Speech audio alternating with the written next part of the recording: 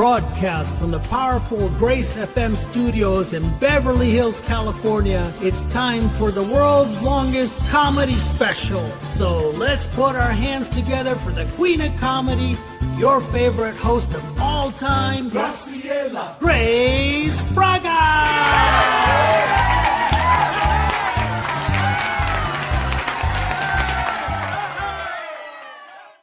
Well, hello, ladies and gentlemen, comedy lovers and laugh addicts worldwide. Welcome. You are now part of history, you guys. That's right. This is the world's longest stand-up comedy special because for 8 straight hours, we are bringing you 24 hilarious comedians, exclusive behind-the-scenes interviews, expert comedy insights, and over 30 laugh-out-loud short films. Why? Because we're insane, okay? And also because the world needs more laughter. This is a world that sometimes feels like a never-ending dumpster fire. And we're here to bring you the joy, the ridiculousness, and the belly laughs that you deserve. And because I love you guys all so much, I've got some giveaways just for you. So here's how to win. Subscribe to my YouTube channel if you haven't already. And then you DM me a screenshot on Instagram or Facebook. Make sure you follow me, proving that you're subscribed because YouTube does not tell me sometimes who subscribes. And all the social links, all my social links are on my YouTube bio. I'll send you the free digital gift. Think exclusive comedy clips, digital art, or a VIP only behind the scenes video. And there's a bonus giveaway. Stick around till the end because one lucky winner will get a private 10-minute live chat with me. Yep, we'll spill the tea, crack jokes, and you can ask me anything. So whether you are turning in for 5 minutes or sticking with us for the full ride, legend status, grab your snacks, get comfy, and let's make comedy history together. Let's do this. The world's longest stand-up comedy special starts right now. Now, let me introduce my co-host and dear friend, Carlos Eaton. Yeah, he's here. Wait, I saw you were dancing. The music. Graciela. Graciela. Tell me, you created that song and you did that video, that intro video, which is great. And thank you for all the kind words that you say about me. I was like a little embarrassed, like, oh my God. Well, here's the cool part, though. It's all true. It's not like I have to make up anything. And you are like literally the inspiration to everybody. All you have to do to make this planet just amazing is just walk in. And, we literally just, kneel down because we are so overwhelmed by your awesomeness, by your graceness, by your gracitivity. You know what? This is why I have you co-host.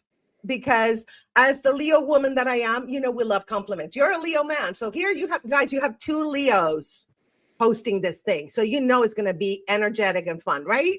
Absolutely. So yeah, thank you so much. I really am thrilled to be here, ready to mix up a little spice and a whole lot of fun. So again, thank you for allowing me to party with you. Oh, my pleasure. We've known each other for like 20 years. I'm not going to say how long. We're both 29, dude. We're both 29. Yes. We've absolutely. Yeah. We've known each other since we were toddlers. How about that? Let's just put that out there. Why not? Yeah. I can see it now. I love the idea, Grace's toddler camp. I love that. Yes. That's cool, right? Yes. I was a very bossy kid. Yeah. Yeah. Were you bossy? I was annoying. I think I still am, but I'm okay with that. After a while, I realized that, this works for me. Yeah. I love that. Well, at some point, I guess I did have to, when I became an adult, I did apologize to my mom. I never apologized to my mom because she drove me crazy. So I think we were even. I apologize to your mom for you. So we're good. We're covered. Oh, thank you. She used to call me Napoleon. I'm not kidding. Napoleon. Every time I would boss my brother around, Napoleon, I see you. Stop it. She would completely crush my dictator dreams. Well, there's still time. There's still time. You can boss me around. I'm good with it. I love it. I love that. So remember, guys, can we tell them about the Venmos and Cash Apps or Zells? We have not, but so when we're performing, when a comedian is on, or when a speaker is on, we'll flash the Venmo information underneath, and please contribute. And here's why: there has never been a time in history where comedy is really, really needed. And it starts here with supporting our comics. So the supporting the comics that literally will go out of the way and face vulnerability, did I say it right? You To said really it. tell their story. Comedy is important. And so this is where we can do our part by, adding to the Venmo. Absolutely. And you can Venmo the hosts also, because we worked really hard to bring you this for 7 straight hours. What is it? 8 hours, not 7, 8 8 hours. hours, Yep. you guys. Crazy. From 11 a.m. Pacific time to 7 p.m. also Pacific time, because, we're trying to keep it, There we go. in the same time zone, right? So that would be 2 p.m. Eastern time, starting 2 p.m. till 10 p.m. Yes. So 2 to 10 p.m. Eastern time. So if you're tuning in, thank you for tuning in, guys. We really appreciate your love and support. Okay. And I'm going to be drinking some decaf coffee on one of the mugs that I sell on the State of Grace shop.com. Can you bring up the banner a little bit, like as a ticker? There we go. Yeah. I So- should do my job. Where is it? There we go. Is it It's like at the top. No, that's plausible. Okay, here we go. It's going. Plausible. That's not it. I'm literally at. Oh wait, no. Okay, here you go. Hold on. This is. You want me to bring it up? I'll bring it up. I'll bring it up. Let me see. It's this. You got one. it? Awesome. Awesome. we Thank go. you so much. Well, because I was scrolled because I wanted to be a good co-host and see what was at the bottom of the scroll list. Yes. And I thought it was at the top. Oh, but we can work this. See, by Yes. me showing that I'm vulnerable and I make mistakes, it inspires others to realize to be be their best. I mean, after all, if William Shatner can get gigs, then yeah, we're good. We're good. Yes. And also, this is one thing about improv that we're going to have an incredible expert, you guys. Rick Overton. He was on Mrs. Doubtfire, Groundhog Day. I mean, he has his own comedy special called Settler. He's amazing. Okay. By the way, if I triple my tongue, it's because I'm Latina. My native language is Spanish. So I'm going to be like, blah, blah, blah, blah. Okay. Yeah, exactly. And I'm going to mix a little bit of Spanish, Carlos, because it's fun. But this is... Hazlo, sí. Hazlo, sí lo voy a hacer. This is, and you guys are going to learn a little bit of Spanish for free. How about that? So this is one of the things that I sell on my shop, and this is positive affirmation. Can we zoom in on that? Can we do this? Yes. Let your light shine. I don't want to spill it on my computer because I'm going to freak out. Let your light shine. This is one of them. And I also have like hats, like this is another positive affirmation, joyful vibes.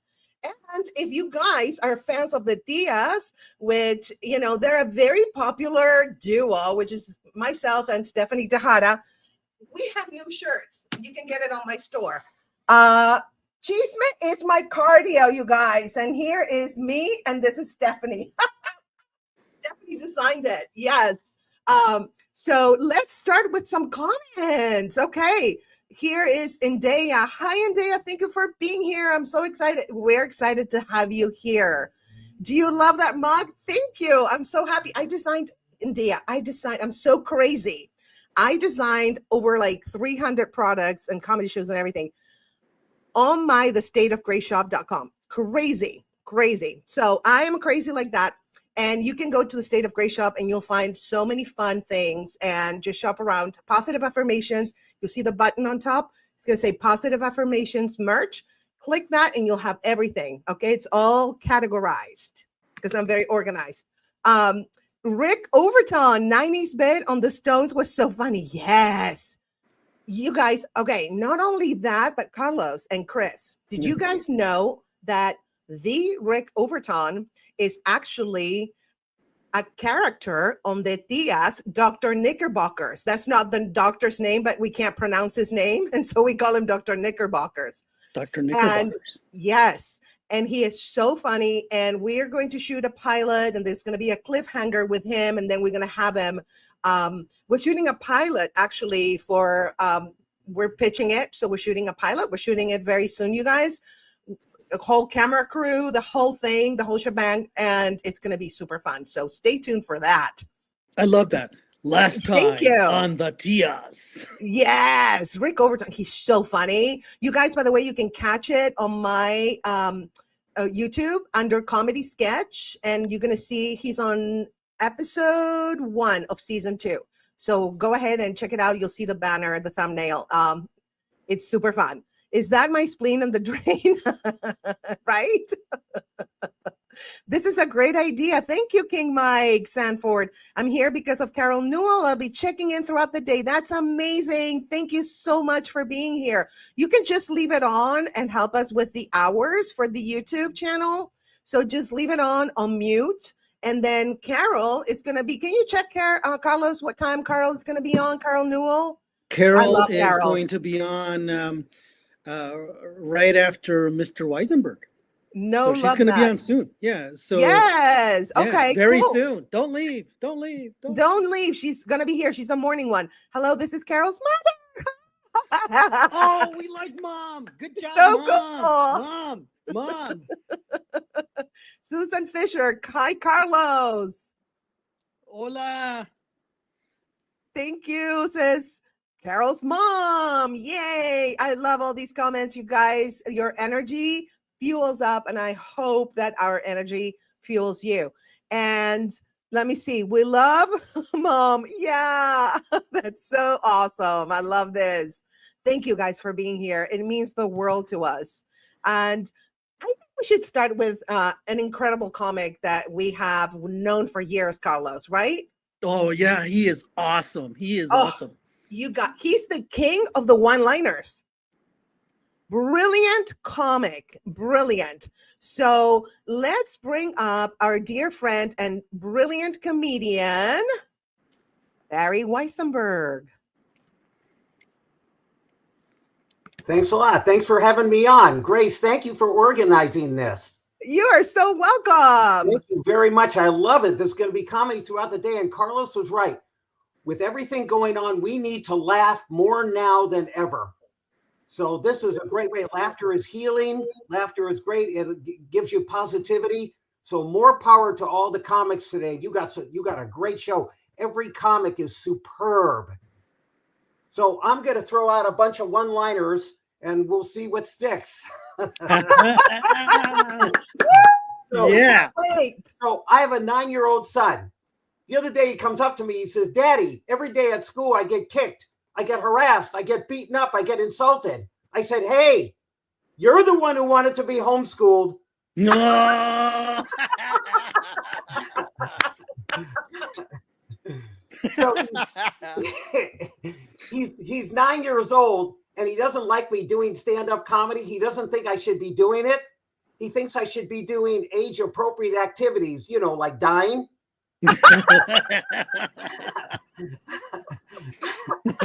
Yeah, they always want that when you're right. Yeah. The other day he asked me, he's flunking math, which is a shame because I thought he'd grow up to be such a great drug dealer. But he's flunking math. The other day he asked me to show him an example of a negative number. So I showed him my bank account. No.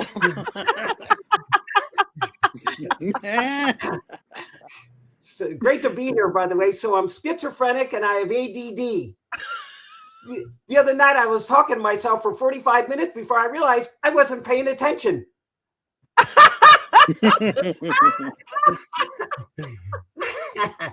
When I was a kid, I used to wear hand-me-downs from my grandfather. People would come up to me and they'd go, "Barry, I really like your shirt, but what's with the colostomy bag?"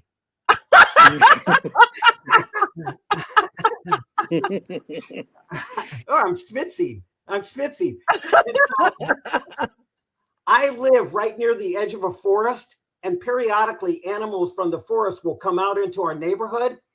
The other day, my next door neighbor says to me, "Barry, I think I saw a cougar in the neighborhood last night." And I said, "Oh, that's just my mom."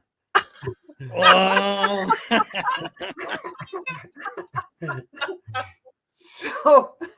So I lost my job, right? And I'm out interviewing. I was at a job interview the other night, and the guy says, "By the way, do you have any experience in retail?" I said, yes, I shoplift here all the time. And then he says to me, by the way, this is a drug-free workplace. I said, good, because I'm really tired of paying for the damn things. And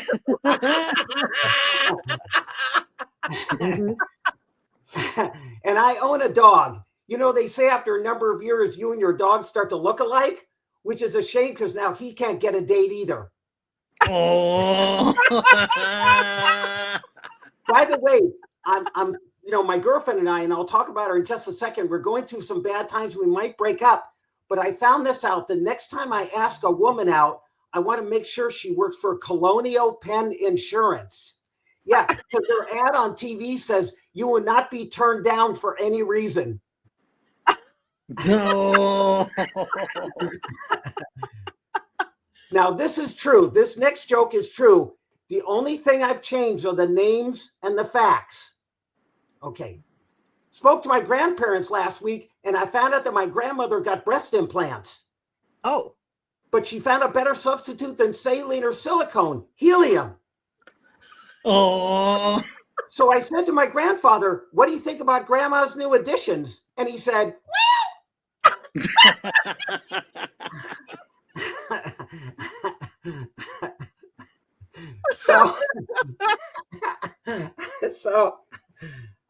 So my girlfriend went to see her therapist yesterday. I can't wait to find out what else is wrong with me.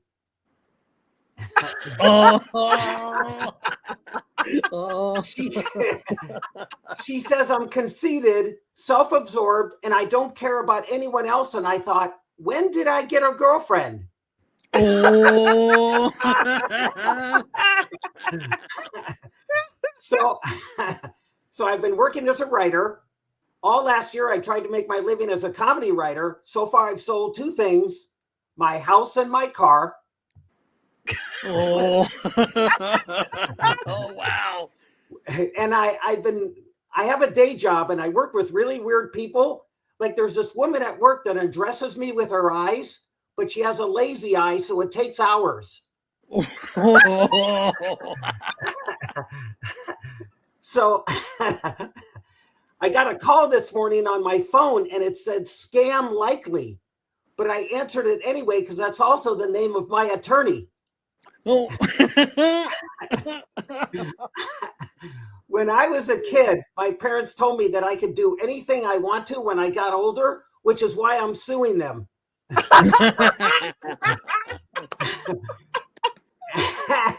And last week was a bad week for me. Last week, I moved back in with my parents for financial reasons. And boy, do I hate that nursing home. No. So the other day, my boss caught me sleeping at work. Yeah, I think what gave it away was the CPAP machine. So I've been walking on eggshells because I can't afford carpeting. I told my girlfriend the other night, I'm tired of your drama. So she got me an energy drink. No. So I recently was house sitting for a friend. Did you know this? The one thing you're not supposed to do when you house sit, you're not supposed to sell it. And I went to college. I just had my college reunion. I went to college. I went to UCLA.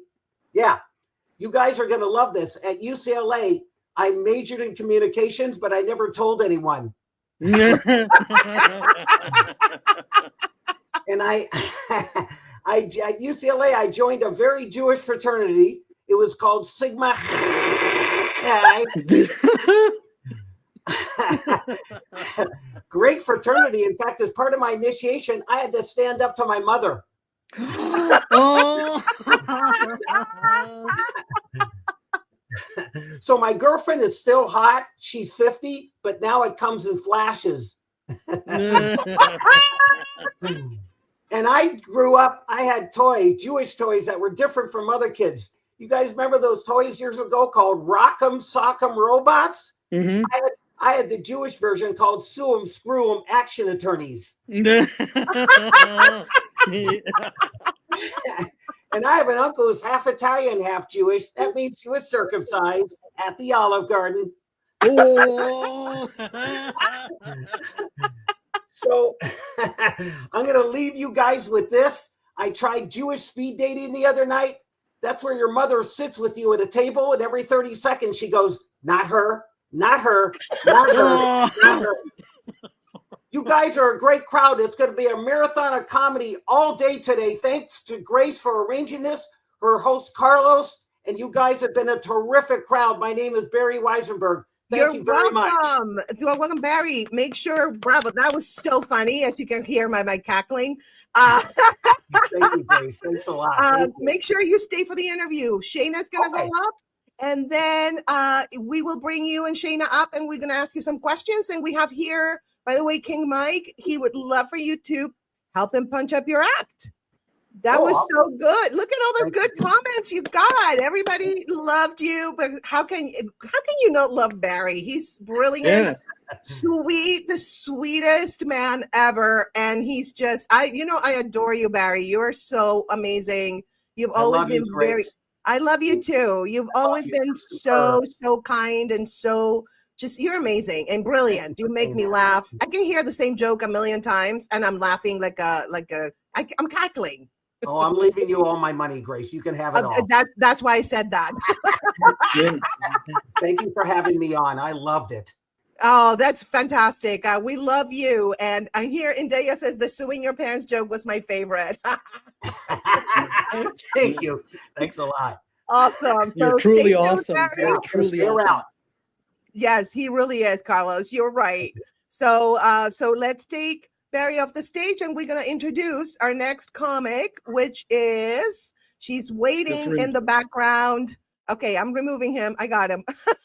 We're co-engineering here, you guys. I co-engineer usually while I host. So I'm used to like doing stuff with my face like this. Before I used to be like this, like I couldn't see, and now I'm like, I got it down. But Carlos, this is his first time helping me co-engineer. So this is like driver's ed, right? So exactly. I'm sitting there driving and you're like, yes, you're doing a fantastic job. You're doing great because it took me like a lot of lives to like do it without, you don't know that I'm doing it, right? Like I'm putting the banners up and I'm, it takes time, but you're doing incredibly well. And I have a plan, by the way. My plan is this. This is the universal. By the way, this is a plan for all of us. When life really truly sucks, go to Grace. Go to Grace. Oh. Graciela. Go to Grace. Graciela. I love the song that you made for me. I love that. Thank you for doing that. But I call myself Grace, Carlos, because when I lived in the South, they would be like, "Oh, Gracia Frella, that's a beautiful name." And I'd be like, "Bitch, you make me sound like an STD." Yeah. Oh, yeah. Gracia Frella? What is that? Thank you, Graciela. Yeah. Yeah. So anyway, without further ado, let's bring our next comedian, Shayna Carroll.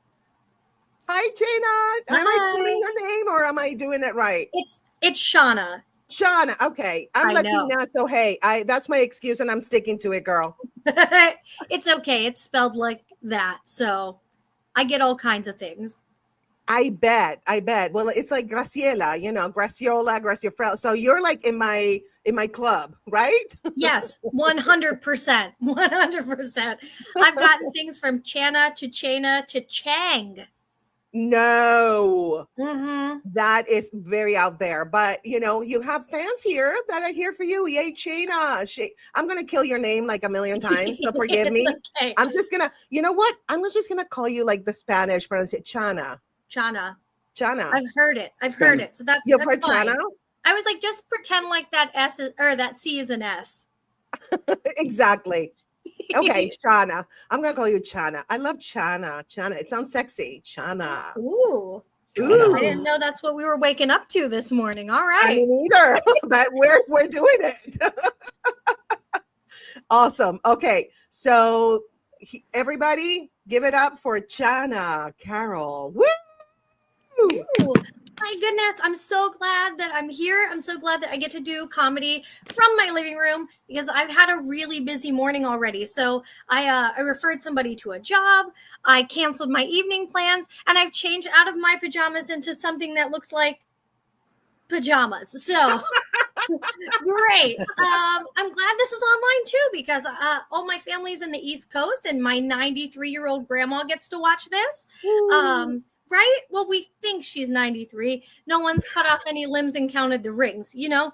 But she's an old Italian lady who looks like Robert De Niro, but with a perm. And she does a really good impression. She likes to do that line, are you talking to me? Are you talking to me? And I think I just realized she only says that when she doesn't have her hearing aid in. Anywho, also my aunts and stuff are here as well. Hi. Great. Yeah, they're the first time that I went out with my mom and her 4 sisters was for my aunt's bachelorette party, and they got into a bar fight. True story. Yeah, and they said that I was scared and I didn't fight and I hid behind the jukebox, but that's just not true. I hid all the way across the country in California. Yeah. So there's that. It's a tough group of broads, these women. I think it comes from the top down. Like when I was 9, I was really excited to do this ballet dance. And I came off the stage and I have my little tutu and my little swan-like headpiece. And my grandma, she was like, Shauna, don't do ballet. It's not your thing. And I was like Robert De Niro. Encouragement. It's not your thing. She was like, she wonders why I never call. She's like, what, Shauna, you can't call your grandma, your finger's broken. I'm like, no, grandma, it's my will. My will is broken. But thanks, I'm so glad that they get to see this. I just celebrated my 21st wedding anniversary. Woo! Yeah. Right? My marriage is old enough to drink. So there's that. I'm going to give you the secret to a long marriage, guys. Don't have kids. Okay? That's the only way it works out. Thank you. I like the clapping. Yes. So for our anniversary, we decided to spend our time at SeaWorld. Yeah. I know people are like, they're like, oh, SeaWorld. But look, I've never watched that documentary. Okay. I never watched Blackfish. Okay. Because why am I going to watch a documentary about a whale pretending to be a fish in blackface? Okay. He's not fish passing is what I'm saying. I don't know. People say he's sad because he's in captivity. Okay. But I'm in captivity. Captured. Done. That's it for that's it for me. People have animals, right? Animals, they're in captivity, right? Because can they leave? Exactly, captivity. And people will say, "Oh no, but my dog loves me," and I'm like, "Okay, Stockholm." Like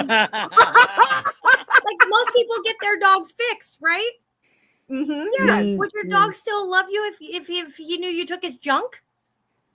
Just saying. No, he wouldn't. You change his pronouns without his consent, guys. Yeah. Okay. And people will be like, oh, but no, it's my fur baby. Definitely not a baby. Okay. Because you can pay to take that baby out at any time. Okay. I can't pay someone to take my husband out. Okay. Because he's black and that would be a hate crime. That's what I'm saying. Okay. Yeah. But the whale is sad because he's stuck in a dead-end job with no upward mobility. Well, welcome to capitalism, guys. Okay? I'm trying to get a better job out here, and it's hard. The interview questions they ask are crazy. I went to this interview, and they asked me if I would recommend my current job to somebody else. I was like, no, I hate them there. That's why I'm leaving. Okay. I don't know if you guys have had normal experiences, but I have not. Okay. Just give you a scenario. This is a true story. How would you feel if you were being instructed on what to do for the day by your job, all while she had her shirt off? Yeah. She called it breastfeeding, but I didn't see any baby. Okay, I'm just saying. Okay, like I was like, I should be instructing you on putting those things away. Is what I'm saying. Is what I mean. I was like, if I tell them that I left my old job because I saw my boss half naked, does that make them look crazy or me? I'm not sure. I was like, is this an appropriate work relationship? Like, are you going to latte? I don't. Am I cheating on my husband? Because I feel like if it might be the job for you, Mike. I'll get to that. But like, I was like, if I'm going to cheat on my husband, I feel like I could pull in a person who's not a demon, like my boss. You know what I mean? I feel like I deserve better than that. Okay. Yeah, exactly. And I'm like, do I recommend that job? I don't know. Are you thirsty, Mike? And it's a job for you, you know? I didn't know where to look. I was like, don't look directly at it. Don't look directly at it. And don't boop it. Don't boop. Yeah. Mike, I'll recommend you. Okay. I had a job where I walked into the kitchen and I saw the chef was cooking with a roach on his shoulder. Yeah. A roach? How's he going to get the promotion before me? I mean, he started on the floor, worked his way up to management. Okay.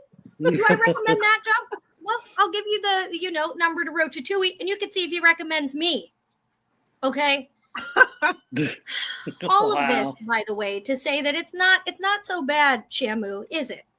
I mean, after all, he is an unaliving whale. Okay. You can't even say his name anymore. He's an unaliving whale. Just think, Menendez brothers, what they did. So he's a Menendez brother whale. Okay. and you're surprised that he did the unaliving. It's in his name. Like, I guess you're surprised that the Hamburglar also doesn't pay for his stuff.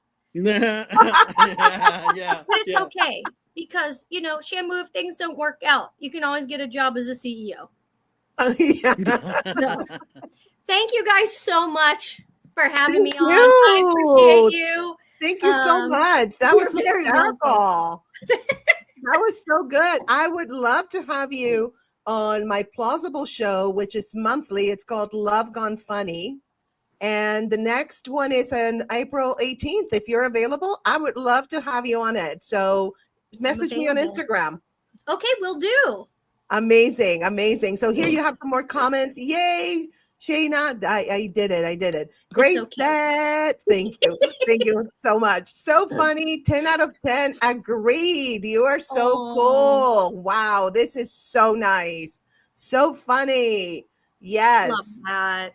She's amazing. Thank you. You and Barry have kicked off the show in an incredible, just awesome way. And I thank you so much for it. And now Shayna and Barry are going to be interviewed by myself and Carlos about comedy and all of that. So let's bring up Barry. Hello. Hi back. Good to be back. Shayna, you were terrific. Thank you so much. So are you, Barry? Oh, thank you. I've never seen you before. Great material. Thank you so much. Loved it. You really committed to it. I love it. Go ahead, Grace. I'm sorry. I didn't mean to interrupt, but no, that's great. This is a conversation. I call it an interview, Barry, but it's a conversation among comics, and so that's what this is. And I have a few questions for you. I'm going to start with ladies first. Shayna, what inspired your set tonight, Shayna? Was there a particular moment or experience that sparked some of these jokes? Honestly, everything that I've told you is a true story. Honestly, I take things from life because apparently weird things happen to me. And so then I get to share them with you. Honestly, yes, that happened at work. My boss did do that. Yes, my grandmother did disparage my poor ballet outfit. Yes, my family got into a bar fight. Yeah, this is just my life. I don't know what to tell you. I feel you. Yes. Sometimes the jokes just write themselves in life, don't they? Yeah. It's insane. Right. Don't you agree, Barry? Like they write themselves. Absolutely. Shayna is right. the stuff that I talk about, not necessarily true, but it's stuff that I think about all day. Like, what's the worst thing that could happen to me? And then I start thinning it down. And by the way, Shayna, I also got into a bar fight and I got really hurt because it's the type of bar that's in a limousine. So I got thrown out at 120 miles an hour. So I just wanted to let you know. But you're right. It's the stuff we all talk about. It's the stuff that the audiences can relate to because everyone has had an experience with their boss. Everyone's had some kind of experience with their grandmother. You know, you could go on and on. Well, just like you, we're talking about your mom. I get it. Yeah, exactly. We can all relate to that, regardless of religion or color. We all have the same similar experiences. Absolutely. It's about sharing our humanity with others. And I think that's what art is about in general, right? Yeah. And some will resonate with some people, other things will not resonate, and that's okay. But you know what you do, is you do what I saw Shayna did. Maybe some of it won't resonate with certain audiences, but other parts will. Exactly. Right. So, you know, it goes without saying you can't please everyone all the time, but eventually you become so strong that everything works. And if your audience will find you. And Shauna, everything you did killed. It was great. It was amazing. It was amazing. Thank you so Both of you are brilliant. Love it. And, you know, when I first started, I used to be mad if they didn't laugh, you know, like, because you're new and you don't understand what we just talked about. And it's true, Barry, as you get stronger. And I think for me, it's been the emotion behind what I say that really connects with the audience, because I am a very emotional person, passionate, not emotional. I'm not really emotional. I'm very passionate. And so that passion, I learned how to put it in my stand-up and in my characters, because I do sketch comedy. All that passion goes in there. And I think that they connect with the emotion. What do you guys think about the emotion behind what we say? Yeah, Shauna, you first. I've never been called emotional ever. So That's so funny. Never. No, it is true. I feel like if you connect with your things, you know, all the material that you have, when you connect, the audience connects. Yes. Yeah. You know? Yep. And I think that emotion is 100%, you know, part of this. Yes. And the audience knows when you're lying and when you're telling the truth. When you deliver it and you match your body language with the looks on your face and what's coming out of your mouth, when you make it intense, the audience goes, whoa, she's telling the truth. Yeah. I want to see what she has to say. So you're absolutely right. Absolutely. And also think the cadence and the musicality of stand-up. I always, it's something crazy that I realized I write stand-up like poetry, because to me, it is poetry in a way. It is. Right? What do you guys think about that? There's a certain cadence. We all do our bit. You got to pause a little bit to let the audience laugh. If you race through it, they're going, oh, she's going too fast. I can't keep up with her. But you pause, you have body language, you do all the right things. And that comes with performing over time. You may not know it at first, but over time, you start to grasp it. And all of a sudden, every show you do, the audience goes, you are so great. And you're on cloud nine. Absolutely. That is so true. So I'm going to ask you guys, Shayna first, ladies first today. How did you get started in comedy, Shayna? Was there a defining moment when you realized, this is what I want to do? Okay. So, I mean, I made people do sketches with me like when I was little. I remember when I was like 10, I was in Florida visiting my grandma, and I made her record sketches with me on a tape recorder back in the day.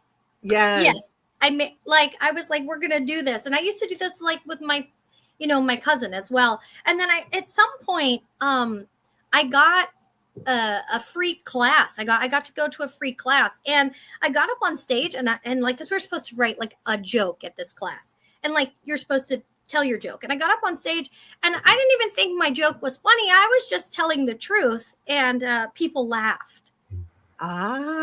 See? And I was like, all right, well, maybe I should just do this. And I started doing. I have to tell you, there's been some bumps along the way. I've had some teachers, me and teachers. I don't know. It's my face or something. I don't know. I always wind up getting into trouble in class, and they always they usually make me cry because I'm not emotional. And then Not at all. Not at and all. then I come back, and then I remember one time somebody tried to like deter me, and my husband was like, "You can't let one person Yeah, stop you." exactly. Absolutely. You're so And- right. We can't let anybody stop us because this No. is what we're called to do. We're called to be artists, and art can really, and I know this is going to sound grandiose, but we can really change the world, and not the whole world, but maybe a group of people, even just one person. If we can, help one person or just stir up their thinking, and I think that's why we're here. I agree. We're Yeah, here to create trouble. That's what we're here well, for. and I didn't listen when she tried to create trouble within myself. So then I just kept going. And I was like, oh, I love this. I love Mhm. making people laugh. There's Yes. too much seriousness. I like the lightness. That's me. Yes. Absolutely. Absolutely. And there's comedy in everything, to be honest. I went through cancer, and cancer to me was hilarious. I would text it's not hilarious, it's awful, but I'm saying, I could see the funny to the point where I would get so frustrated about my treatment that I would text my best friend who took care of me, and she would be like showing it to her husband because she was like, this is hilarious. And I didn't mean to be hilarious. I was just so frustrated that it came out naturally. So we can even make cancer funny. Is that crazy? Yeah. Mhm. I agree. It is so connecting. Like, you connect with humanity when you make those things that people go through funny. Yes. Absolutely. 100%. So Barry, how did you get started in comedy? Was there also for you a defining moment when you were like, yeah, this is what I want to do? I was 10 years old. I was in Long Beach. I was selling heroin, and I was sleeping with my and I thought, maybe there's a better way for me to improve the world. So I stopped sleeping with my teacher, and I said, by the way, before I go on, and I just want to make sure, Grace, Yes. you are also a phenomenal comedian. I just wanted to thank you. Thank funny you so you are, much. what a great person you are. You're caring, you're lovely, you're sweet to everyone, and you're funny as hell. Thank So you. But Thank similar you. to what Shannon was talking about, I used to do funny things as a kid, and everyone told me, Barry, you're really doing funny stuff. You ought to think about doing comedy. And I loved Jerry Lewis. And then I took a class in stand-up comedy, and I was hooked. And when, like Shannon said, when I told my first joke, the laughter went right through me. I go, this is it. This is what I want to do. So I've been doing it ever since. I love that. I love that. So, Shayna, what's been your wildest or most memorable moment on stage? Any hecklers, like weird gigs or unexpected surprises? Okay. I did a show. No, this is an unexpected moment. So I did a show right after Christmas one time. And it was in a place where people I would say the average age in the crowd was probably like 66. Okay. And it was at a place where I didn't know this, but they were supposed to play bingo after the show. Yeah. Okay. I don't think that they knew there was a comedy show. I think they wanted to play bingo. So, Yes. so I stood up there, and the person with the show, they had some cancellations, and they were like, can you do like 10 to 15 minutes? And I was like, sure. This is before I knew. And I get up to do comedy. They didn't turn off the TVs behind me. Oh. They're watching a my basketball God. game. And I had Old Man Winter in the corner giving me the stink eye the entire time. My God. Yikes. And that was an interest. I have to tell you though, and not a one person laughed. Not one time did one person laugh, and that's okay. As I learned a lot in that show. Like, I still remember that guy in the corner just staring me down. Like, when are we gonna play bingo? They were like, Yeah. we don't have a long time to live, and you're wasting our time. You're taking time away from our bingo right now. Yeah. But like, it's right after Christmas. It was right between Christmas and New Year's, and I think this was the first time they had come back after Christmas. Man, they were into the bingo, and I was delaying that bingo. Yeah. Yeah, not popular with them. Best show ever. Yeah, tell me. Yeah, right. But we learn from those shows, isn't that Yes. crazy? Absolutely. Yeah. I Yeah. remember one time when I first started, like I was 5 years into it, and they hired me and they paid me really good money to do a corporate gig. This was like 15 years ago. And they did, I went up after they had eaten their dessert and everything. So they did not want comedy. They wanted to get out. Yeah.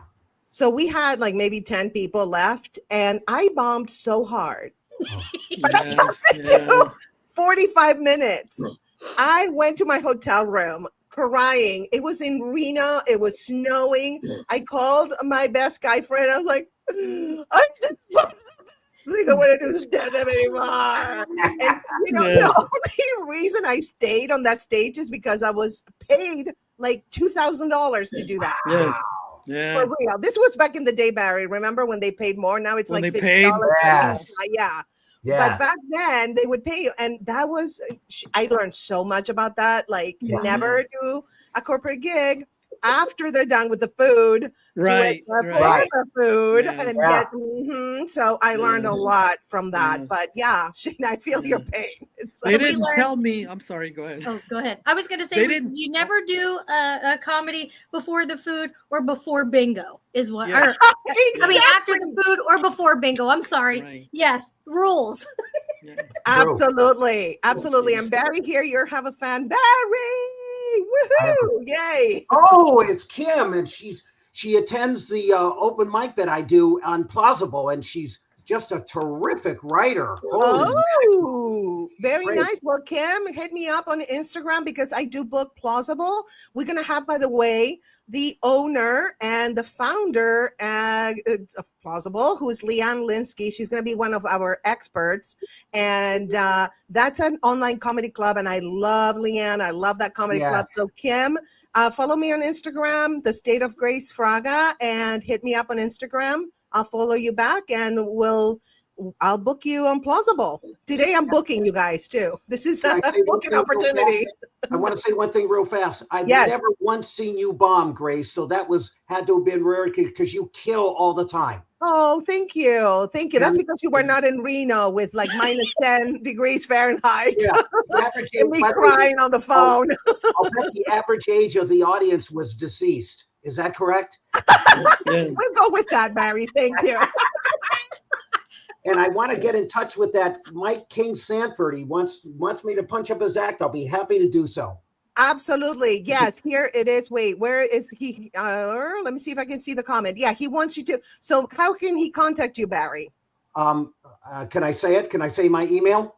Absolutely. Well, Okay. if not on Instagram, they can DM you on Instagram if they follow you. I'm not on Instagram. I do snort coke. I just said I'm not on Instagram. No, I'm kidding. Okay. But he can reach me at Barry, Barry W 1956 at gmail.com. Excellent. Okay. So let me put it up here. Yeah. And So Shane, I'm if gonna you ever put wanna it- attend my open mic, you're welcome to it on Plausible. You were Oh, great. fantastic. Yes. And King Mike, go ahead and contact me on Instagram. Follow me. And, because you have to follow me. I follow everybody back. So follow me so we can DM and it doesn't go to like the other inbox, which I never check because it's all Bitcoin and scams. So I never check it. Yeah. Or they want to be my sugar daddy, which that one I was like, but no, it's a scam too. There's a price you have to pay for that one, and it's heavy. I know. I heard that. They don't trick know. you. It might be that guy from that show. I think him. Yeah. The My stink eye show. guy. Yeah. Yes. So, what was your most memorable moment, Barry, on stage? Like any weird gigs, anything like crazy? There's been times I'll just say this. Well, I can't think of any one memorable moment. We've all done those gigs, which are hell gigs. We've all done them. We've all been there. And the refreshing part is I've gone on YouTube and I've seen people talk to Seinfeld and Chris Rock. And, we always think, oh, they're great all the time. They've got horror stories. And I listen to them and I go, you know what? If they've got horror stories and now look at them, I've got horror. I'm going to keep on going just like they did. A friend of mine said, when you bomb the next day, get right back up and do it again. And you're right, Greg. You learn so much from when you bomb, and it makes you stronger. I couldn't agree more. It's pain, no growth. It's unfortunate.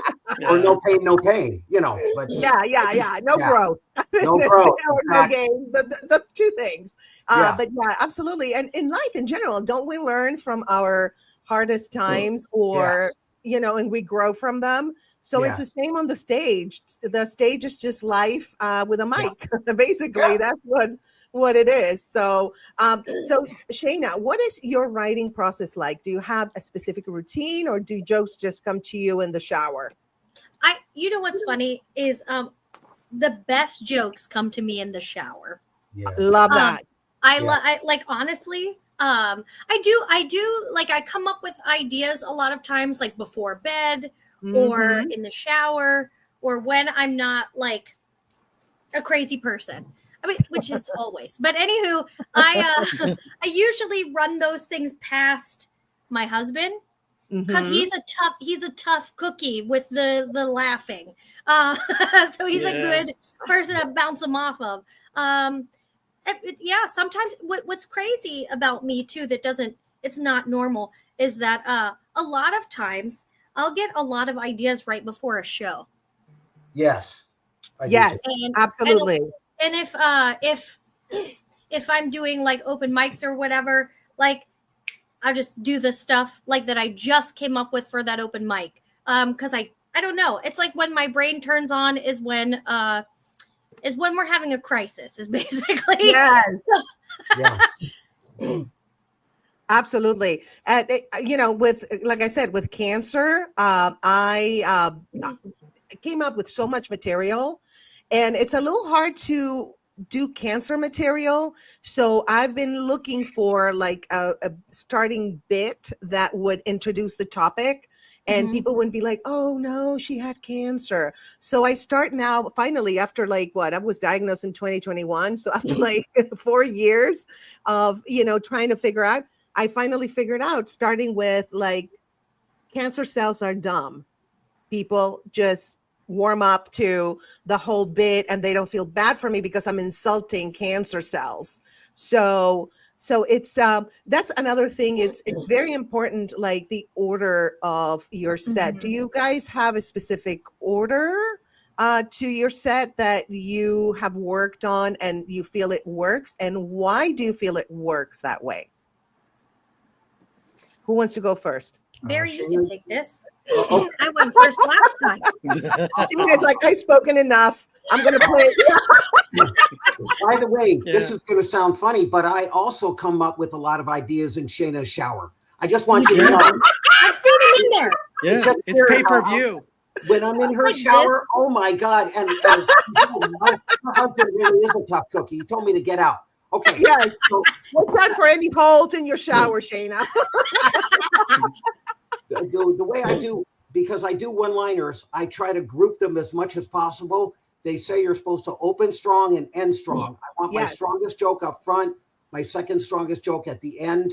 And I basically revolve around that, and I try to make every single joke that I write strong. They stand alone so I can move them around if necessary.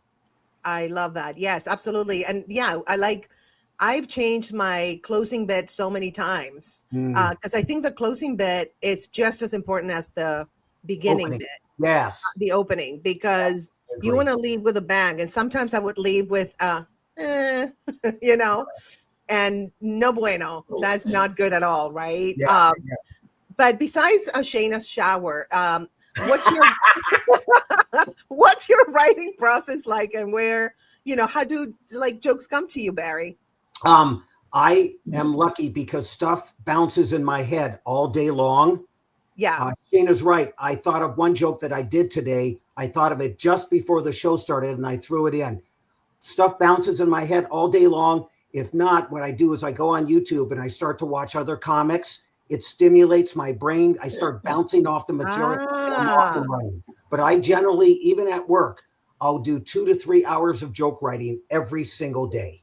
That's amazing. And I love that you said that other comedians inspire you. If we watch like the ones that have done this forever and are incredible at their craft, then we learned so much from the way they structure their act to the way they deliver. Yeah, I think that comedians, we should watch comedy all the time. That's I agree. I do. Yeah. I agree with you. Thank you. I love when people agree with me. We do all the time, Grace. When I'm out in public, I tell people to agree with you, no matter who they are. Oh, thank you. I can see something in the private chat here on StreamYard. Yeah, you did. Agree with Grace or else. In fact, I'm learning hypnotism to make sure that it sticks. Damn right. That's the right way. I love it. You learned that hypnotism from my shower. That's where it's. Oh, yeah. It's a direct link, Sean. It's literally just, Shayna, watch for a second. Watch for a second hole in your shower, Shayna. Okay, I know there's a. I'm looking for these cracks now, guys. I know they're in there. Well, Shayna's shower is famous today. Wow. Yeah. Yes, I know. Your husband helped us put in the cameras, so we're good. Oh, wow. I'm sure he charged. Make sure it's streaming. He is. He is the tech guy, so I love that, Shayna. Good move, marrying a tech guy. That's amazing. So here, King Mike says, "Barry, check your email." So there, we made a connection there. I love that. Thank you.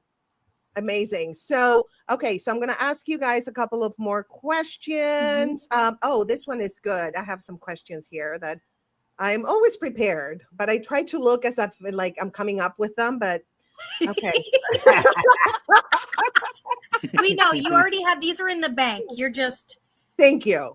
We know. Yeah. Thank you. I just haven't memorized them or incorporated them into my brain. Yes. No, you get me, Shane. I love it. Thank you. Thank you. So who are your biggest comedic influences? Any comics who shaped your style or inspired you to step on stage? Shayna, let's start with ladies first. Well, I have to say, like when I was younger, I loved people like Adam Sandler.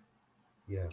Yes. And I thought like he was sort of like the first, like I bought his comedy album back in the day because I was like, he was so silly. And that's kind of how I'm not like Adam Sandler silly, but I love the silliness. And I think that was the first person that I was like, wow, he's just a goofball and I love it. And I love that sort of silly playfulness.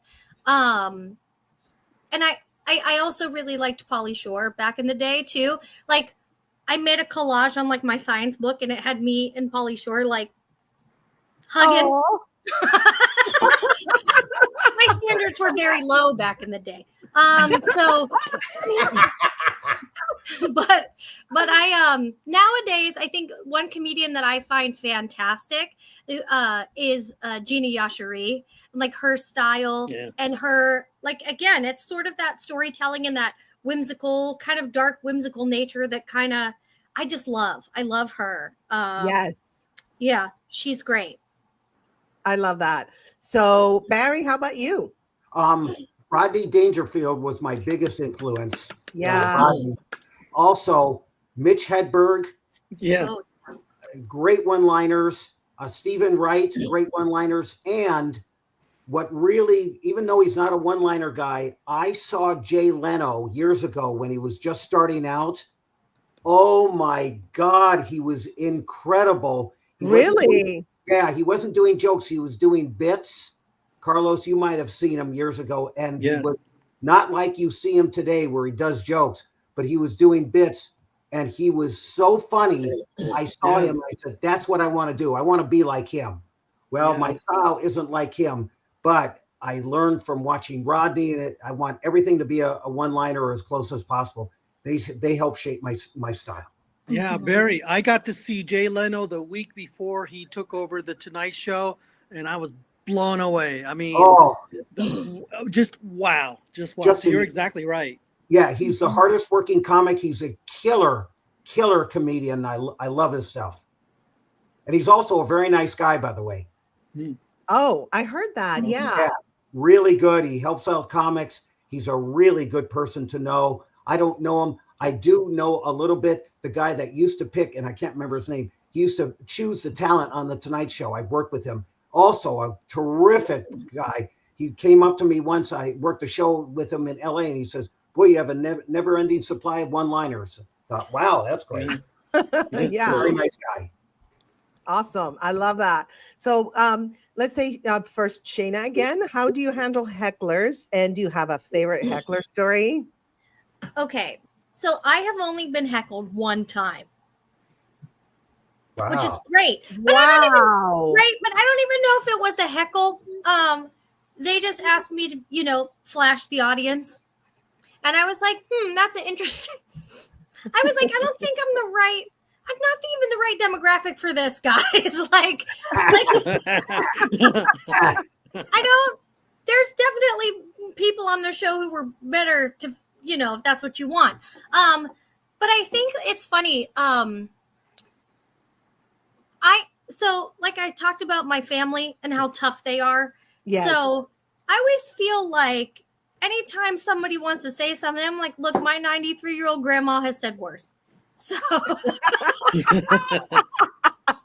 like, it just like brushes right off me. I'm like, I've heckled myself more than you guys have.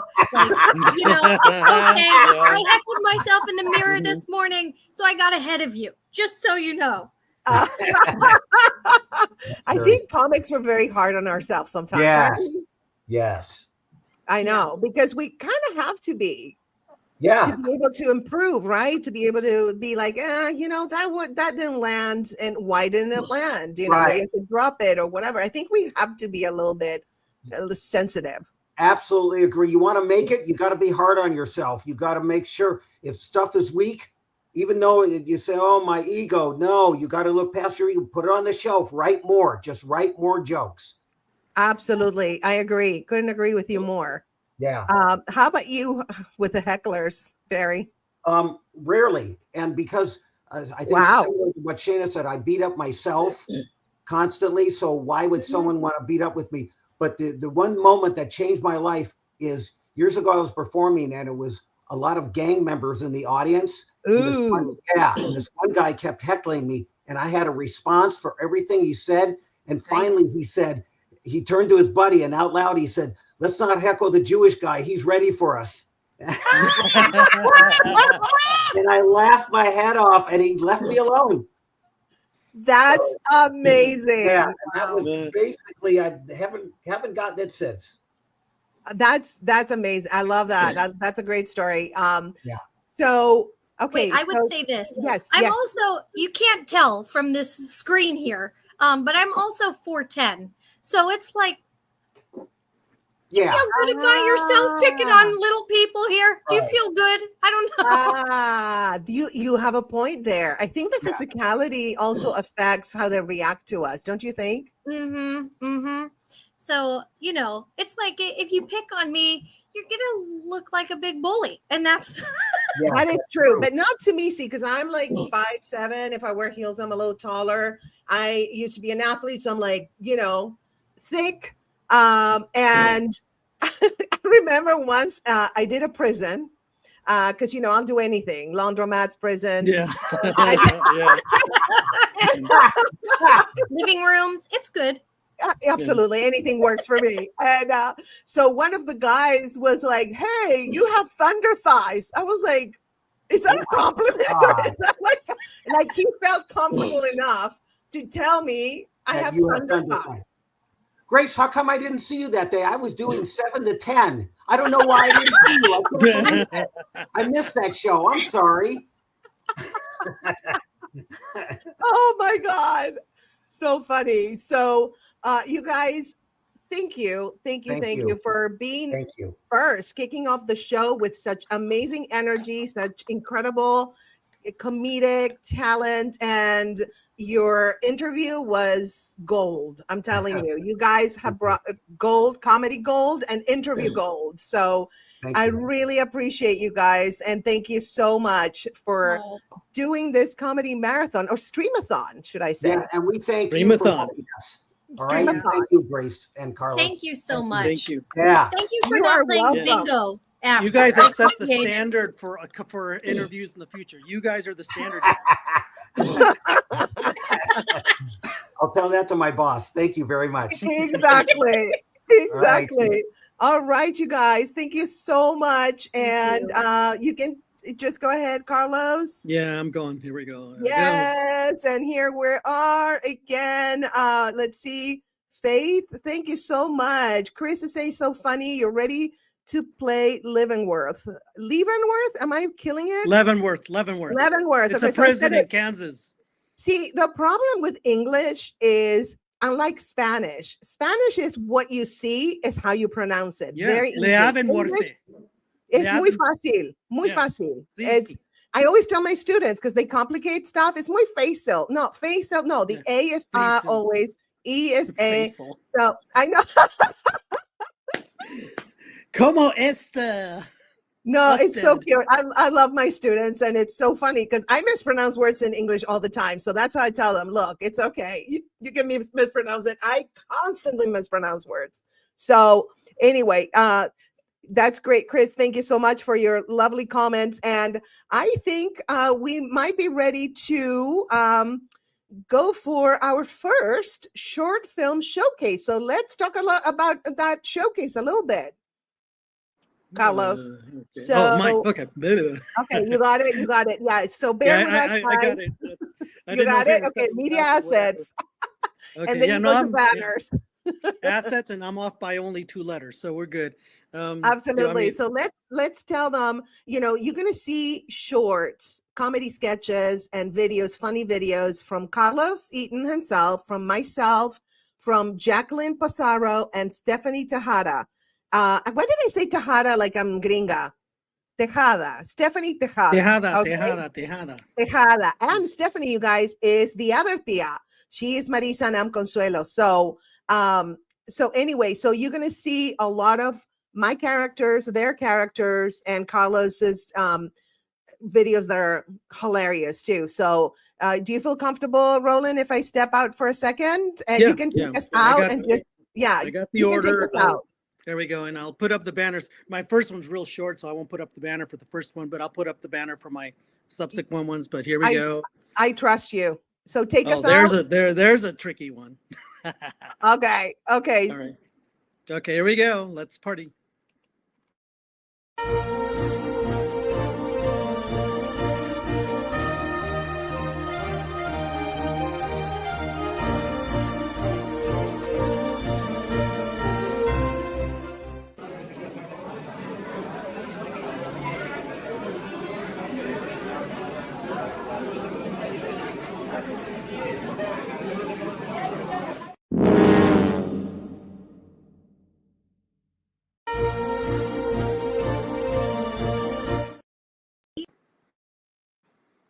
There we go. Show. 80% of you would let us be in charge of the invitations to your party. Oh my God, what an amazing party they're gonna have. Right? We know everybody who is anybody and every drug dealer in town. And they would all show up. Every honey. single person will show up and with things, okay? We're not gonna bring no bum guests who don't bring drinks and snacks. who don't. Everyone is gonna bring something to Exactly. the party. And we know lots of thoughts. So you Lots have of hoes. Lots of hoes and thoughts. So you're gonna have a lot of pretty girls, but you are gonna have to pay them. Yeah, you're gonna have to pay them. We don't hang out with sluts.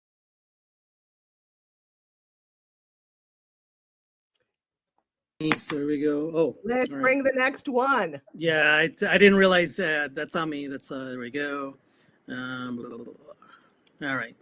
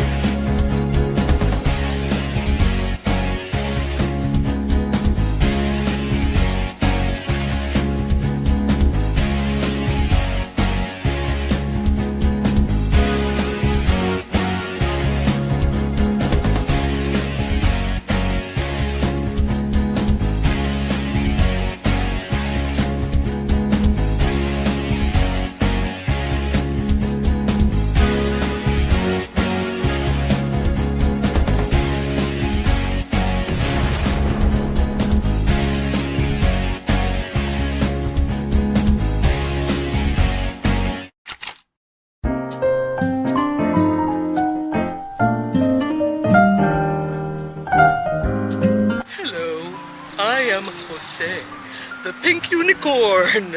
Yes, I am Latino like Grace. And I am teaching her how to golf. But I don't know shit about golf. I had to Google it. Still, I want to get in her pants. That's my thing. So, let's get ready to trick her into doing me.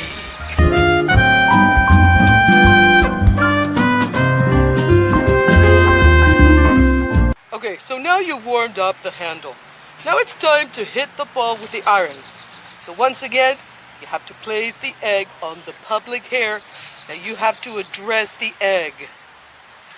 I don't know, Jose, this is hard. Oh, yeah. Yay, I did it. Woohoo. Oh, it's very erect. You were right, Jose. It's very warm. Ah, Jose, you're the best I ever had.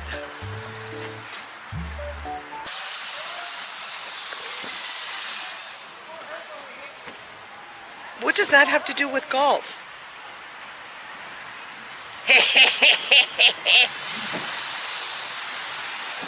Everything to do with golf. Nothing. Everything. Nothing. Everything. Do you think she's on to me? I heard you. All right.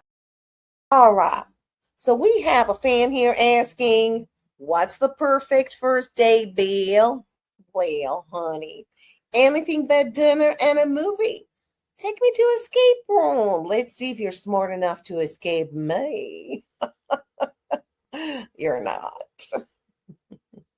Take me.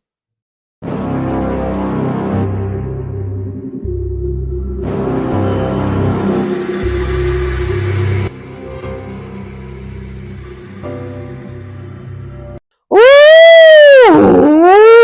a major secret will be revealed to you next week. No secrets? Oh, but did you do the downward facing dog for 2 days, 2 hours a day? Oh, well, the spirits won't spill the tea for just anyone. You've got to earn it.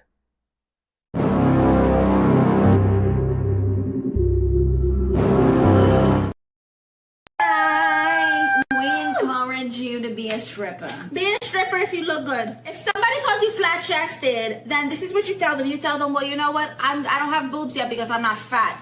But what are you gonna do about your micro penis? Very true. Exactly. Because a man can be at 3,000 pounds and still have a micro penis. That's so true. Girls, we will grow boobs because we get fatter. Oh my But god. a man's dick is not gonna get bigger. He's stuck with that little shrimp. You're a genius. I never thought, how philosophical of you. Thank you, Angie. I tried. Oh my god, she's so brilliant. That's very true.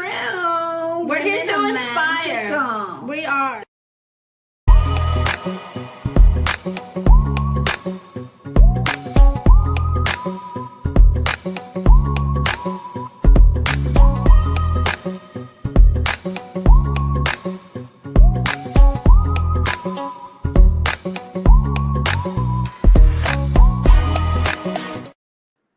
All right, and we're back. We need to go back to being big. Can we? Yay! Thank you.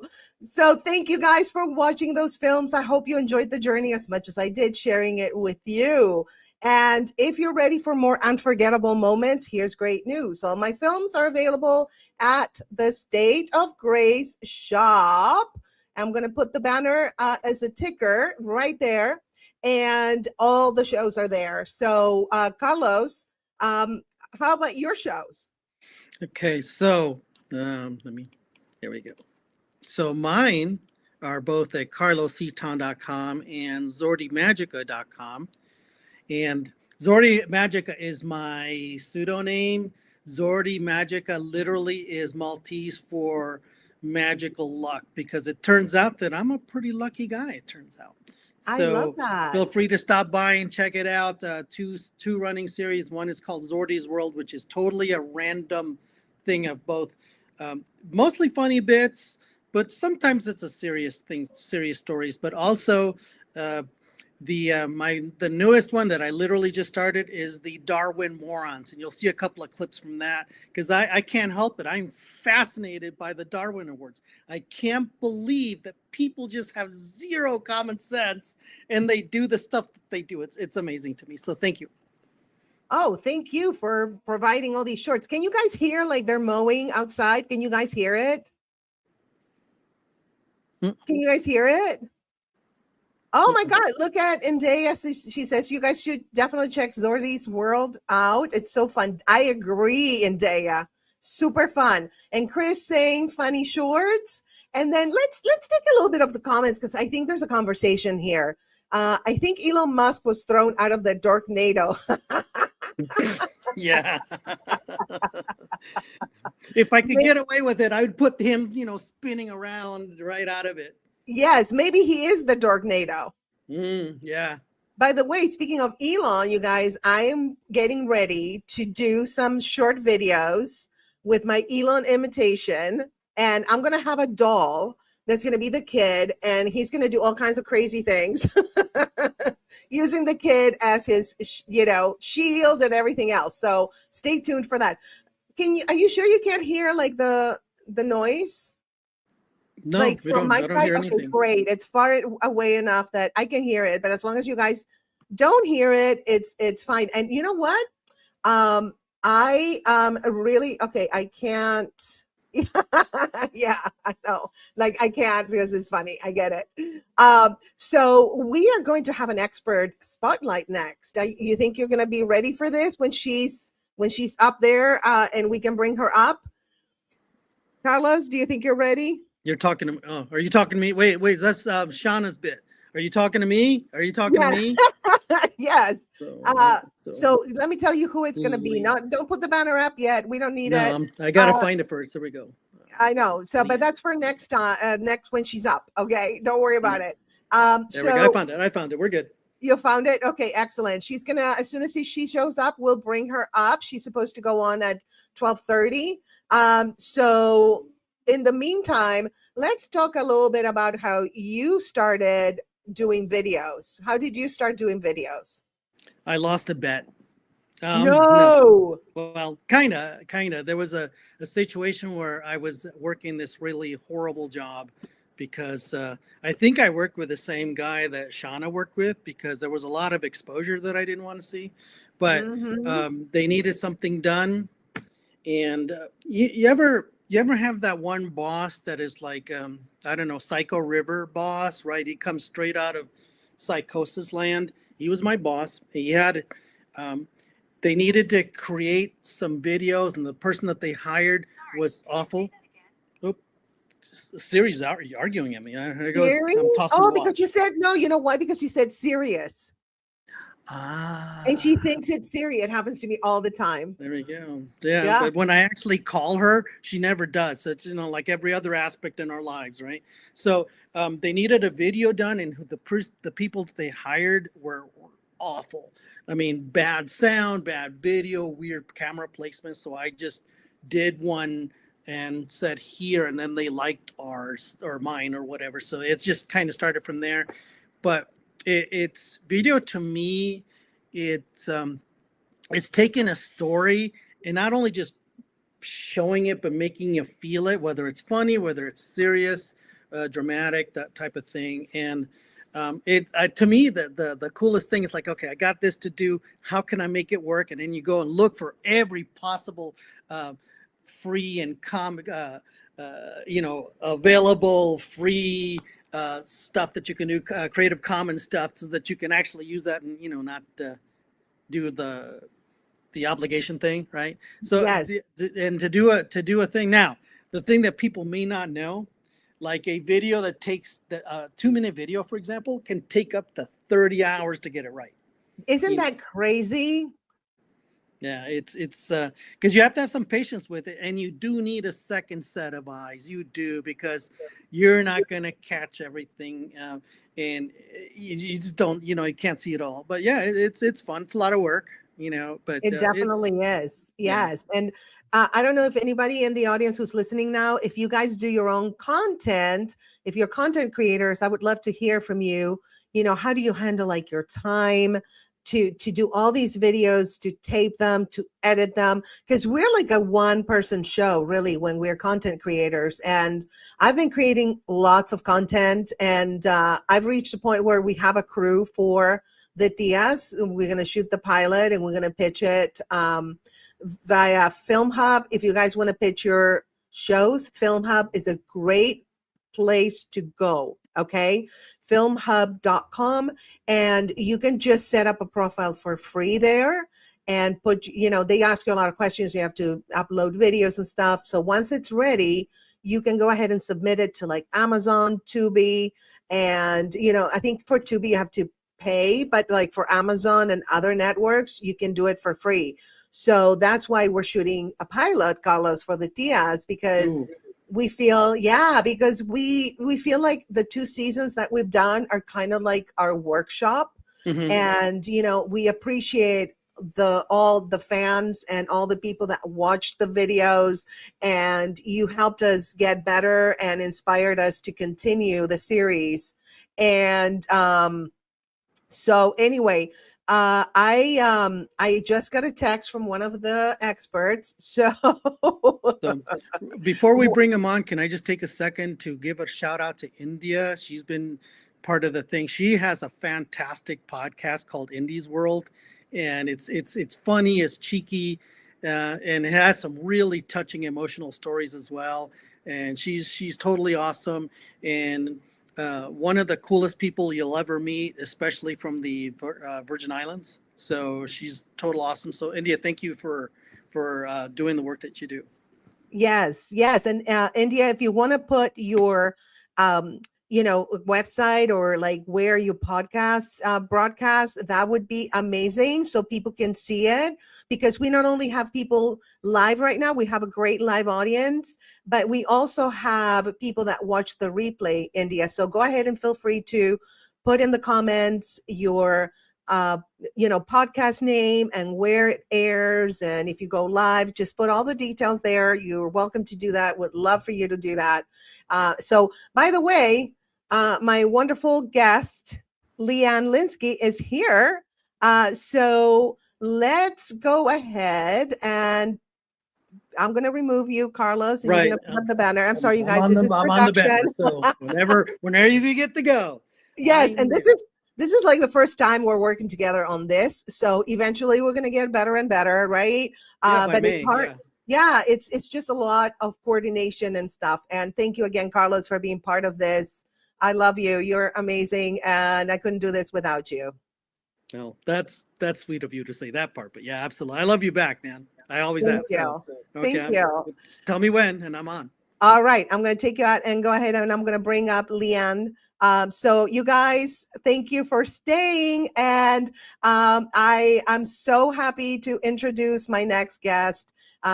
She is the founder and CEO of Plausible, which is the best online comedy club. I have shows there monthly called Love Gone Funny, and there are many, many shows, including Barry. Barry has a show there, and I think it's kind of like a workshop. We can ask Leanne when she's up here. So Leanne, hi, how are you? Hey, woo-woo. Good to see you. Good to see you too. And we named this segment My Journey from Stage to Startup, Punchlines and Profits. So we're going to focus on that. But first of all, why don't you tell us how you started as a comic before you started Plausible, and how did your early experiences on stage and improv shape your approach to building a tech startup like Plausible? Yeah, sure. I'm happy to tell you about that. So I was born in a small, no, I'm just kidding. I have for the next 30 hours. No, I actually took my first comedy writing class in 2001. And I'm originally from Illinois, but I was living in Las Vegas at the time. I went to college there, and I decided I was working for a Fortune 500 company, and I did a lot of public speaking. And I thought, I'm going to do like a Johnny Carson kind of monologue at one of my events, And so I took this comedy writing class through continuing ed at UNLV. And then my coworkers were like, hey, did you know the Second City opened a training center here. And I was like, Wow. what? I didn't know that. And I'm from Chicago, so I was very familiar with the second city. And so I then ended up enrolling in my first improv class. I fell in love with it. I'm like, this is amazing. And then, of course, we created an improv group and we performed at coffee shops and, you know, basketball halftime shows, which I don't recommend for improv, by the way. And like, I did shows in a parking lot in the rain with one microphone and people yelling, we can't hear you. Like, it was, you know, we did all the things that you do as a, you know, up and coming or a newbie in comedy and improv and all the things, right? You get matching t-shirts because you think that's what's going to do the trick. So we did all of that. I took all of the classes. I think I took every class that the training center offered. And then I took them all a second and some even a third time. And then I went and I did an intensive in New York at UCB during the summer. Oh. And I came back and I was like, if I ever, you know, and people are like, why don't you move to New York? And I'm like, well, I have this great job that I love and I have a house. And well, fast forward 5 years later, I ended up losing my job. I was laid off. And I was like, I don't know what I'm going to do. Well, one of my friends that I met in New York at UCB called and he's like, hey, I'm moving to New York this summer. Do you want to share a sublet? And I was like, oh, I'll have to think about it. And he's like, you have 1 hour. And I was like, what? Okay. So I went out, I walked around the block. I came back in. I said, sure, I'm in. And a few weeks later, I packed up 2 suitcases and moved to New York. And yeah, so in New York, and during that time, UCB had opened up to just like they had opened up in LA, but they didn't have their stage yet. They were only doing training program. And so I would drive to LA from Las Vegas every weekend for classes. And so then this happened. I moved to New York, and then my company, as a goodbye gift, had bought me like a 5-week intensive at IO Chicago. So I flew back to Chicago and spent the summer there. Like I was all in. I was like all in improv and comedy and everything. So during my time in New York, I was there for about 9 years. And for 7.5, I ran an open mic. I wrote my one-woman show, which I premiered in New York. I took to Delaware Fringe, Fringe Wilmington. I took it to Cap Fringe in DC, back to New York. So I did like this whole year of writing and then a whole year of like performing. And I produced shows in New York for like my last year there. I think I produced 42 shows. Wow. Yeah. So I was like fully immersed. I got commercial work. I did theater work. You know, I was just like, this is what I want to do with life. Like I was so happy. It was so hard. And then I moved to LA. Well, let me rephrase that. I moved to Long Beach, which is not LA, but some people are like, Leah, did you move to LA for your comedy? And I'm like, well, I moved there for a man, and that turned out to be a joke. Yes. So that kind of blew up in my face. But I decided I'm going to stay. I'm going to make the best of it. But I found myself spending so much time on the highway just to get 5 minutes of stage time. I'm like, this is bananas. Like, how do I bridge that gap? So I had moved to the West Coast in end of 2014, beginning of 2015. And I was like, I want to keep running my mic from New York. Maybe I'll do it Skype. And then I was like, wait, Skype? And then I was like, well, I use Zoom for work. So maybe that. And I'm like, well, I don't know, like how many people have it. And fast forward to August of 2019, which is BC, before COVID, I started doing an online open mic. I had my WordPress site for different business. I was running a coaching business at the time. And so I just added a page like online open mic so people could sign up and register and pay. And then I tied it to Zoom and had it all, you know, kind of cobbled together. And that's how I met Barry, right? So I met Barry Weisenberg. And so all of a sudden, like, well, actually, I met him right before that. We had done a show together. And so I invited him and another girl, Kathleen. Barry and I, this other comedian, Kathleen, we would meet at her place and write every weekend.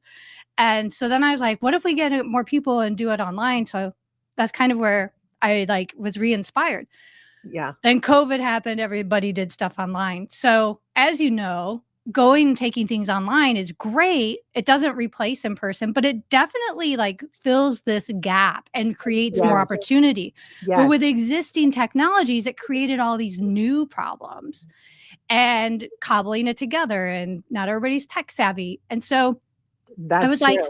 how can I make it one stop for everybody, like a one stop shop, and also solve some of these other problems where people don't get paid, or maybe they get paid, with the free drink tickets and stuff. And I'm like, so how can we, what if we were to build our own online place, what would it look like? What would it have? And I spent a year or more researching that. I went back to school at University of California, actually during COVID.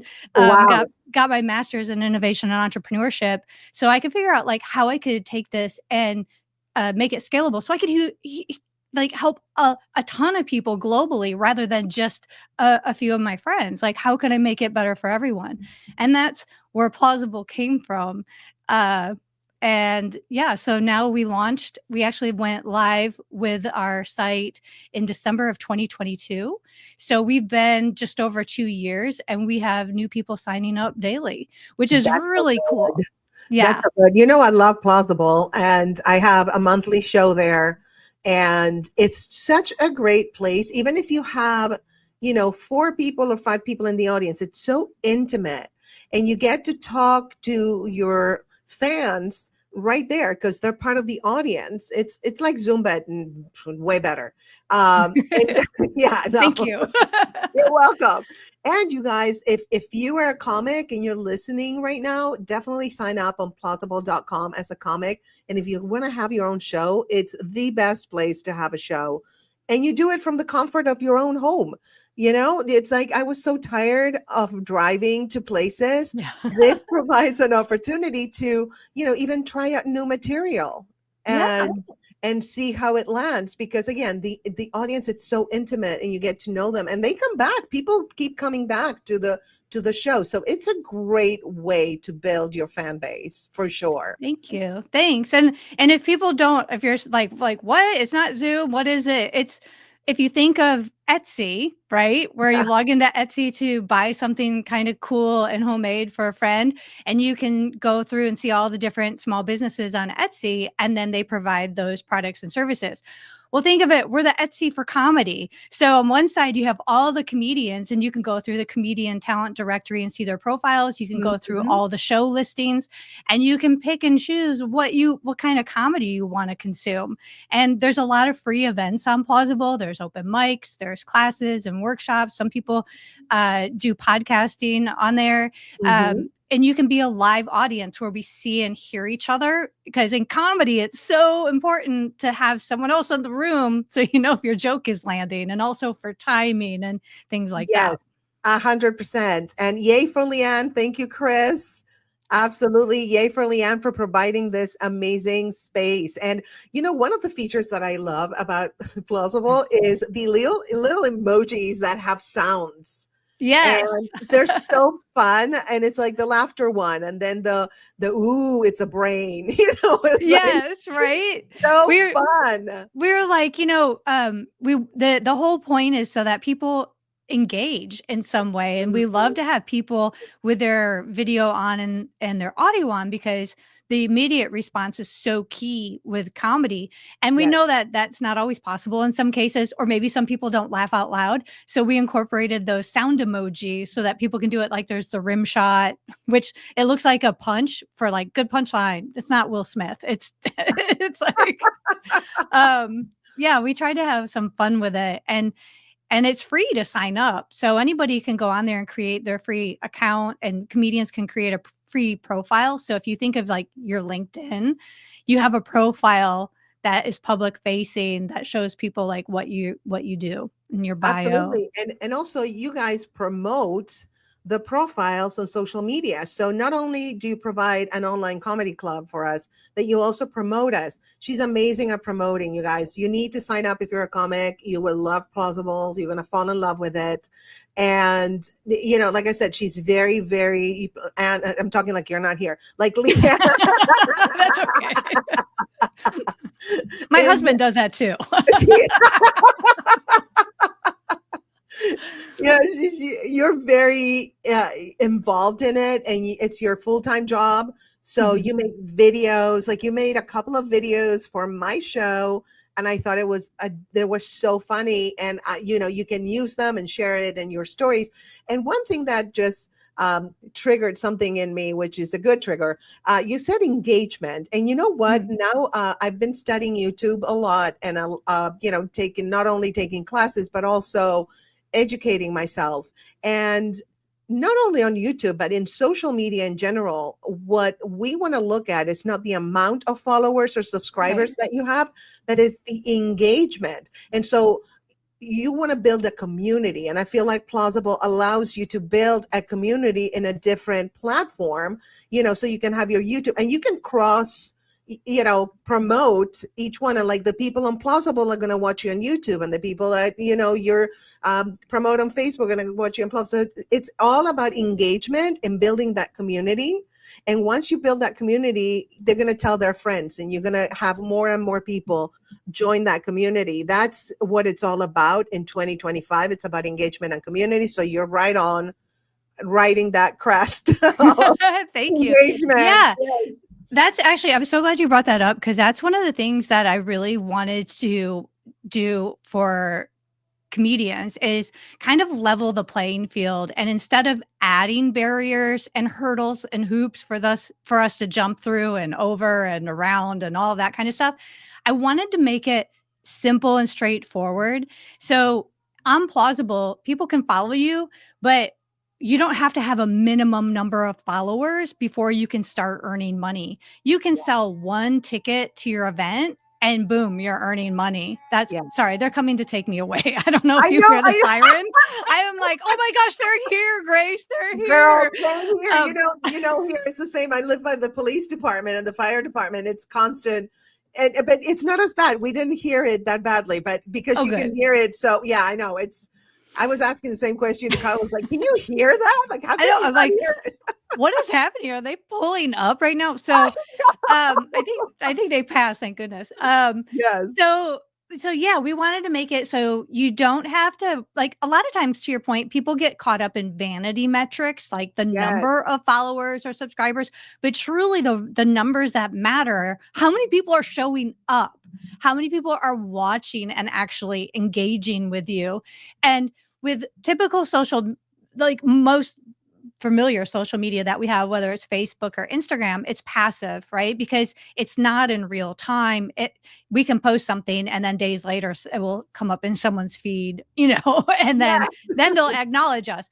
But with Plausible, because comedy is so like right now and in the moment, how could we make it so that comedians can really have that real life interaction without being in the room? And that's what we created. So you only need a couple people in the room to find out if your joke is working. Of course, we all want more people in the room, like than Yes. one or two. And so we have the opportunity to do that. And you don't have to like click through to another screen to see them. You don't have to stop your cadence and flow to read a chat. You can see by the reaction by your ears, like normal things, what's happening in your show. So we wanted to like remove the barriers. Like, you don't have to have X number of subscribers or followers to do something on Plausible. You don't need all of these things in order to qualify to get paid. You just need to show up, put on a good show, and sell a minimum of one ticket, and you're making most of the revenue from your ticket sales. 100%. And you have free shows and paid shows also. Yes. Yep. So So a comedian can choose to do things for free if they want to. There's a lot of free open mics and things like that people offer on Plausible. And then there's classes. We just had a wonderful workshop by Jason Stewart, and he sold spots for his class, and it was terrific. Like, people went home with some really great takeaways, and it was cool because Jason's in California, but a lot of people who aren't on the West Coast aren't aren't able to, spend that kind of money and fly and stay in a hotel to have the opportunity to work with someone like Jason. Same with Bill Cott. He also did a wonderful improv workshop on Yes. Plausible.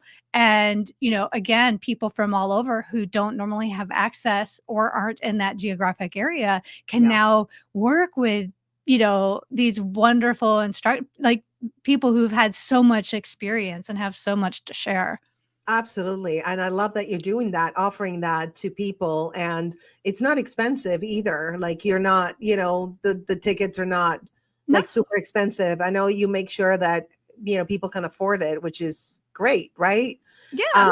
Yeah. So if anybody has any classes, like comedy classes to offer or anything, any comedy knowledge that you have that you think you can make it into like a workshop or a class, go ahead and talk to Leanne and she can hook you up. And you're great also with technical support. Well, the thing is they don't even have to talk to me. If you're like, I don't want to talk to her, you don't have to. You can just like, not that I don't want to talk to people. I love talking to people, but you don't even have to. Like, you can log into Plausible, create your account. We have tutorials, like each are like less than 2 minutes that show you how each feature works. It's pretty intuitive. We've really worked on making it pretty frictionless at this point. So, go on, play around, see what it's all about. And you can create your show. You don't have to ask. That's the other thing. You don't have to ask permission. You don't have to audition. I'm not gatekeeping the venue. Like at a lot of venues, you have to be like, are you open to this? Or just do it, Absolutely. Yeah. Absolutely. And like Grace, you shared, like, we promote. If you promote, we'll promote, if you're putting it out there that you're doing this event, we want to also tell people. So we include it and we send out one email a week, which is on Mondays, that says, hey, this is what's happening this week on Plausible. And we list everybody's event in there. And then throughout the week, we'll put out on social media and tag you, or if you tag us, we'll reshare and tell people, which a lot of venues don't do that. They don't. And I love that you also engage. Like if I post something about my show, you're like engaging in it, commenting. And so you're very hands-on, which really makes things so much better. Yes. I love my shows on Plausible. I really love them. I look forward to them. So here's King Mike saying Plausible. Okay, yes, King Mike, definitely create your comedian profile. It takes literally like 5 minutes. Yeah. And the ticketing service is all built in. Like someone had asked the other day, like, hey, does someone have a ticketing service that they connect when they do online shows? I'm like, we do. Like, you don't even have to cobble it together with anybody. We've already done all the cobbling, like behind the scenes. So everything's in one spot. Like some people, before would use Eventbrite and Zoom or Google Meets or Skype. I don't know. Yeah. And like, you don't have to do any of that. Like, what are you doing? Like, welcome to 2025. You don't have to do that anymore, Absolutely. Absolutely. And people out there, like, if you've already created your community to, Grace, I love that you were talking about the camaraderie and the people and stuff. Bring you and your community. You can still be the king or queen of your community and just use our tech. Like, we are not competing with you. We are here supporting you. Like, Plausible wants to help you. We want all comedians to be successful. We want, to be laughing with you. You're on our side, and that's what you guys need to know. They're on our side. Plausible is on your side. Leanne is on your side. So it's only going to help you grow, Yeah. So let me ask you a question, because, you're an entrepreneur, and so you do business. You have and I've worked with you many times. So I know you have a very good business mind, and you're very organized, right? And so how do you balance being creative and also being a business person? Because it's two different sides of the brain, right? Alcohol. No.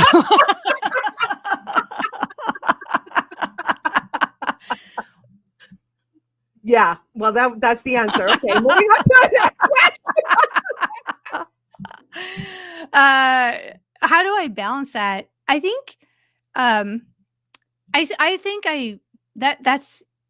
it seems so easy, right? And it's not all of the time. I think sometimes it ebbs and flows. Sometimes are more balanced than others.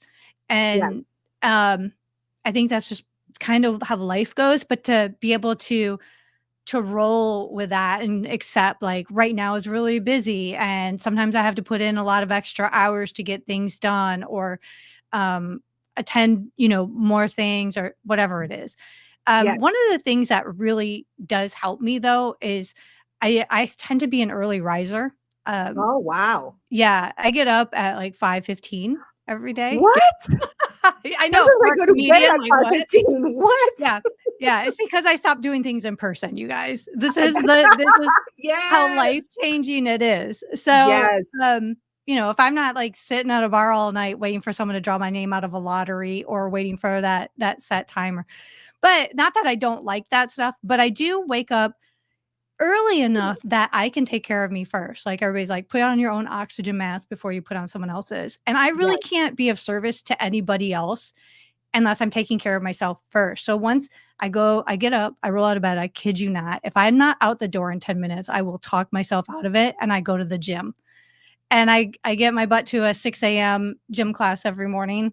And then I come home. Yeah. And then I come Oh my home God. and I try not to look at any messages or anything on my phone until Yeah. I get that done. Wow, Because that's very smart because I'm the opposite. I wake up, I'm like, yeah. yeah. Well, Oh, what's happening?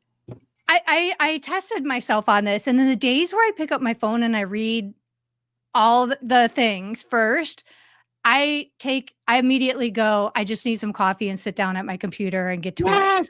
Yes. Right? You're right.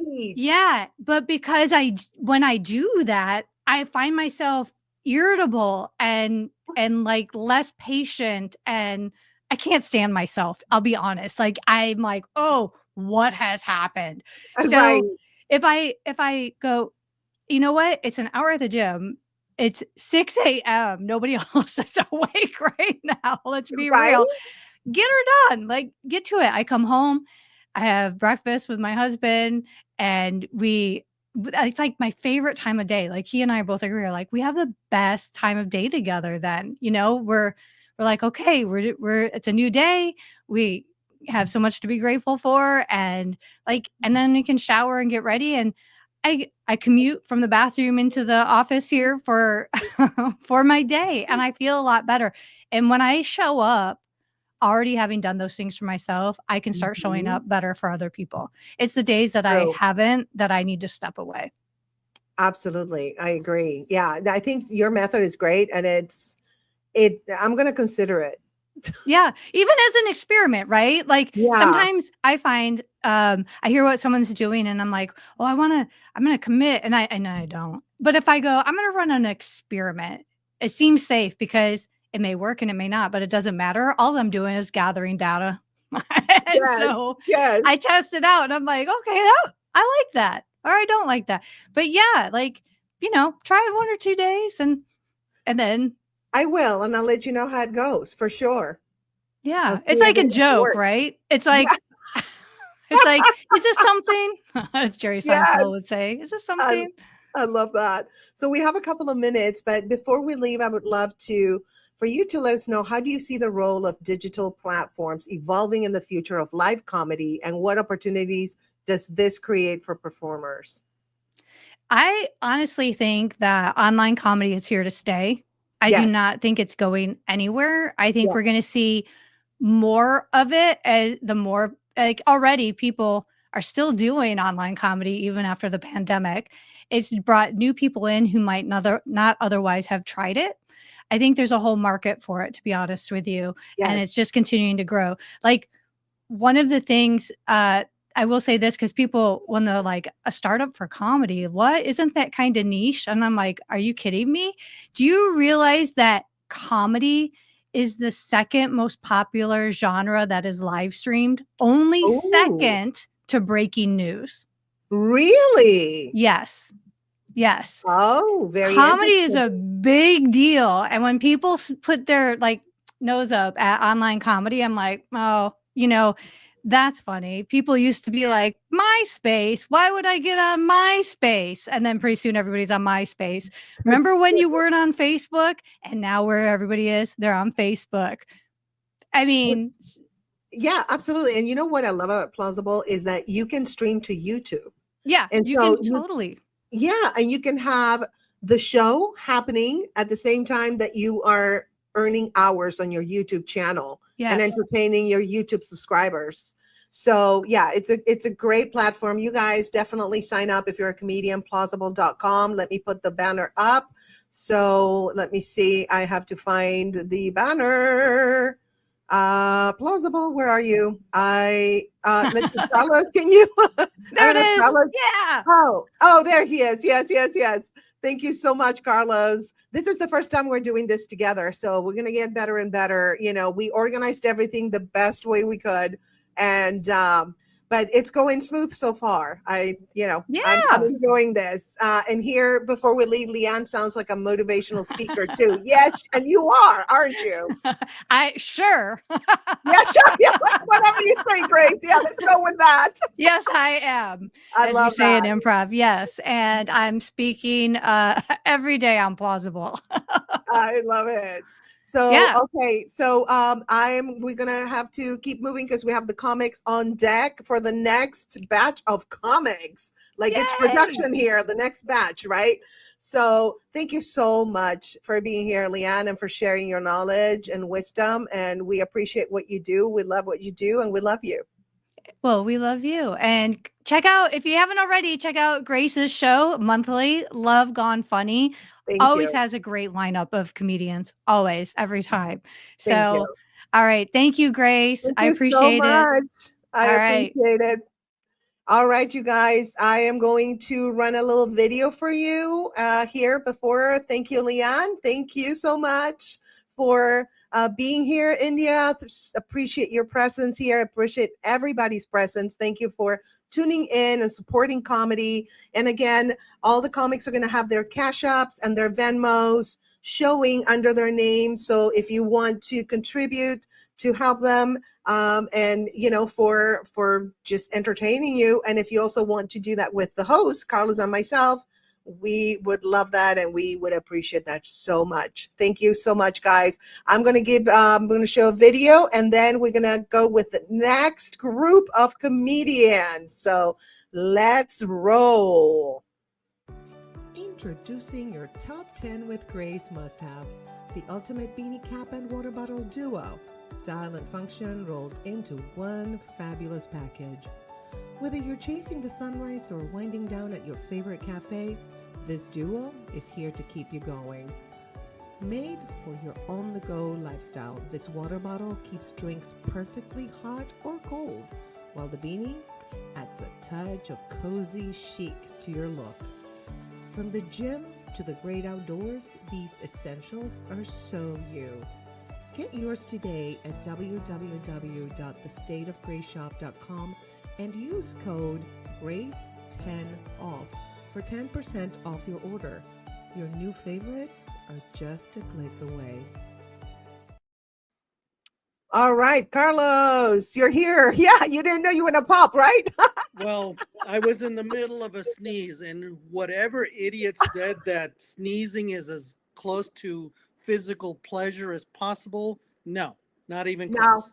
I don't think And so. Well, we're ready for the next group of comedians, Carlos. We have, let me see, 6 comedians coming up next. They're all going to do 5 minutes. We're going to light you guys at 4. Can you show Carlos what the light looks like so they can see it? And then stay, you guys. All the comics need to stay because we're going to do a group interview. That's a lot of fun. We're all going to ask you questions and we're going to share experiences.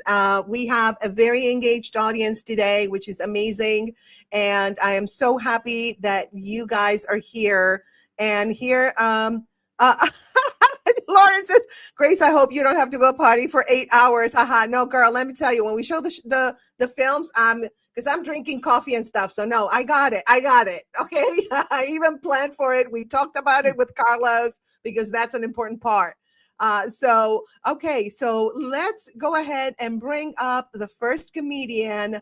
I just met her and I loved her reel. She sent me her comedy reel and I loved it. And I would love to book her for my Plausible show. We're going to talk about that later. So let me see if I pronounce her first name right, because my Latino tongue is gonna be like Dana Kiel, but it's Anaquiel. Dana Kiel, papi. Sí, mira que sí, pero no, is I think it's Dana, right? Am I pronouncing it right? I can see you, Dana. You can say yes. Or Dana, no, Dana. Okay, I can see her. So Dana Keel. I probably killed your last name, but we're gonna bring you up. Hi, Hey, Dana. you guys, what's up? Good to What's up? see you. There Good to you see are you in the too. spotlight. Woo, good to see you guys. Happy to be here. And happy to just do this for the first time. Now, Grace, I do have a quick question. Do I just launch into my set or are you asking me questions first? You know what? Go for it. Just start your set. Let's introduce you again, Dana Keel. Woo! Woo! What's up, everybody? I'm Dana Keel. Grace already said that. Listen, I'm willing to bet all the money in the world that I'm your only African-American female Gen Xer today in these 8 hours. I will double check, but even if I'm not, I'm still our Oracle from the Matrix, right? There is no spoon, right? And I'm a proud Gen Xer, you guys. I'm a proud Gen Xer. I know Gen Xers in this room, but I want to just say this: I just had my Heinz 57th birthday, like, you know what I'm saying? And here's the thing: 57, no, it's not a milestone, but like, we don't quite know what it is. Like when millennials are turning 33, they say it's their Jesus year. And when Gen Z are turning 23, they say it's their Jordan year. I'll say this, I'm a fan of Harriet Tubman. And she was 27, International Women's Day. She was 27 when she escaped slavery and started freeing other slaves. But I'm like, I'm way past 27. Yeah. What was I even doing in my 20s? Yeah. I was dating and dealing with situationships, if you know what I mean. I was barely out of college. Y'all know the deal. It's clean. But y'all, here's the thing. I figured out what 57 is. 57 is now when I stay at a hotel and I see those bars in the shower in the bathtub. They're speaking to me now. They're saying, hold on, sis. They're saying, we got you, right? They're saying, stay connected. You won't fall, right? Y'all, I live in Los Angeles for everybody watching around the country, and Los Angeles is known for its horrific traffic. Y'all, and I no longer at 57 leave early to beat traffic. I leave early to beat the night. Do you know what I'm saying? I cannot see anything. My blind spots now have blind spots, right? And those blind spots have cataracts. Do you know what I'm saying? Oh. Bad. Ain't nothing on the right or the left when I'm driving. It's just straight ahead. Now, what I will say about us Gen Xers is that we love 90s golden era hip hop, but we still need reading glasses to check our mail. Biggie, can't you see? Somehow these words just hypnotize me. And I don't know about anybody watching, but y'all see those words, the State of Grace presents? That's the size of the font on my phone. That is what I need to see and read all of my text. I'm a teacher here in California, you guys, and I started out as a math teacher. I love math. I love geometry. I love Algebra 1 the most. I would marry Algebra 1 if I could. I'm just saying I love math. I am now, though, a reading teacher. And let me say this, I teach K through second. I love math because it is consistent, it is reliable, and it does not cheat. Do you know what I'm saying? But American English, on the other hand, a whole nother story. Grace, you mentioned your Latino tongue. I'm just saying, like in American English, the 26 letters, it's a scam. All of them. There are 2 categories, vowels and consonants. Why do we need 2? And let us just begin with the first scam of them all, even the letter A. Y'all, A, vowel, right? 2 sounds. Stay with me. I'm a teacher. A and A. A and A. But did y'all know that there are 6, count them, 6 diphthongs, that would be vowel combinations, that he knows, Carlos knows, that make the long sound A.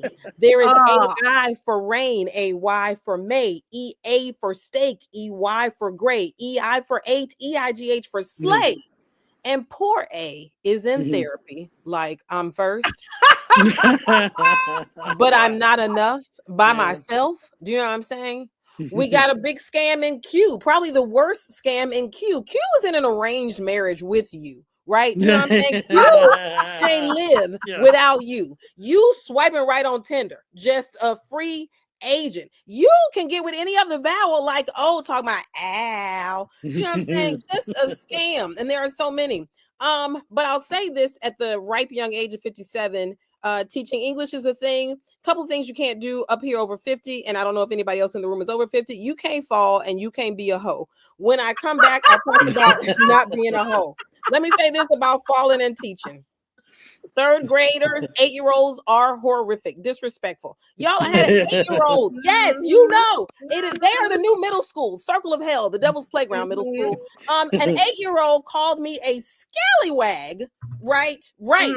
With no edges, right? And now I'm African American. Y'all know this is my best con. These edges are on life support. I'm worried about them, but she called me a scallywag with no edges. Y'all, in the classroom, she hit a boy. I grabbed her to keep, because I couldn't take revenge, to keep her from hitting anybody else. They scare me. I agree. I grabbed her to keep her from hitting anybody else. Y'all, 8-year-olds have something that 57-year-olds don't: speed, agility, and balance. Y'all, she shook loose from me. I fell to the ground on my right knee. Oh my gosh, it hurt so bad. It was burning and buzzing. And as the great Bernie Mac, whom we admire, would say, back to the white meat.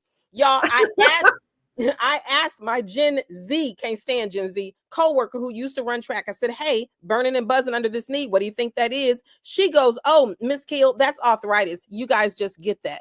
I said, we are not at the bar, and here we go at the end, requesting arthritis gin and juice, please. Not reading glasses Pinot, not menopause juice and gin, and not HBP, that'd be high blood pressure edibles. We want CBD edibles like everybody else. I'm Dana Keel. That is my time. We're not trying to get old. We don't want the kids.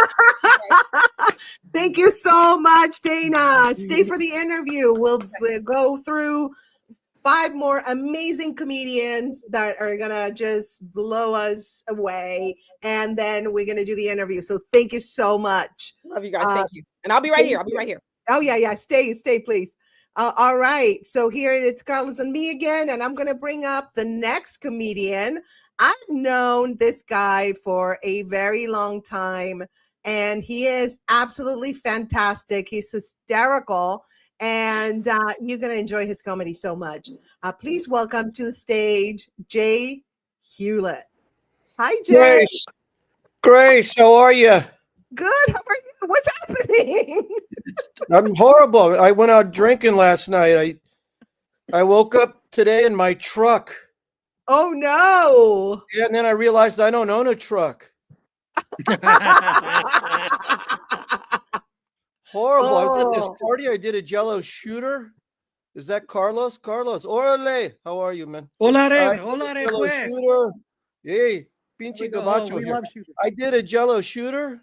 I woke. Hey, it's terrible. I didn't realize it was a gosh darn candle. I'm pooping wax, Grace. It's not pretty. Oh, that's painful. Yeah, I went to Chick-fil-A. I was still drunk. I paid for my food at the first window, and I drove past the second one without picking it up. Horrible. You ever been at the casino, man? You think you're kicking butt at the slot machine, then you realize you're putting dollars in the bill changer? Horrible. You know what? Because we've gotten soft. We don't drink like we used to, man. And there's no reason. I mean, you don't have to be stupid about it. There's too many options, right? There's Uber. There's Lyft. There's carjacking. Please. I'm just saying, you know, if you're going to go out, have fun like the old days. So we become like wussies, little wussies. There's a guy suing Hooters right now. What a wussy. Yeah. He's suing Hooters because they wouldn't hire him as a waitress. So, yeah, we do this thing called Idiots in the News on our show, Comedians at Denny's, every Wednesday night, 8:30 Pacific time. We do this little thing. By the way, it's hilarious. So yes, tune in. Yeah, we do Idiots in the News. There's this guy, so he's suing Hooters. He's saying it's discrimination. I think it's the other way around, Grace. Uh-oh. I think there should be a place like Hooters for women, Carlos. Bunch of guys running around in orange Speedos. We'll call it scrotums. What do you think? Instead of wings, we'll serve nuggets. Come on. That sauce would be mild, medium, hot, and great balls of fire. Let's go. Kids today, the last woman was a teacher. I used to do some substitute teaching, but I realized I don't like kids, but kids don't know how good they have it. I'm telling you, man. When we were growing up, we were conditioned to survive a pandemic.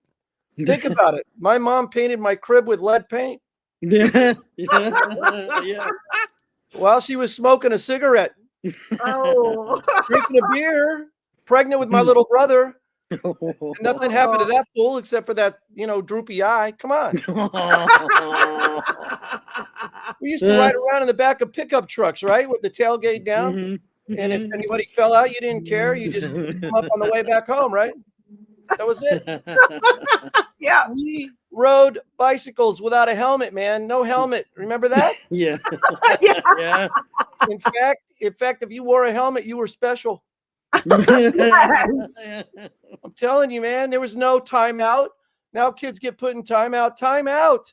There was no time. Who came up with this mamby-pamby psychological BS? There were no timeout, Carlos. Unless you count when your dad took time out to beat your ass. Remember that? Oh, yeah. Yes. You remember the international ass beating signal? I have to stand up for this. Yeah.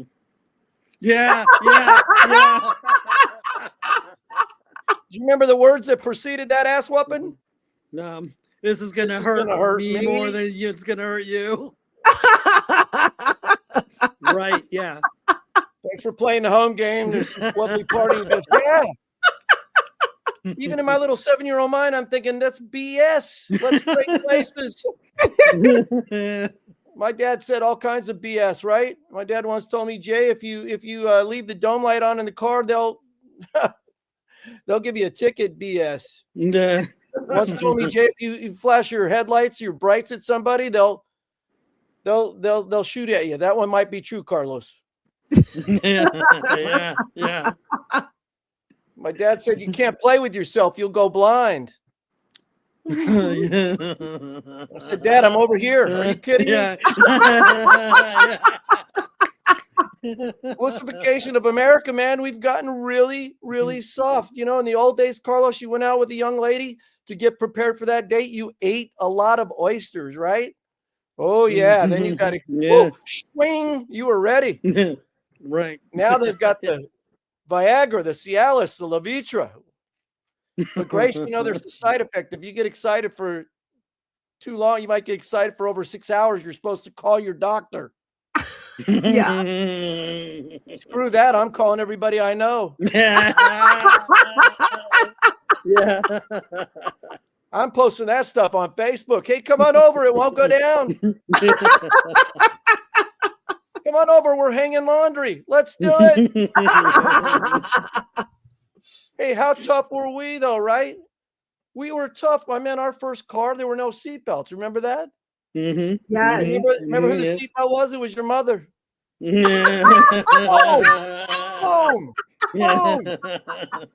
By about the third light, I'm like, hey, Mom, just let me go through the windshield. I can't breathe.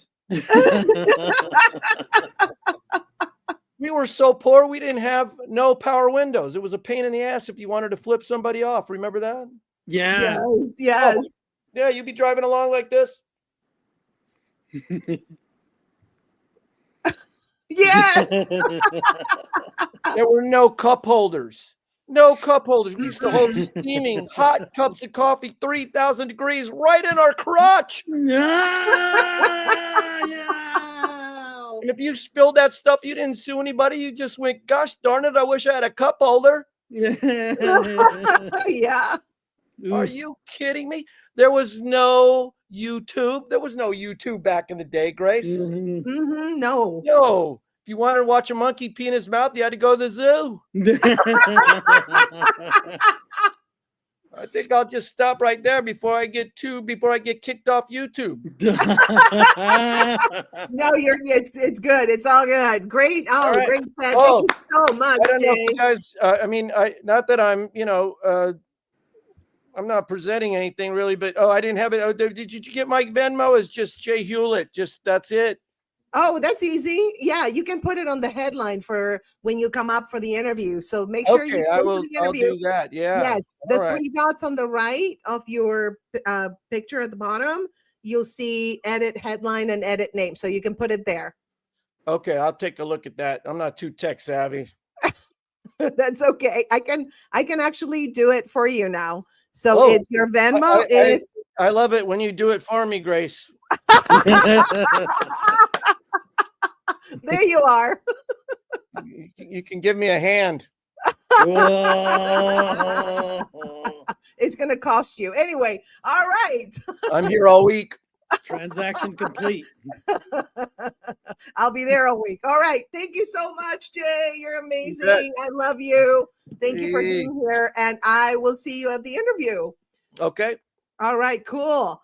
All right, Carlos, let's bring up the next comedian. I'm going to bring her up. I love this lady. And here she made a comment, woo, because she's next. Thank you. Thank you for being here.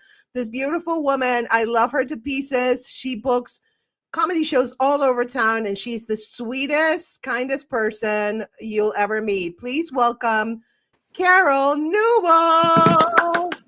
Hi, Carol. How are you? Hi. I'm good. There's a little bit of a delay. That's weird. Okay, I'm just going to talk to the camera. Welcome all you lovely people in the chat. Thank you for being here. My mom's here, you guys, as you've seen like 5,000 times. She's already come. Yes, she did. Here she is. Yeah, she's a big supporter from afar. Yes. So 2020 was a terrible year, you guys. I heard that COVID might be coming back. I don't know. We didn't really enjoy it the first time, so I'm just saying. I got the COVID right on Christmas Eve in 2020. That's right. That's what Santa brought me. That's not what I asked for, but that's what I got. And then 2021 again, I got the COVID right on Christmas Eve. I'm like, Santa, what did I ever do to you? But here it was. And then 2022, I had an epiphany. I was like, you know what? I'm going to go visit my mom for Christmas in Arizona, where they don't believe in COVID. And guess what? No COVID, you guys. No COVID. Whoa. Oh, no. So, yeah. 2023 also went to Arizona. No COVID again. This year, 2024, I was like, I don't know. I can't go to Arizona. I hope he doesn't come back. But I was safe. So hopefully that's trend. No more COVID. Thank you so much. A lot of bad things happened to me in 2020. I lost my job of 19 years and my husband of 22 years. But it's okay. I found another job, so that's all good. Yeah. Me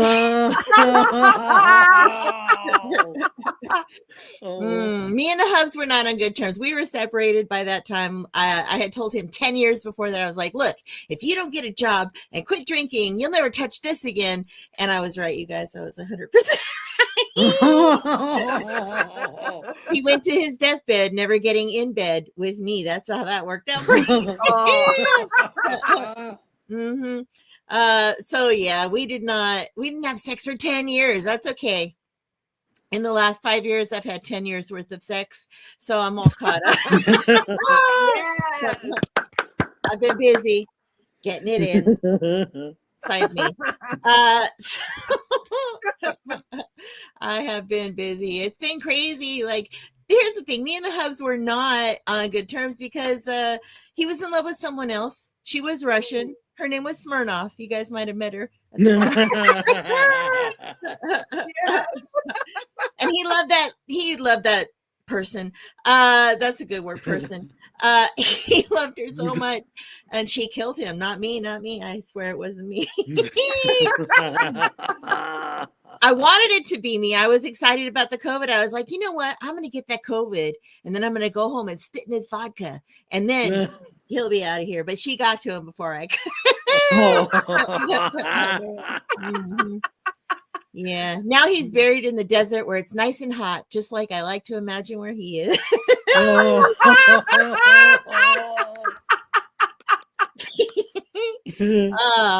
God love him. Somebody has to. We were married for 22 years. I know that's a long time, like 22 years. 20 years is a life sentence in some states, and it certainly was one for him. That's right. He got the life sentence. That's what he got. Mhm. Yeah, he was terrible. So yeah, I've been back on the dating scene after a very long vacation, very, very long vacation. I went back on the apps. Have you guys been on the apps? Yeah, a lot of pictures on the apps, you guys. That's what's happening on the apps. Last time I dated before my husband, it was pagers and payphones, and now it's a plethora of penises. It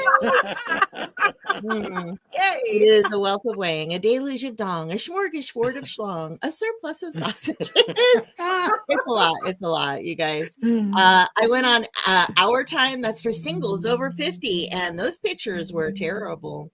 It was just saggy balls. That's what that was.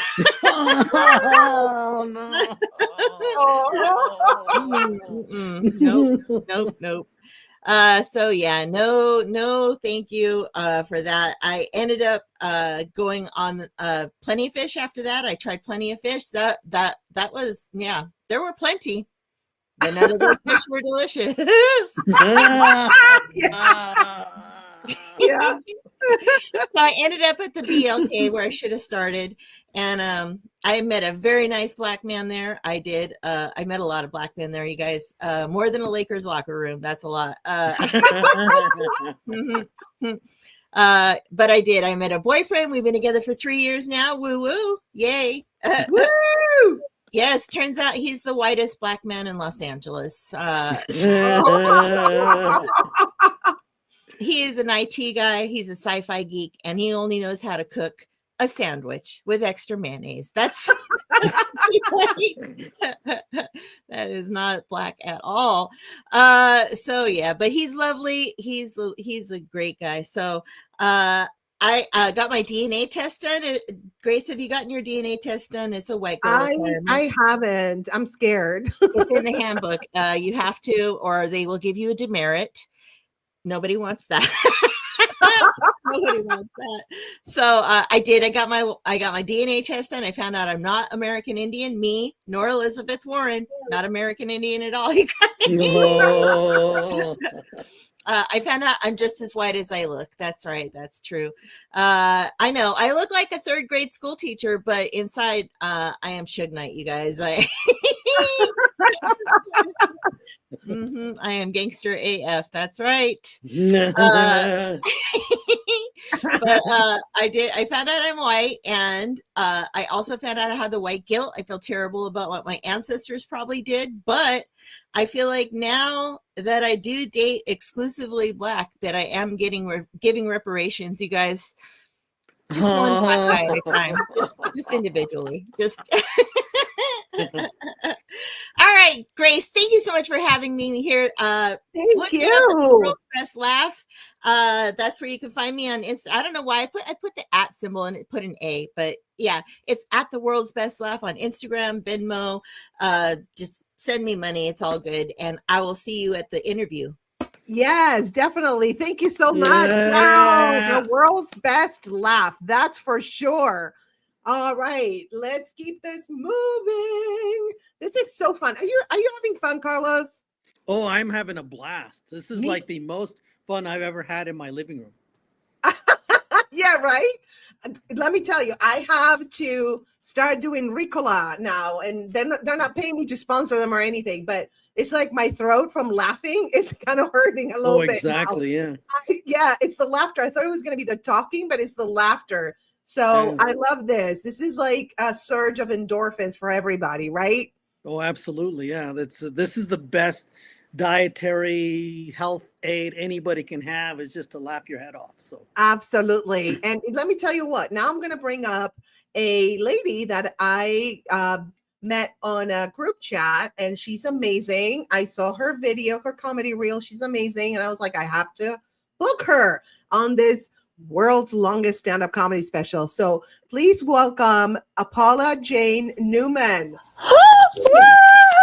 It's like I've just been called down for Let's Make a Deal. Those of you that we can't see who's up next or who's in the background here. Good job. I wasn't, taking my undies out of a wedgie while you called me, wasn't it? But yes, I'm in my boudoir sharing the love today. That's right. On International Women's Day.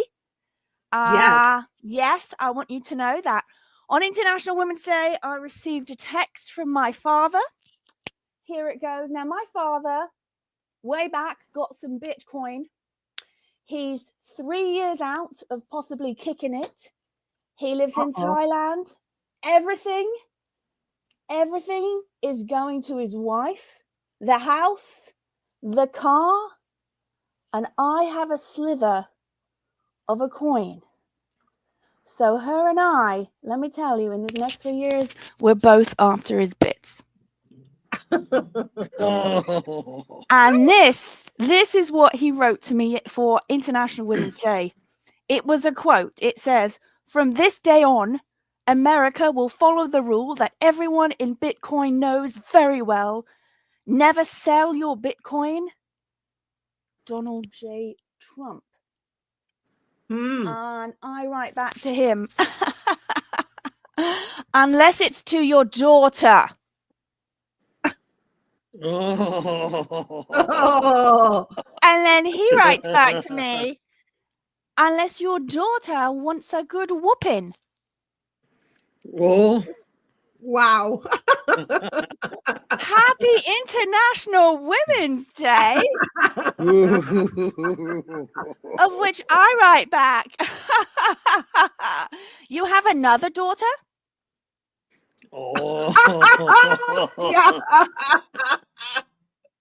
Because now I got to share some more potential bits. Yeah, people talk about getting older with the age, and I'm getting closer and I'm reassessing my life goals. Right? I always wanted to have my hair long.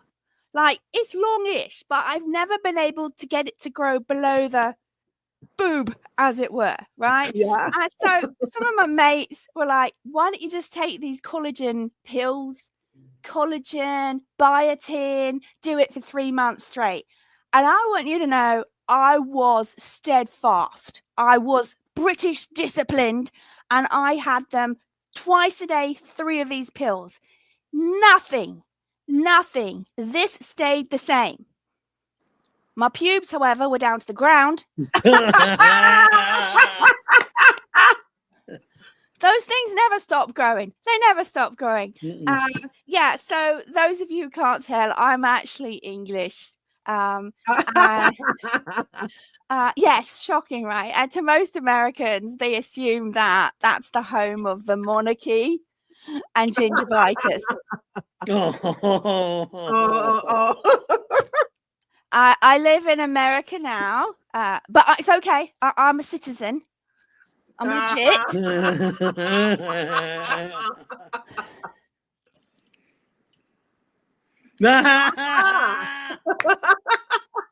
Yes. Yeah, the biggest problem I actually had in England was English. I don't do English good. Oh. Now, I failed my high school equivalent written English exam 3 times. Wow. Yeah, like, it's weird, isn't it? Right? Because I was always really good at oral. So I then come to America, and now speaking English is a problem. Crazy. We're talking about teachers. I had a job teaching English as a second language. Oops. Problem was, I'm dyslexic. Uh-oh. So when I'm phonetically writing on the board how to be cool in American speak and say dudes, I end up writing boobs. No. Look, my dyslexia does explain, though, my over obsession with emojis. Like in a text threads, I can't keep up. I can't keep up, and I don't want to get cancelled. So I just, throw the odd emoji in here, just the old winky face here. Yeah. Cheesy grin there. Yeah. I got really confident one day and I put in 3 at once. Thumbs up, Union Jack, eggplant. Turns out that's not appropriate when confirming for a medical appointment. No. No. But sometimes, I've got to admit, having an English accent does come in handy. And my first job in the US was delivering pizzas in the San Francisco Bay Area. Yeah. Everyone got their food about an hour late. But then I would just say, I'm terribly sorry, but the freeway was chocker. No. And they would be, oh, your accent is so adorable. Like, I don't know what you just said, but I'm going to give you a big tip. Since you came all the way from Australia. Oh, yeah. After 5 seasons of The Crown, you haven't figured it out. All right. Thanks so much for having me give you a little giggle. Yay. Give it up for Paula J. Newman. Can't wait to talk to you during the interview, Paula. Oh, me too. Yeah. And I love the accent. It is adorable. All right. Thank you so much. All right. Let me see. Okay. So, we did the same thing at the same time, Carlos. I'm going to bring up the next comedian. I also met her on that group chat that Carol Newell started. And so, sorry, I'm going to slur because I'm eating my little Ricola. So I don't, because my throat feels better now. Thank you, Ricola, whatever you put in it. So the next comedian, yes, I met her on that chat. I loved her. And so I was like, please do my streamathon. So here she is, Jessica Denali. Hi, Jessica. Hi, got me scratching my neck. Hello. You guys are LA, right? Yes, but go ahead and get into your set. We're here to cheer you on. I work. You guys are in LA, right? I just moved here 3 months ago. God, pardon me, I lost my voice. I just moved to LA 3 months ago. And do you guys know what a hostel is? Yes. Yeah, I'm living and working in a hostel while I, figure out my life because I just moved here 3 months ago, which is a really great place to get into some very interesting situations. That's kind of how I lost my voice. I talk for a living, I guess. But this guy, right when I checked in, he was drinking water in the kitchen. He made eye contact and he said, the water here is not quite as yellow as the water in Chernobyl. Oh, okay. It's not quite as yellow as the water in Chernobyl, but it's yellow enough that he is thinking about it in the same thought. That's why I have this head protruding from my shoulder. That's just, you don't have to worry about him. He's cool. But LA is really different. I moved here from Vegas. Have you guys been to Vegas? Yes. Yeah, it's a good place to go for 3 days, but not for 4 years. I don't know what I was thinking. 4 years is too long of a Vegas trip. But LA is really different from Vegas. People keep asking me about my zodiac sign, which I'm not super into. Whenever somebody is like, what's your sign? I'm like, this is my sign to leave the conversation. Don't love it. I feel like there is some truth to astrology. Like, do you guys love astrology? And I'm like insulting it. I mean, it's like, I feel like there is some truth to astrology. I feel like where the stars were in the sky when you were born, like might have something to do with your personality. But like people like to say things like my sign is stop. I love that. People like to say things like, "Oh, I'm sorry I crashed your car, but I'm just such a Leo." And like, I just do not think that's how it works. Right. I have a friend that's like, oh, I know I need to stop fighting people when I'm drunk, but I'm just such an Aries. And I'm like, no, you're such a drug addict. That's I think that is the issue. Yeah, I feel like people take zodiac signs too far. I'm in this group for bad baby names. Why? I don't know. I used to drink. This woman would post it there and she's like, can I name my baby Cancer? What? I know. She was like, no, it's not because of the other thing. It's because of her zodiac sign. And I just don't think we can do that. This other lady, she was like, can I name my baby Arson with a Y? I guess it's something to do with the Taylor Swift music video. She was like, I just think it's a pretty name. She's right. That name is fire. I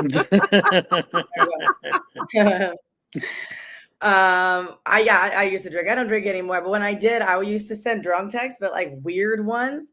I used to get really drunk and go on those like family blogger Instagrams. You know what I'm talking about?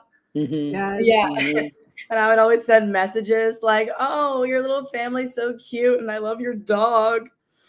And if I woke up to 12 messages from random women like, thank you so much, I'd be like, okay, well, I was wasted last night. Last night. But yeah, LA is pretty different than Vegas. I went to this, just thought it was just a normal Chinese restaurant. And the lady was like, yeah, we have a deconstructed egg roll. That would be $18.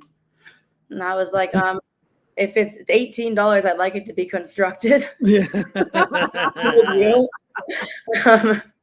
I'm also one of those people that like if anything is wrong with my food at all, I will never tell them because I'm like, too polite. But I went to an Italian restaurant and the lady came by. I was like, "Is everything okay?"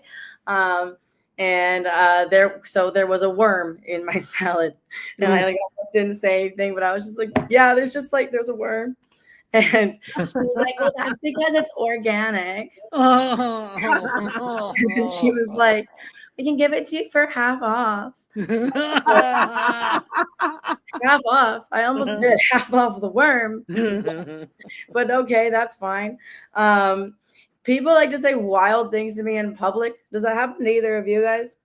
Or anybody in the chat? Yeah? Yes. People say wild things to me in public. This one lady came up to me and started telling me about her irregular bowel movements. And I was like, yeah, I'm just here for my doctor's appointment. Just sign in. That would be great. I went to the doctor because I have had a stress fracture on my foot. Yeah, I know. Don't get drunk in a boat party in Mexico. That's how that happened. Jess, why don't you drink anymore? I'm telling you why very slowly. I took off my socks to the doctor, and the doctor took one look at my feet, and he was like, well, you're obviously here for that giant ingrown toenail. Oh. I was like, I'm here for the other foot. Yeah. It was like when you go to get your eyebrows waxed. If anybody in the chat can resonate with that, you get your eyebrows waxed, and the lady is like, "Are you here for your lip too?" Oh. You go, "I don't have that," and she's like, "Okay." And you're like, "Great, I get to think about that all week long." I've been Jessica Denali. Thank you guys for this. Thank you so much, Jessica. Yay! Give it up for Jessica Denali in the comments too. Give her some applause, some love. Like you've been given all this love to us, and we appreciate it so much, you guys. India is giving you the laugh emoji. Yay. And here, Carol. Yay, yay, yay. Jessica. Yes. Thank you for the support and the love, you guys. Thank you so much. Thank you, Jessica. I can't wait to interview you. Well, too. Absolutely. Chat. You know, it's like we all talking and shit poop. But anyway, I can't say that, the S word, even though it's so hard not to curse. Yeah. Really Yeah, is. YouTube will hate us, though. Yeah. Yeah, it's very, very hard. But all right. So let's see. Now Dana is up next, but I'm not sure she's ready. King Mike is saying, good said. Thank you so much. Thank you for the love, you guys. I appreciate it. Oh, there's Dana. She is ready. So let's bring up this wonderful, amazing human. We're friends. We're walking buddies. She's an incredible comedian, brilliant, brilliant performer, brilliant writer, brilliant everything. She makes me laugh all the time. It's like walk, laugh, and pee. Serious, because it's like that's the order when we go walking. So I'm gonna bring up my beautiful friend Dana Eagle. Hi, Dana. Hello. So I thought this was some kind of fundraiser. I'm so glad. I know you're so funny. You're like I don't know, like 5 months behind. Because that was October. I don't even know like where I am or what I'm doing. I was just like, because I'm so used to doing fundraisers all the time. Because gay bipolar Jew with a lazy eye. If it's Tuesday and I'm not doing a fundraiser, it's So yeah, I know, and I'm like sick of raising money for people anyway. Because I'm all you can raise it for yourself because remember, guys, tip her. Yes. Yeah, make sure that I get some cash because I have to find a support group for gay bipolar Jews with lazy eyes. And I'm so sick of like everywhere I go, like I just go to the grocery store and they're like, you want to donate money to a good cause? And I'm like, no, thank you. And I'm like, look at what I have on the conveyor belt. I have like Capri Sun and vodka. I am the cause. When they name the cause, that's the worst because you can't say no without sounding like a total jackass. So now I just go for it. That's what I do. You guys could do this too. They'll be like, hey, you want to donate money to heart disease? And I'm like, actually, that doesn't run in my family. What do you have in lower back pain? You want to donate money to MS? I've been saving up for shingles. You want to donate money to help save the environment? I don't have children, which makes me feel like I've done my part. Like, what about the polar bears? And I'm like, what about the bipolar bears? I can't raise money for these causes. First of all, so many of them are athletic events, right? Like run for MS, run for diabetes, no runs for asthma. My friend asked me to do a walk for melanoma, and I was like, well, shouldn't that be indoors? And these walks, they're long. These walks, they're so long. Breast cancer is a 3-day walk, and I only have 2 boobs. And ladies, I think the double Ds should have to walk farther than the rest of us. With their t-shirts on. And then you just take us double A's and you put us in charge of registration. So I did one walk. I did the suicide prevention walk. That one's only 1K because who is the will? It's just a long walk. Short. 50,000 people register, but only half go through with it. Okay. Sorry. Oh, we have a little bit of the depression. I'm not the only one. They did a study. It said 80% of us suffer from depression. And I was like, yeah, and the other 20% cause it. So I don't know. There is one cause that's very close to my heart. This year, I lost a few friends to babies. It's a very they suffer from exhaustion. They can't complete full sentences without mentioning Zoe, Chloe, Aiden. My question is why? Why do we congratulate people when they have kids? Shouldn't we wait and see how they turn out first? Yeah. I like a lot of my friends' kids. See, this isn't my fault because no one ever tells their kids to stop anything anymore. Like I was at the airport and this kid was barking and everybody just acted like it was normal. And I didn't know that they barked. And so I said, your kid is barking. And she got mad at me. She goes, he's free. And I said, oh, okay. Well, if he starts humping my leg later, then we're going to have to put him down. I wasn't allowed to bark when I was growing up. We could pee on the neighbor's lawn, but that's it. And nobody ever thinks their kid is going to be the barker. And I could tell by the things that like my friends register for. Like my best friend for a baby shower, she registered for baby Einstein. Baby Einstein. And I was like, you know what? I met your family. I'm calling it one fish, two fish. And that's for you. And for your kid, I know all our friends chipped in for a college bond. Here, I brought you a bail bond. Bring a bail bond to your next baby shower. You will never have to go to one again. I am off of everybody's list. I have my son back.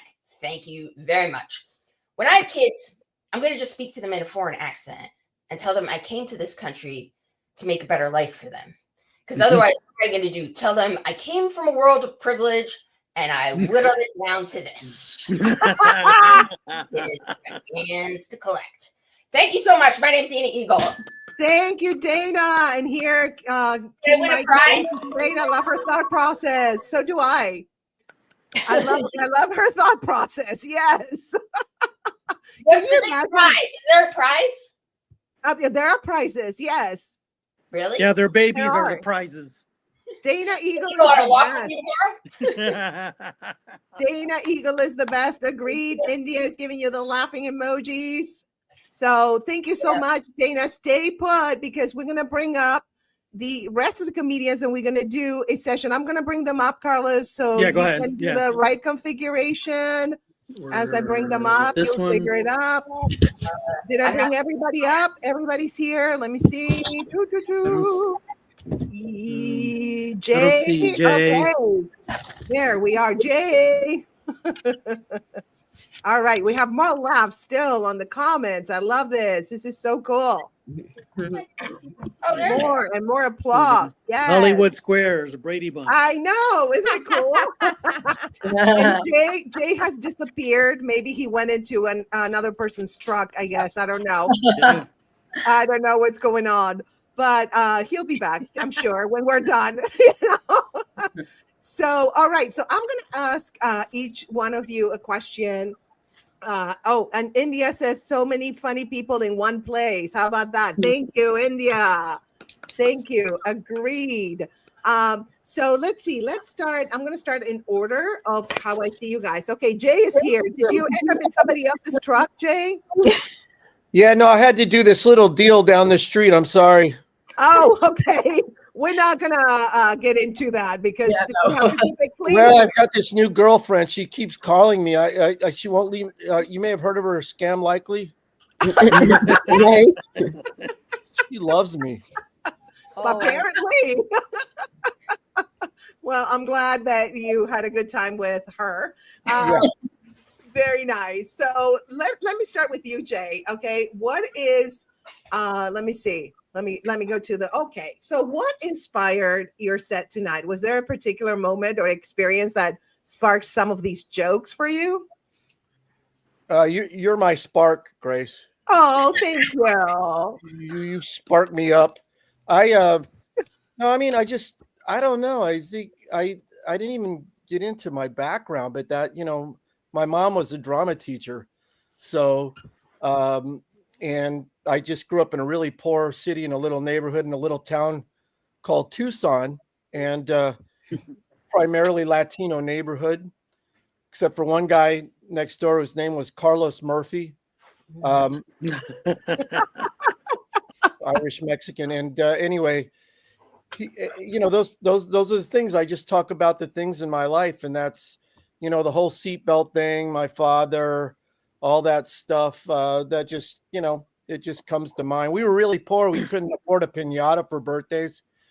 I had to kick my uncle in the crotch till he gave us candy. So those are the kinds of events that inspire me. And of course, my girlfriend, Scam Likely.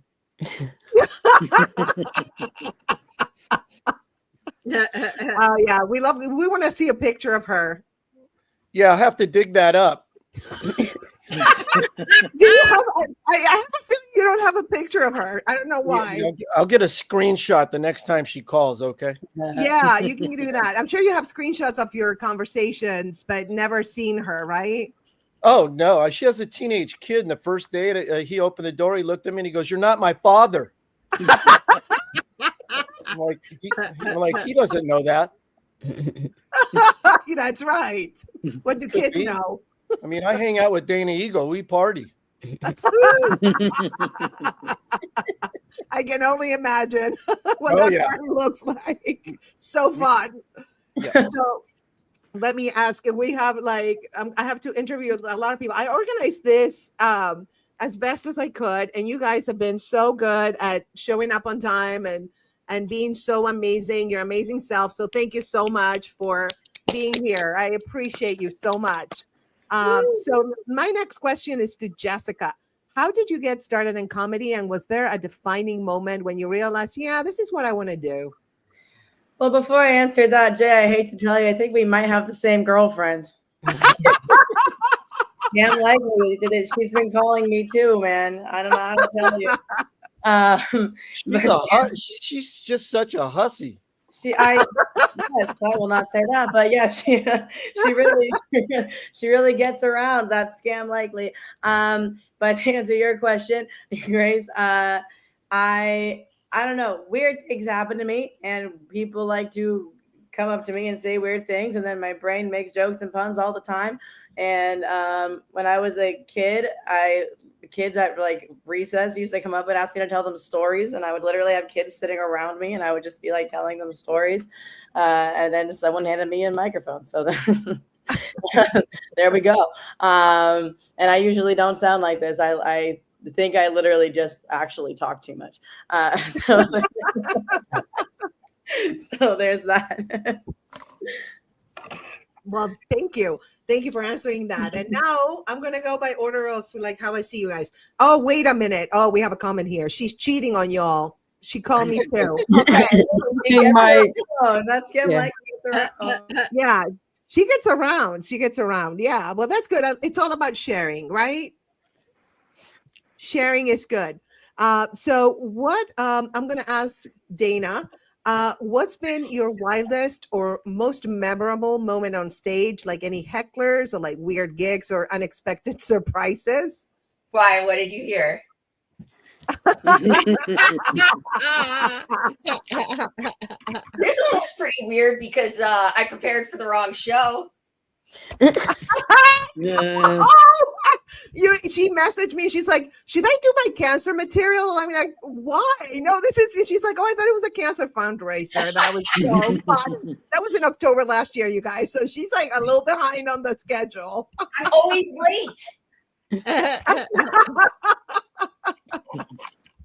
So don't you tell remember us. how I started out in comedy?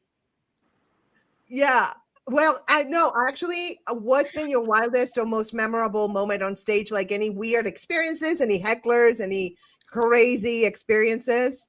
Well, it wasn't on stage, but I used to be in this theater group because I used to be in musical theater, but I was asked to leave. And this guy, and I did comedy, and he and his wife were trying to get pregnant. And he had heard somewhere that when you laugh and you relax, that it's easier, that you have more chances of the sperm taking to the egg on the implantation or whatever's done there. Insemination, that was the word. Insemination. I'm not a nighttime comedian. The words don't come until the night. And so he asked me and another comic if we would come to the fertility clinic after she was inseminated and do some material, and it was very weird. And, Yikes. And I was like, I don't know if I want to support this. I don't know if we need to. But she did get pregnant, by the way. She did get pregnant. Oh, yeah. Good. See, that's great. Good. So, well, that's I've never heard of anything like that before. That's a first. That's the most productive that I've ever had. That's the most productive day I've ever had. Yeah. Oh my God. Of course it is. Everything with you is in reverse, and I love that. Thank you. I love it. You said we were supposed to read to get ready for this. The one that you said read all the instructions. I'm still in the middle of reading it. No. Oh, I figured you were not going to read it, Dana. Don't worry about it. When you asked me, is this a cancer fundraiser? I'm like, she just clicked the link. That was it. That's all she did. Which I expect that from you. If you read everything, I'd be like, she's sick. Something's wrong with her. So we're good. We're good. So, so my next question is going to be to Dana with two N's. So Dana, what is your writing process like? Do you have a specific routine, or just do jokes just come out to you in the shower? So funny you asked, one of my favorite questions to answer. And also when you said Dana the last time, I was like, which? But one of my I know, I didn't realize that too. Right. For me, like, everything is material. So I feel like I'm a vessel catching jokes. So whatever happens, what for me, my writing process is this: something will spark an idea, whether I'm at work as a teacher or out on the bus or driving, and I'll write that note, like either on my notes app or just text myself some way to get it down. And then I go to an open mic, like an open mic that's at like a comedy studio, not at a bar, like open mic. And I just download everything, whatever has come up. A lot of it is either, honestly, I feel like my English is now setups and punchlines. And so whatever comes up is either a setup or a punchline. So I just start spitting them until, and then the ideas like populate and come into place. And my mind does the writing. And I just feel like I have a catcher's mitt, and I'm just trying to catch everything that comes my way. And then the other part of my writing process is even I record every set and I watch and listen. And there are tags that then come up on the jokes. Like even today when I did I've done that Biggie joke, like I've lost count for how many years. I love that joke. And I talk about how my text is a certain size. Well, today, because I was in here and I was pointing to your state of grace, I was like, maybe I should tag it with, and it's bold and it's italics. Like, you know what I'm saying? They're just these things that just start populating. So I just feel like for me, writing is being like a catcher's mitt behind the mound, behind the live home plate. And then I love that. Containing it and getting it out and refining it and clarifying. I love that image. That's an excellent image. You catch it and then you process it and you just create it. So most artists like that, isn't it? Like you catch the experience and the emotions of that particular situation or experience, and then you process it and it comes out the way you experienced it, because someone else might have experienced it differently. Right. So yeah, I love that. That's the best definition I ever had about like the writing process and the art process. Thank you. That was brilliant. Thank you. You're welcome. And here is Dana. Oh my gosh, she treats it like a real job. And Dana is like office, Dana. Dana Eagle, you know what you mean to me. My mom, like, I feel emotional. Like Dana, I know we don't have time, but Dana Eagle was one of my first friends in comedy. Like, because I started in October of 2019, and by the time I was ready to get my first performances in, you guys know what happened March of 2020. So I immediately just began making friends on Zoom and being partnered and put on shows with folks. And Dana Eagle was kind of like the first one. I was like, oh, I can really do this because someone speaks my language and wears glasses and like all these things. And so from day one, and she's always been such a kind soul to me and inspire me and just make me think. And so, oh my gosh, like this is ruining my reputation. Okay. I'll zip my lips. We love Dana. I love the two Danas. Oh yeah. Thank you for being here, you guys. You never have too many Danas. I know, you never. Yes, you're right. You're right. So this question is for Paula. Okay. So who are your biggest comedic influences? Any comics who shaped your style or inspired you to step on the stage? Oh, great question. I'd also like to give it up for the double D's. There you go, Dana. You can add that to your set. And we want to add that Scam Likely has no boundaries whatsoever. Like, that one seriously needs to go into a 12-step program right there. Could we, please? I can't block Scam Likely. I don't know how she's managed to hack that, but I cannot block her. Okay, so seriously, who are my influences? You're not going to know any of my bloody British influences. It's not the typical like Monty Python that you might think. There's this, I like ridiculous and act out and stupid, as you could probably tell. My favorite is this chap now who does really well, who's called Michael McIntyre. He does clean comedy. In 2012, he was the highest grossing He's called Michael international McIntyre. comedy. Does clean comedy Why am I in hearing myself? 2012. Ah, hang on. We can't hear you. You might want to unplug the headphones. I just want to say I need a virtual penicillin shot after listening to you all.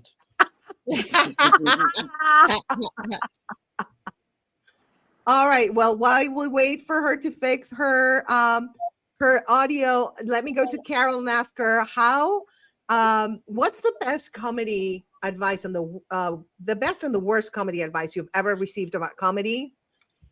Any gems or like total disasters of wisdom? The best comedy advice is be funny. And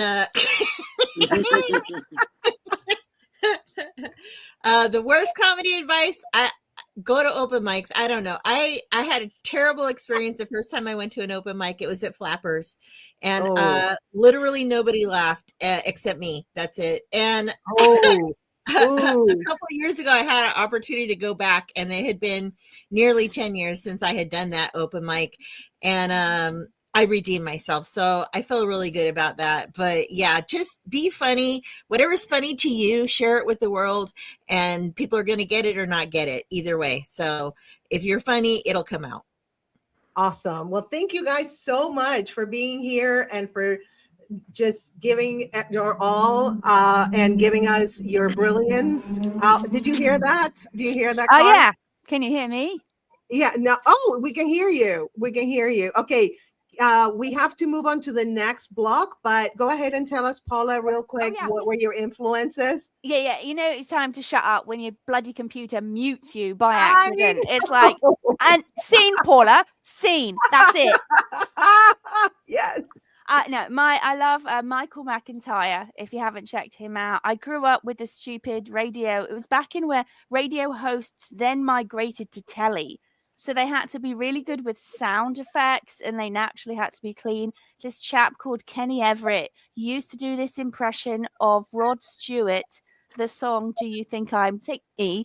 And he would just have balloons in his leopard print skirt, and all that would happen was he'd walk around and lip sync and they just blow up the balloons until he raised to the ceiling, and then it would pop and he'd fall on the ground. It was the most stupid physical comedy you've ever seen, but every time I'd watch it, I'd pee me undies laughing. Oh, that's so funny. Thank you. Thank you for sharing that. All right, you guys, thank you so much for being here. I love you all. And then we are going to move on to our next block of short films. So thank you so much. Let me take. I just finished the instructions. Oh, sorry. What? I just finished the instructions for today. You're crazy. I love you. I'm still going through them. Up again? Okay, let me do it. Okay, let me do it. I'll do it. I got it. All right. I'm going to go ahead and mute myself and stop the cam.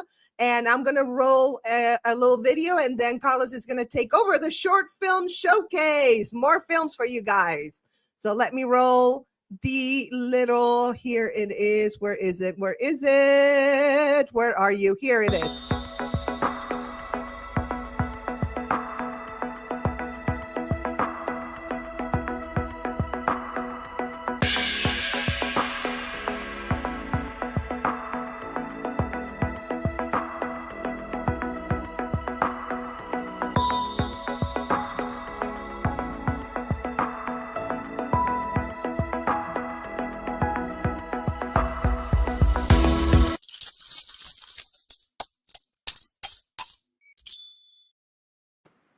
All right.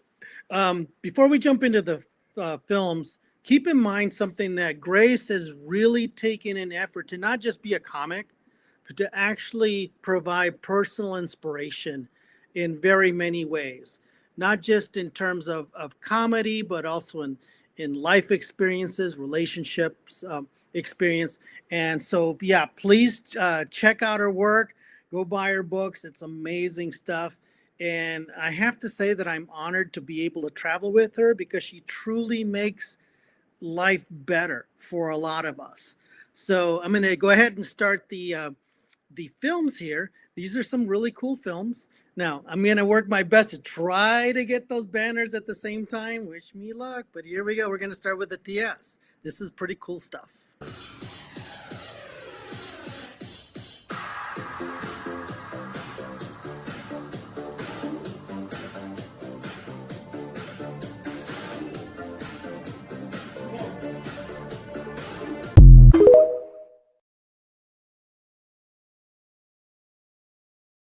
There we go. I got to add myself to the stage here. So great stuff. Let's do Grace Psychic Priscilla. This is really neat. Check this out. There you go. Number 2. There you go.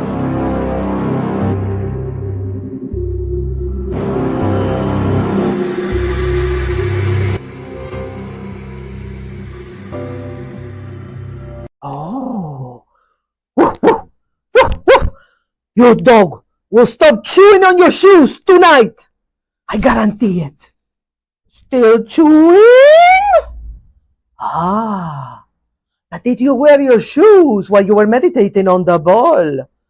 Oh, no. Oh, that's the key to transferring calm energy to your pet. Try again.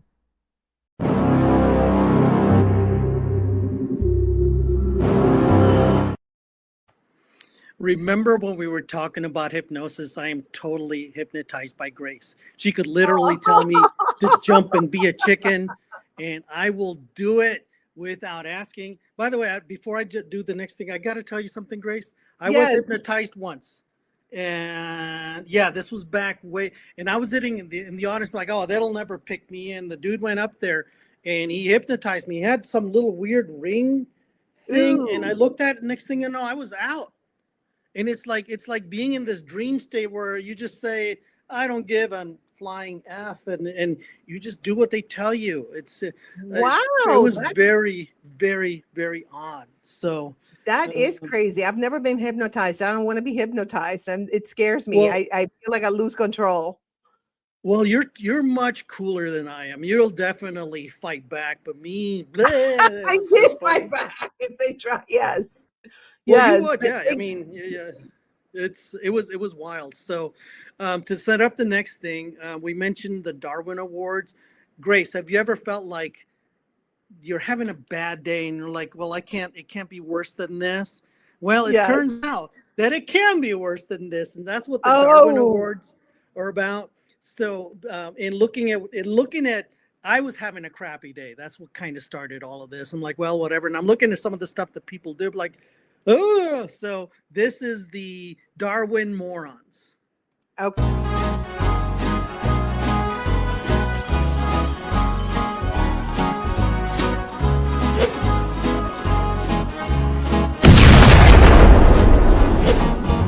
When you don't feel like brain or bond, or even know what's going on, you'll never be as bad as Darwin morons. Story number 1. Number 1 with a bullet.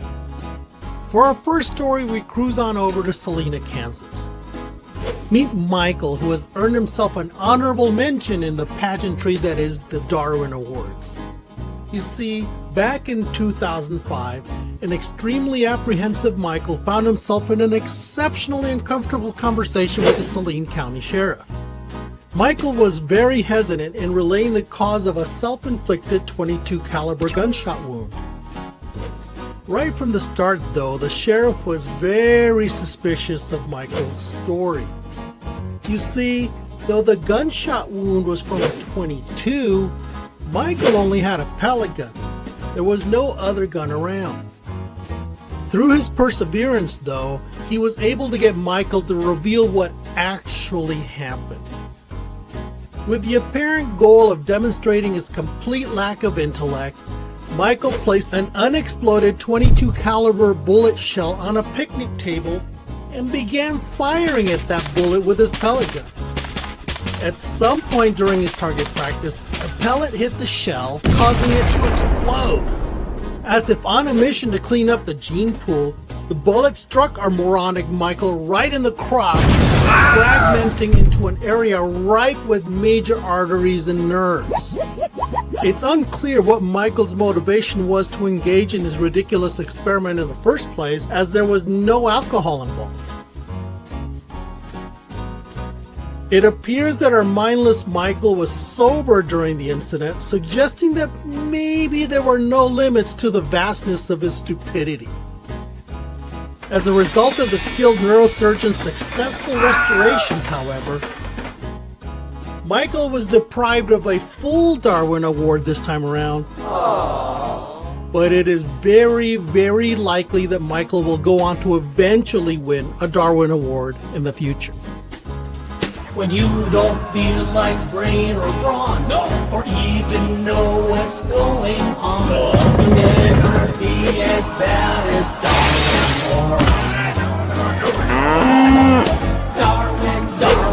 morons. Imbeciles can't go on.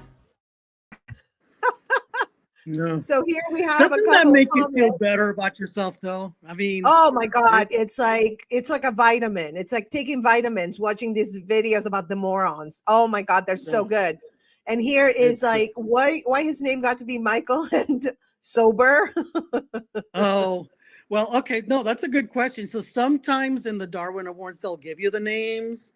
Sometimes they won't. And when they don't have the name, I just make up stuff like, Dorkulon or whatever. I mean, that's kind of the fun when, I take some liberties with that. But I'm always amazed. But you know what's really amazing? What's really amazing is the combination, the powerhouse, the entertainment powerhouse of Grace and Jacqueline. Let's do that one. Baru and Faru are going to rate some of our favorite movies, starting with Showgirls. Oh, I love Showgirls. Make my so happy. So happy. So happy. So I happy. love So it. strong. Sexy. So sexy. Love it. I love all the dancing and bops and bum and nudity. And sexy scene. Saved by the Bell I spin-off, love it. much better. Much Saved by the better. Bell I love spin-off. sex scene in pool. Love it. She shows breasts and caress and stage with glitter on skin. I Look like love it. sexy Look like lizard. Sexy. And she also had sex with the guy in the chair. She, Love it. what is it, American She could sex? She lap f***ed her off. way to the top. We love a good slut.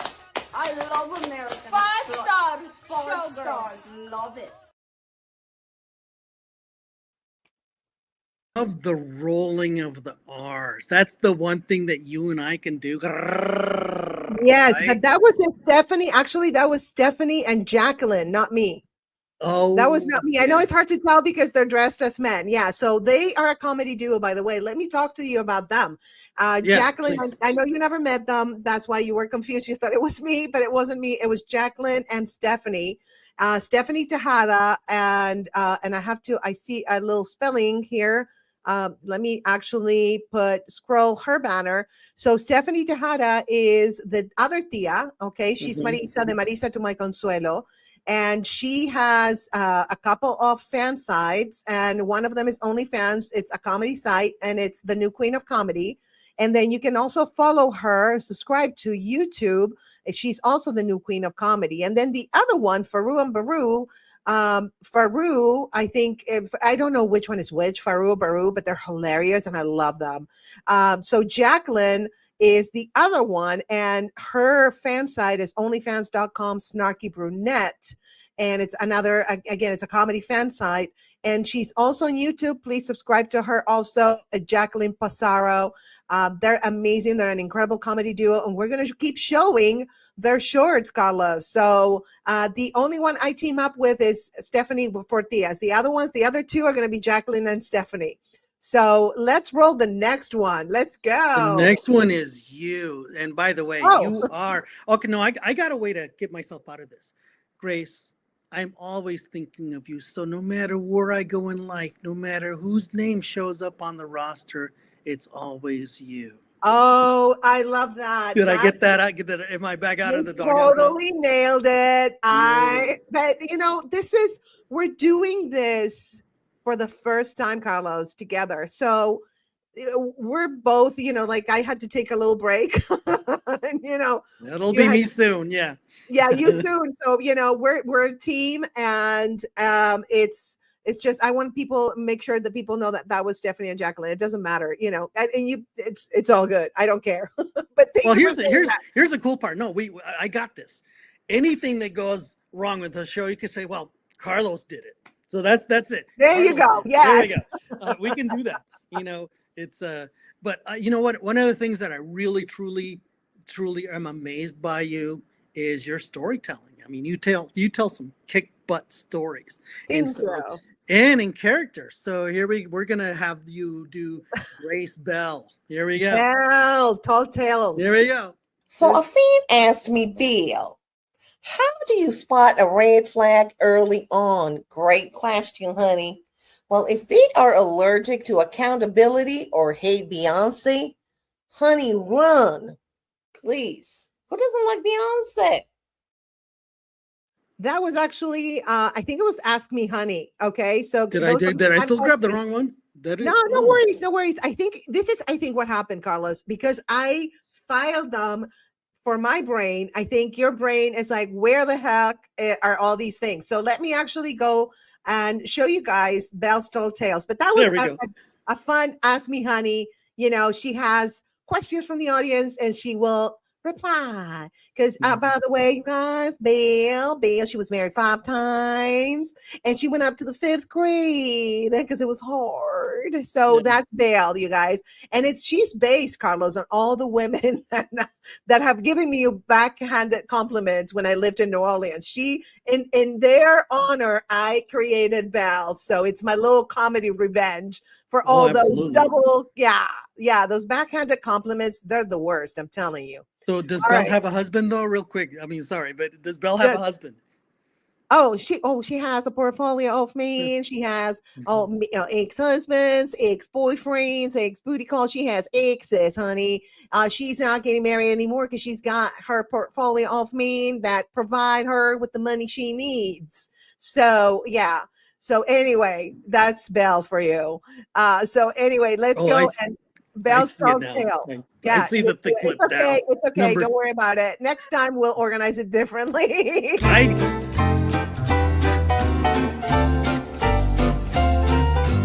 I'm Belle, and this is Belle's Tall Tales. All right, sugar. Social media is a trip, isn't it? It's like a church potluck. Everybody shows up with their casseroles of opinions, and half the dishes are barely edible. Now, don't get me wrong, honey. I love scrolling through Instagram, seeing babies, puppies, and people's vacations I'll never afford. Some folks out there are treating Facebook like the diary. Just had oatmeal for breakfast. Well, bless your heart. What's next? Live updates on your grocery list? And don't even start with TikTok. Or the TikTok, like I call it. I joined to see what all the fuss was about. And now my algorithm thinks I'm a teenage girl obsessed with dances and recipes. Meanwhile, I'm trying to figure out how to keep my mom off my timeline. She's out there posting cat memes and tagging me in every single one. Isn't this funny, Bill? Well, sure, Mama. It was the first 500 times. Social media is wild, y'all. It's like a big old Southern reunion. Fun, chaotic, and a little overwhelming. You can't look away.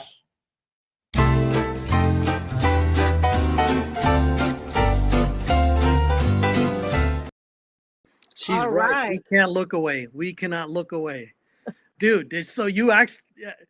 I've seen people like this, and frankly, you're a better human than I am because it's like I either leave the room or I pull a fire alarm or whatever to make it stop because it's that's those snide comment things from a person that's no better than us. Oh, I know. They're just the superiority, that they think they have is hysterical. It's like whatever. But anyway, Pablo is here. So that we have the next batch of comedians coming, which is great. We're not going to bring him up yet because we have some more shorts, right? But he's here. I love it thank you, Pablo, for being here. And we'll bring him up soon. But first, we need to show you some more of these shorts. And I think yours is coming up next. Mine's next. Tell us a little bit. Yeah. So, all right. So, by the way, I love the fact that Dana with 2 N's. Yes. About the English language, because first of all, apostrophes, that's the most understood thing ever by anybody and whatever. But that kind of idea inspired the where am I? I'm done here. Here we go. Where am I? There we go. English. So yeah, it just inspired this idea of making fun of language, and that's what this next clip is. Okay.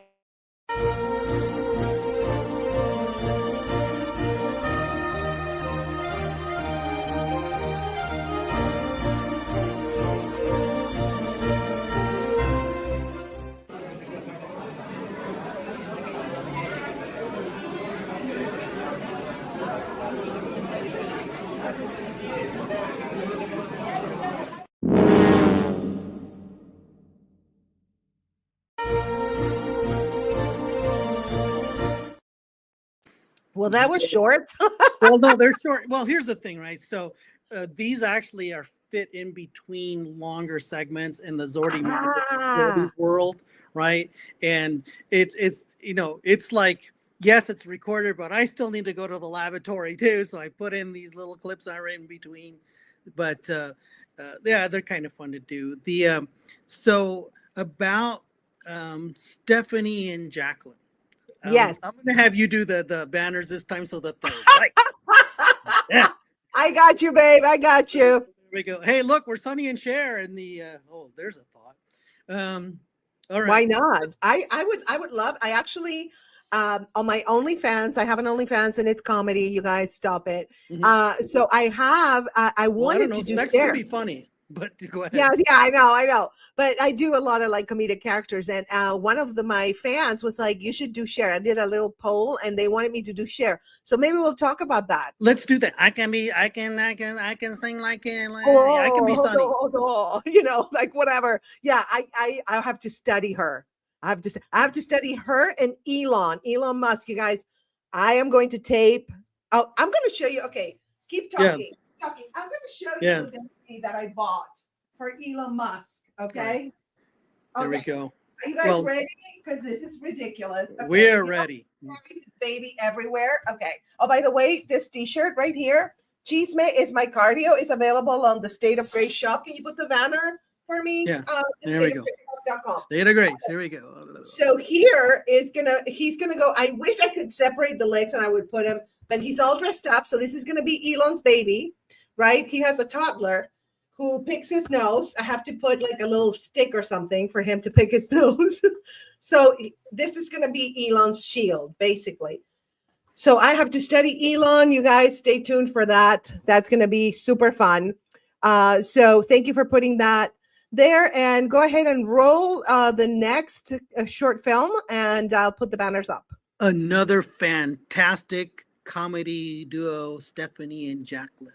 Yes. Number 4. Yes. Here we go. Hello, I am Baruch. And I am Farouk. And today we review OnlyFans Girl, the new queen of comedy and snarky brunette. Don't like, so boring. Oh, no, look at me. I'm so funny. I do characters and make funny. Don't care about jokes. Don't not care. funny. Don't Nobody like. care about the funny lady. We want breasts. I Get tell naked. I tell Queen of Comedy, you're so sexy, such a voluptuous body. I want to see more. She says, I don't show nothing. I don't do nudity. Barring this is OnlyFans, show me your bum and caress your breasts. Don't like. I go on live on Snarky Brunette and New Queen of Comedy Live, and I said I tip if you show breasts, and they kick me out. Don't like. Don't like Don't the biggest part of like. life. Don't like. I said, look, I will dip. It showed me the breast. Show me bend over. Bend and over, they can baby. kick me out. And they block us. They block us on life like we're a disease. Don't like. Don't like. Queen of comedy and snarky brunette. Oh, I'm so funny. Not funny. Women are not funny. They're not funny, not good. They're not getting naked. They're not showing vagine 1 star. One and they star. kick you Don't out. like. They kick you out of law. They are racist against men from Agrabah. Don't like. Don't like racist female comedians who don't show vagine or bobs or caress breasts. Don't like. I love those two. They're so funny. It's one of my favorite characters they do. Oh, they're awesome. We like. We like. Oh, you know, they did a review of my OnlyFans and they were the same, like, no boobs, no boring. False they're hilarious. Oh my God. These two ladies are hilarious. Queen of comedy and snarky brunette. Yes, they are, Denise. Absolutely. And I adore them because they're also like cool people. I love them to pieces. So thank you. Subscribe. Make sure you subscribe to their channels, the new Queen of Comedy, and Jacqueline Passaro is Jacqueline's YouTube. So thank you for that comment, Denise. I appreciate it. Oh yeah. Oh my God. It's so funny. Like Faru and Baru, they kill me. They're so funny. So now we have now you're Darwin number 5, by the way. No, It's Darwin Mark number 5. Okay. So Let tell me us a little explain bit. that one real Yeah. quick. So I had to trim part of it out to make YouTube guidelines. Okay. I'll tell you after what I cut out, it'll make sense. And it was so cool because it was like so imaginative and so ridiculous. But again, the whole point of the Darwin morons is to make us feel better about ourselves. And by the way, I don't know, I'll break it to you. Usually to get a full Darwin award, you have to stop contributing to the gene pool. But usually they end up, can't. So there we go. Number 5, here we go. All right, let's go.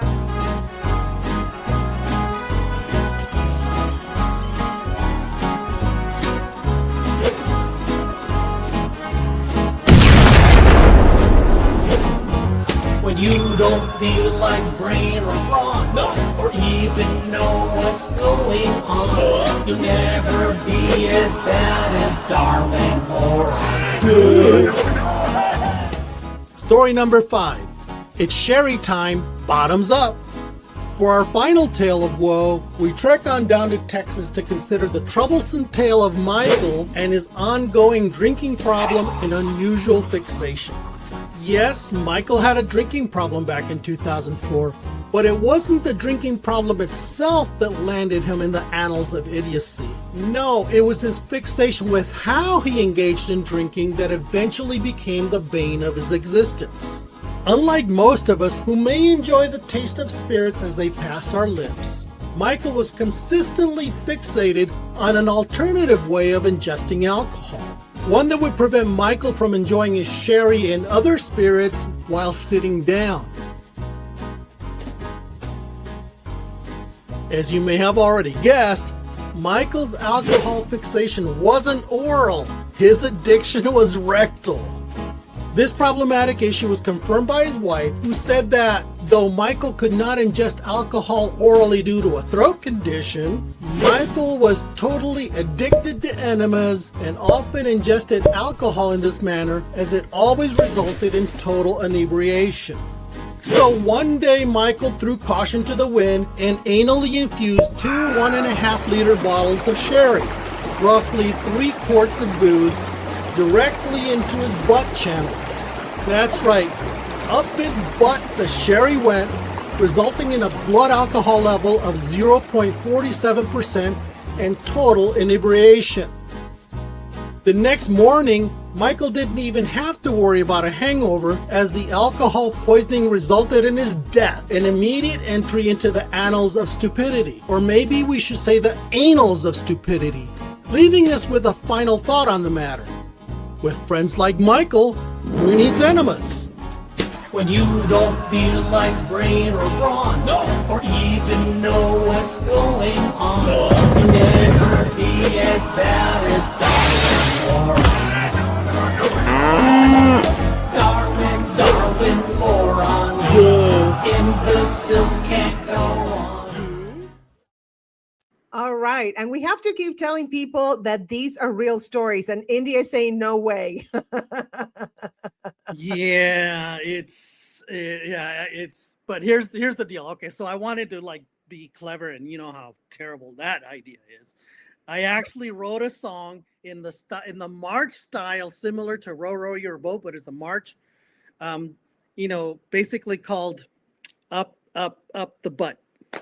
And it wasn't like gross or anything like that, but it was like this happy march along song to this guy that infused sherry that way. I mean, who does that? That is, I can't. I just can't. I Well, can't. It's just the alcohol con alone was like 8 times or something what a human can stand. Oh, it's like that's 3 crazy. gallons of hooch in the back door there's. That's okay. I am, this makes me feel like a genius, like really. right. It's like I wear geniuses, and that's the way it is. So guess what it's time for right now? It's time for the third comedy block where we have 4 comedians. I see 3 of them here, and we're going to bring them up, and then they're going to stay for a group interview. Everyone is going to do 5 minutes. We're going to, by the way, comedians, you guys, the light is this. It's me putting the phone up. Okay, that's the light. So first we're going to bring this amazing woman who is the Marisa to my Consuelo on the Tias. I freaking Really? love her. And she is the new queen of comedy. And she is also the Baru Faru. I never remember, but let her tell us. Okay. Hi, Stephanie. Hi, everyone. I am Baru, but not today. I shaved my beard. Baru and Faru are my favorite ones. Yes. They just have to be. Oh my God. And you guys did, I was telling Carlos, you did analyze, critique my OnlyFans. Saying, yeah. So we like to troll. Our whole thing is trolling. We troll with the characters. Even on our podcast, like we host podcast episodes in character. And we dedicated a whole episode to reviewing girls' OnlyFans profile. That was hysterical. I remember you asked me, can I do that? I was like, please, definitely do that. I watch it. I'm going to tell you, I watch it like a million times because I was laughing so hard. You guys, like Barry and Faru are my favorite of the characters that you guys do together. It's just, I love them. Every time I see Faru and Baru, I'm like, I'm going to watch this because it's going to be epic. It's just so cool. And here we have, let's see. I used to have a whole list. The best was a guy who blew himself up trying to get high by sneaking in a closed mechanic shop and put a hair up his butt trying to get a booty buzz. A booty buzz. I know that one. I feel like I'm reading my OnlyFans DMs right now. Girl, I had one today, and the usual. You're sexy, and I'm HORNY. I'm like, good for you. Good for you. I'm so happy. And then I reply as Baru, like, oh, do you want to see my kebab if you are in the mood? I'm going to start Maurice, the French ladies man, start answering my DMs. That's a great idea. Yes. I love it. So here you are to do stand-up because you're multi-talented. You're a sketch comedy girl, and you're also a stand-up comedy girl. So let's roll. Here, everybody, Stephanie Tejada. Woo! Woo! Yeah, I almost didn't make it because of traffic. In my living room, my dog just follows me around. He's on my ankle. He's on my feet. He's over here right now. And he's just like, get out the way. I'm going to be late to my show. So my name is Stephanie Tejada. That's Stephanie spelled with a PH, not an F like these dirty hoes. You need that PH balance. That's right. 2025 has been insane. I think we can all relate. Fires, drones, storms, all kinds of nonsense. And here's the thing about it is, like, has nobody else seen The Terminator? And am I the only one who believes that we are living in this times of Skynet? But you know what? Guess what? If we ever had a robot take over, all we need is lots of water and to not charge those bitches up. Okay, they're gonna die eventually. The robots will not take over. I recently got fat shamed. That's always fun. This girl on Instagram commented, she was like, "You're sucking it in. You're sucking it in." And I said, "Yeah, bitch, because I didn't get it sucked out." Okay. This is a natural body. Okay. When I say fupa, you say troopa. Fupa. Trupa. Troopa. Trupa. That's right. That's right. But to me, it's okay because, you know, now I just identify as an air mattress because my weight goes up and down so much. People ask me, what are your pronouns? And I'm like, queen. Yes. You know, the reason I am the way I am is because I was raised by drug addicts. If you've never been raised by drug addicts, you missed out. Let me tell you why. Because you can have candy for breakfast, ice cream for lunch. You know, I'd be out of the house for like weeks at a time. Nobody even knew I was missing. Or like I'd just be at my friend's house, sleeping over everybody's house. Nobody even knew I was gone. It was very liberating being raised by drug addicts. And then if you've never dated a drug dealer, don't, okay? Because they are broke because of legal fees. People think drug dealers got money, right? Like Scarface. No, they got court and legal fees, and they go into jail all the time, and you got to bail them out and hide the stuff. It was like living in Goodfellas. No, thank you. Not doing that again. I love animals. I love to help animals. There was this one raccoon who lived in a garage that I saved for a little while. It was an ex-boyfriend of mine. He lived in his garage and I helped him. So I feel like I saved a raccoon. Let's see what else. Have you ever had somebody tell you look like somebody ugly? Yes. Yeah. Isn't that just the greatest feeling? This homeless guy was like, "Oh, you remind me of the Salinas girl." I was like, "Thank you. I get that a lot." He was like, "Yolanda." Oh. No. So I fought a homeless guy. I don't know if you've ever been hit on by a homeless guy, but that's very humbling, you know, because you're attracting what you're giving. Manifest, right? Yeah. He was like, "Wow, you're so beautiful. I'd love to take you out. Can I take you out sometime?" I was like, "Can you?" I'm curious. Where were we gonna go? You know? And it's like if I were single or something, I'd be like, "Hey, as a matter of fact, sure, get in the back seat. I'll take you home, give you a bath, feed you. We'll go get your shots, you know." So I have a son, as I said. He is 11 years old. His name is Chewbacca. He is a Chihuahua Border Terrier. It's true. And, you know, people give me crap when I say this. How can you say that? How can you say that? He's a dog. He's a dog. And I'm like, so is your man. So is your man. Yes. He be hanging out with bitches and got diseases too. Okay. And it's like I feed him, bathe him, take care of him. We're starting to look alike. He don't pay rent.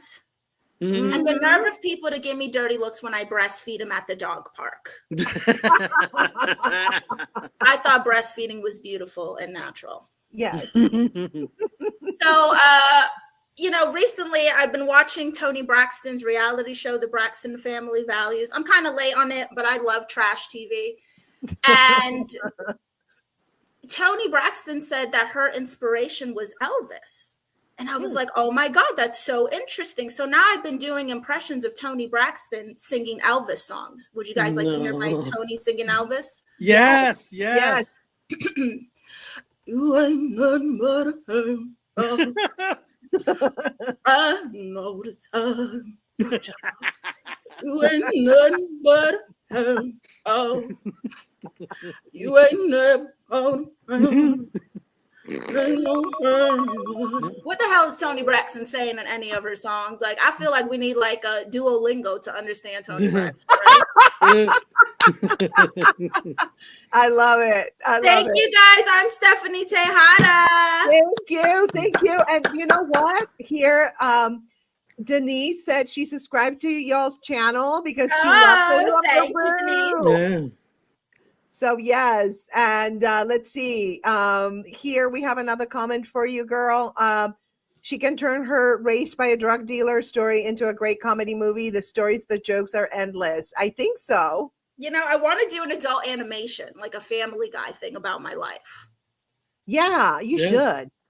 That would Like be F is for awesome. family or something. Yes. All right, here you have some more laughs and some more applause Thank and you, everything. guys. So thank you so much, Stephanie. Stay for the interview. It's a lot of fun. We're going to do a group interview. So we'll see you then. All right. Bye, honey. We'll bring up the next. I'm going to bring up the next comic. And here is very good Stephanie. Yes. Thank Very you. creative. Yes, she is super creative. All right, girl. I'll see you soon. So I'm going to bring up the next comedian. And this guy is actually also Argentinian like myself. So I love this guy. I've known him for a long time. He's hilarious. So please welcome to the stage, Pablo Lewin. Hey, everybody. How's everybody doing? All right. We're good. How about you? I love that dummy that you had of Elon Musk. Looked like one of the Beatles. Funny? I know it does. I love that. You know, that was great. And what about the bearded ladies? I want to get kidnapped by one of them. Wow. I think they were sexy with that Van Dyke beard that they had. Oh, I know. Peru, you mean. That's what it is. Yes. Yes. Well, they're technically dudes. Oh, technically. Okay. Technically. I Yeah. want to be technical about it then. So glad to be here and ask me any questions. I'm ready to answer any questions. Oh, we can talk in Spanish. Oh, no. This is your stand-up portion. Oh, I'm starting right now? You're Yes. starting right now. Yes. Let's go. Oh, well. I'm looking for the interview. You thought I was going to interview you. I No, thought no. you were going to interview me. No, I was That's waiting for like you. Oh, no. I'm not, listen, I'm glad to be here on this show here because this is the longest stand-up comedy special, and I'm trying to compensate. Okay. That's a beautiful thing. You know, I know that now I'm going to go to bookers and I'm going to say, hey, I was on the longest comedy special, not the shortest, not the medium one, the longest. Okay. And women are going to love me because I'm going to say, hey, baby, my comedy is the longest. Okay. So that's what I do. And then you ask me to do clean material. I know. Me, clean material. And then I thought, hey, wait a minute. It's a great opportunity for me to meditate. I'm going to do meditation. And that's what I did at the beginning of the show. I was meditating. I was just namaste. I was doing that. Hey, listen, I'm old. Okay, look at me. I'm old. My testosterone level is so low, I'm transitioning. My pronouns are he needs Viagra. Okay. Look at me. You think I have hair? Look at this shit here. Oops, sorry. I shouldn't say okay. that. That's okay. Look at this shoot here. Look at this. It's a comb over. How sad is that? A comb over. Look at the bald spot. I got a bald. You know what I'm going to do? I'm going to put a QR code here. A QR code. So next time I pay a prostitute, I'm going to say, go ahead and scan my QR code. You know what I'm going to do? Also, my driver's license. I'm speeding and they're going to pull me over. Officer, you want my driver's license? Scan it. Scan it. It's right here. Oh, man, I'm old. Yeah, Carlos, you seem like a young guy. You know when you're going to realize you're old like I did a few months ago? One of these days you're going to be watching reruns of the Golden Girls. You know, those old ladies, the Golden Girls. You know, all of a sudden you're going to feel something between your legs. Yeah. And you're going to be on fire. Okay. I went like, whoa. I want to have a piece of that. Yeah. And by that, I meant Sophia, the grandma. Yeah. You know, she's a spinner. You know what I'm talking about? Whoa, whoa, whoa. Is that allowed? Yeah. Whoa. I hope that's allowed to. Oh, yeah. And Gilligan's Island. You know, if you ask a guy, Grace, if you ask a guy, which one would you date? Everybody was going to say Marianne or even the movie star. Not me. I want Mrs. Howell. Okay, the old lady. Mrs. Howell, the old lady. You know why? She's old. She's going to be grateful, and she's got a lot of money. Yes. Yeah. And okay, let's change tacks a little bit here. The Titanic. Everybody knows the story of the Titanic, right? 1912, it sank. Everybody knows that they were violent players as it went down. But did you know there was a cruise comedian in the Titanic? Did you know that? And to get hired in the Titanic, you needed 45 minutes of clean comedy and 45 minutes of wet comedy. You know. And now I'm going to do an impression, my very brief impression of Titanic cruise comedian. Here it goes. And it's going to be very bad British accent. Hello, everybody. Hello, everybody. Welcome to the show. Oh, I'm going to do 45 minutes of clean comedy for you, gents and ladies. And whoa, what was that vibration? Okay, hold on. Oh, it's only going to be 15 minutes, 15-minute comedy set and about hoo-has and hot dogs, okay? That's the only thing we're going to be doing. I couldn't say the other words because they could get banned. But, and what about the iceberg? The iceberg, okay? Iceberg. They're always kind of a Jewy name, don't you think? I mean, they're always blaming us Jews for everything. It was the iceberg that sank the Titanic. I mean, did the Titanic hit it, or did it give it a circumcision? Is that what was it circumcised? I mean, did the comedian say, "Wow, is that an iceberg? That's a big iceberg," or is it the ocean happy to see us? I mean, that's did the comedian say, "Hey, wait a minute, we're sinking, but catch my 15-minute set on lifeboat number 15." And what about the movie? What a stupid movie. Do I have a couple of minutes? I was going to do something else, but I got to tell you about the movie, the Titanic movie. The old lady. Oh, okay. No, that's okay. Keep going. The old lady had the diamond. Remember, the old lady goes, it throws it over. Can you believe that? She had over $200 million for 100 years. The whole family was poor. They couldn't eat anything, and she threw it over. That stupid lady. If I were the granddaughter there, I would have grabbed the old lady, thrown her over the side of the boat, saying, grab it, grandma, or die. I was going to do my goal thing if I have time, but that's it. We're crunch for time a little bit, so this is tonight, by the way, comics. Everybody that's that.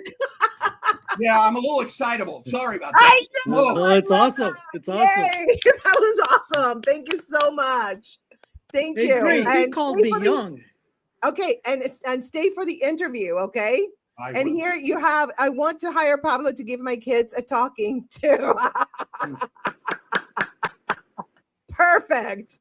Perfection. So stay for the interview, which is going to be a group interview, okay? So thank you so much, Pablo. Give it up for Pablo Lewin, my fellow Argentinian. Yes. Thank you, honey. Thank you. All right. So now I'm going to bring up the next comedian. This lady, I love this lady. I met her a few years ago at a show, and we actually performed together not long ago. Please welcome to the stage the funny Suwan Weaver. And I probably killed your name. I'm sorry about that. No, not even. That was perfect. There's, you know what? Yes, there's the thing about my name is there's actually no way to say it the right way. So I'll just let you know right now, like sometimes I want people to try it. So let's do this together. Okay. Sometimes it goes like this. You're going to say it like my 90-year-old mother, right? You're going to go. This is how we're going to do it. We're going to go Suwan. I can't. Suwan. Suwan. Well, if you didn't say it right, it was racist. Okay, I'll take it back. If you said it right, either way, it was racist. So there you go. We can't win. Yeah, no, absolutely. No, it's fine. What you did was perfect. Hi, how you doing?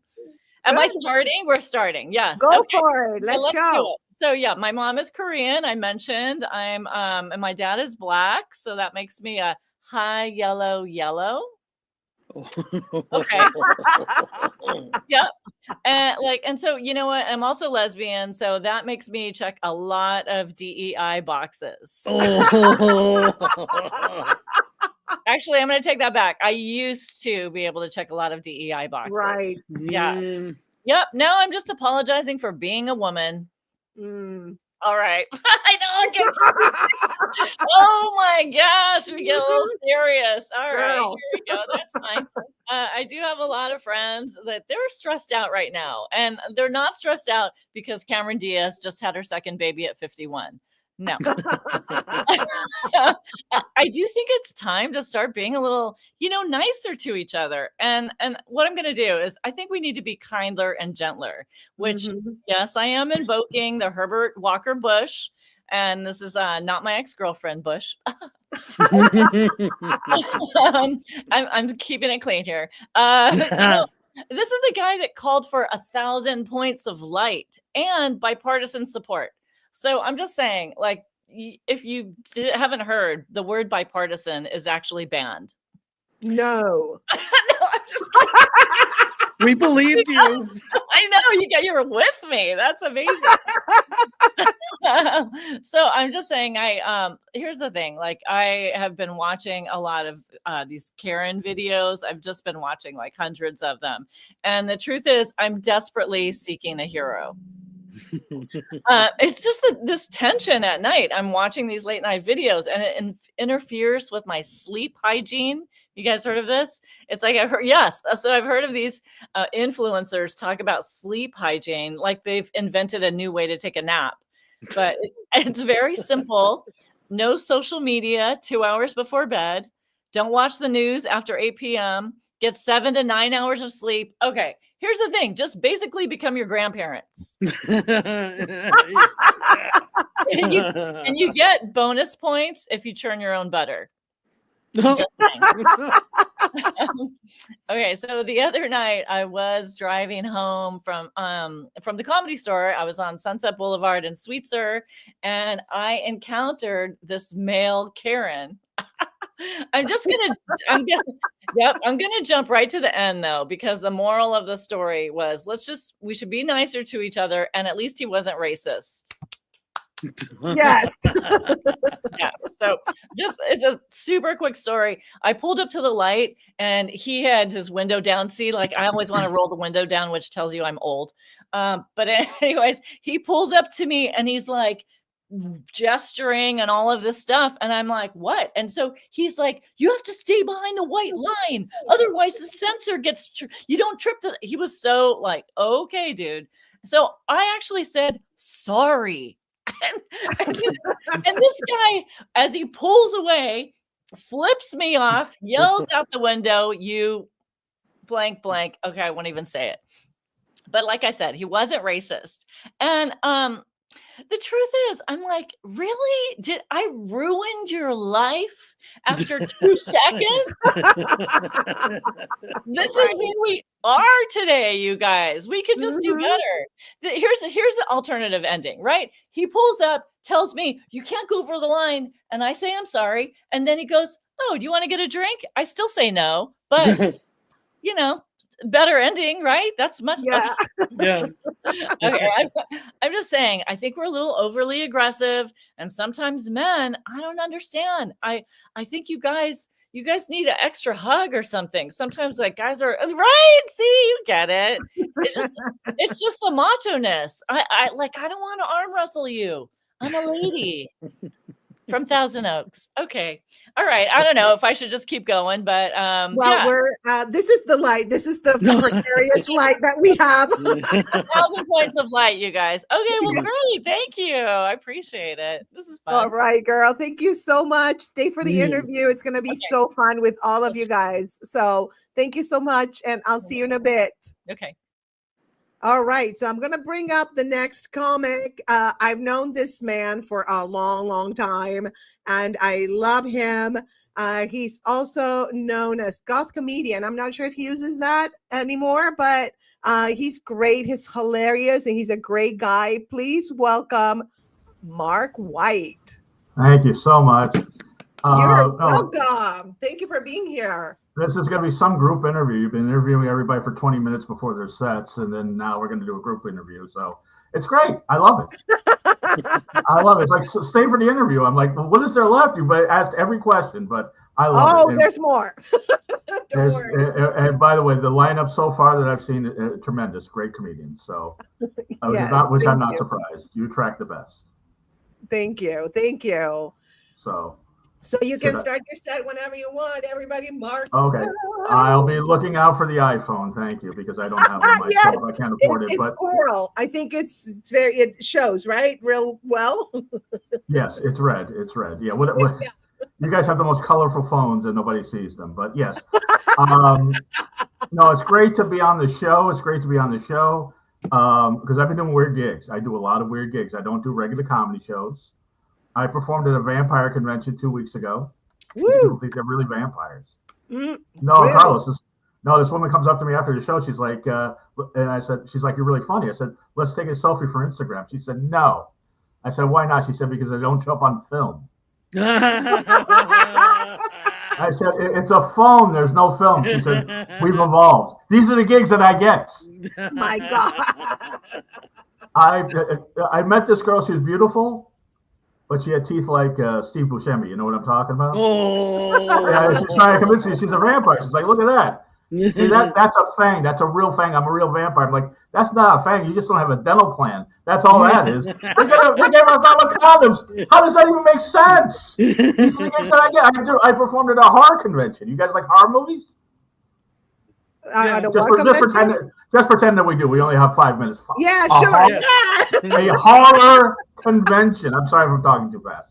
It's a horror convention. I'm so excited. Oh, horror. Okay, it's my Spanish Horror. ears. It's not you. Horror. I don't know Two what horror syllables. is.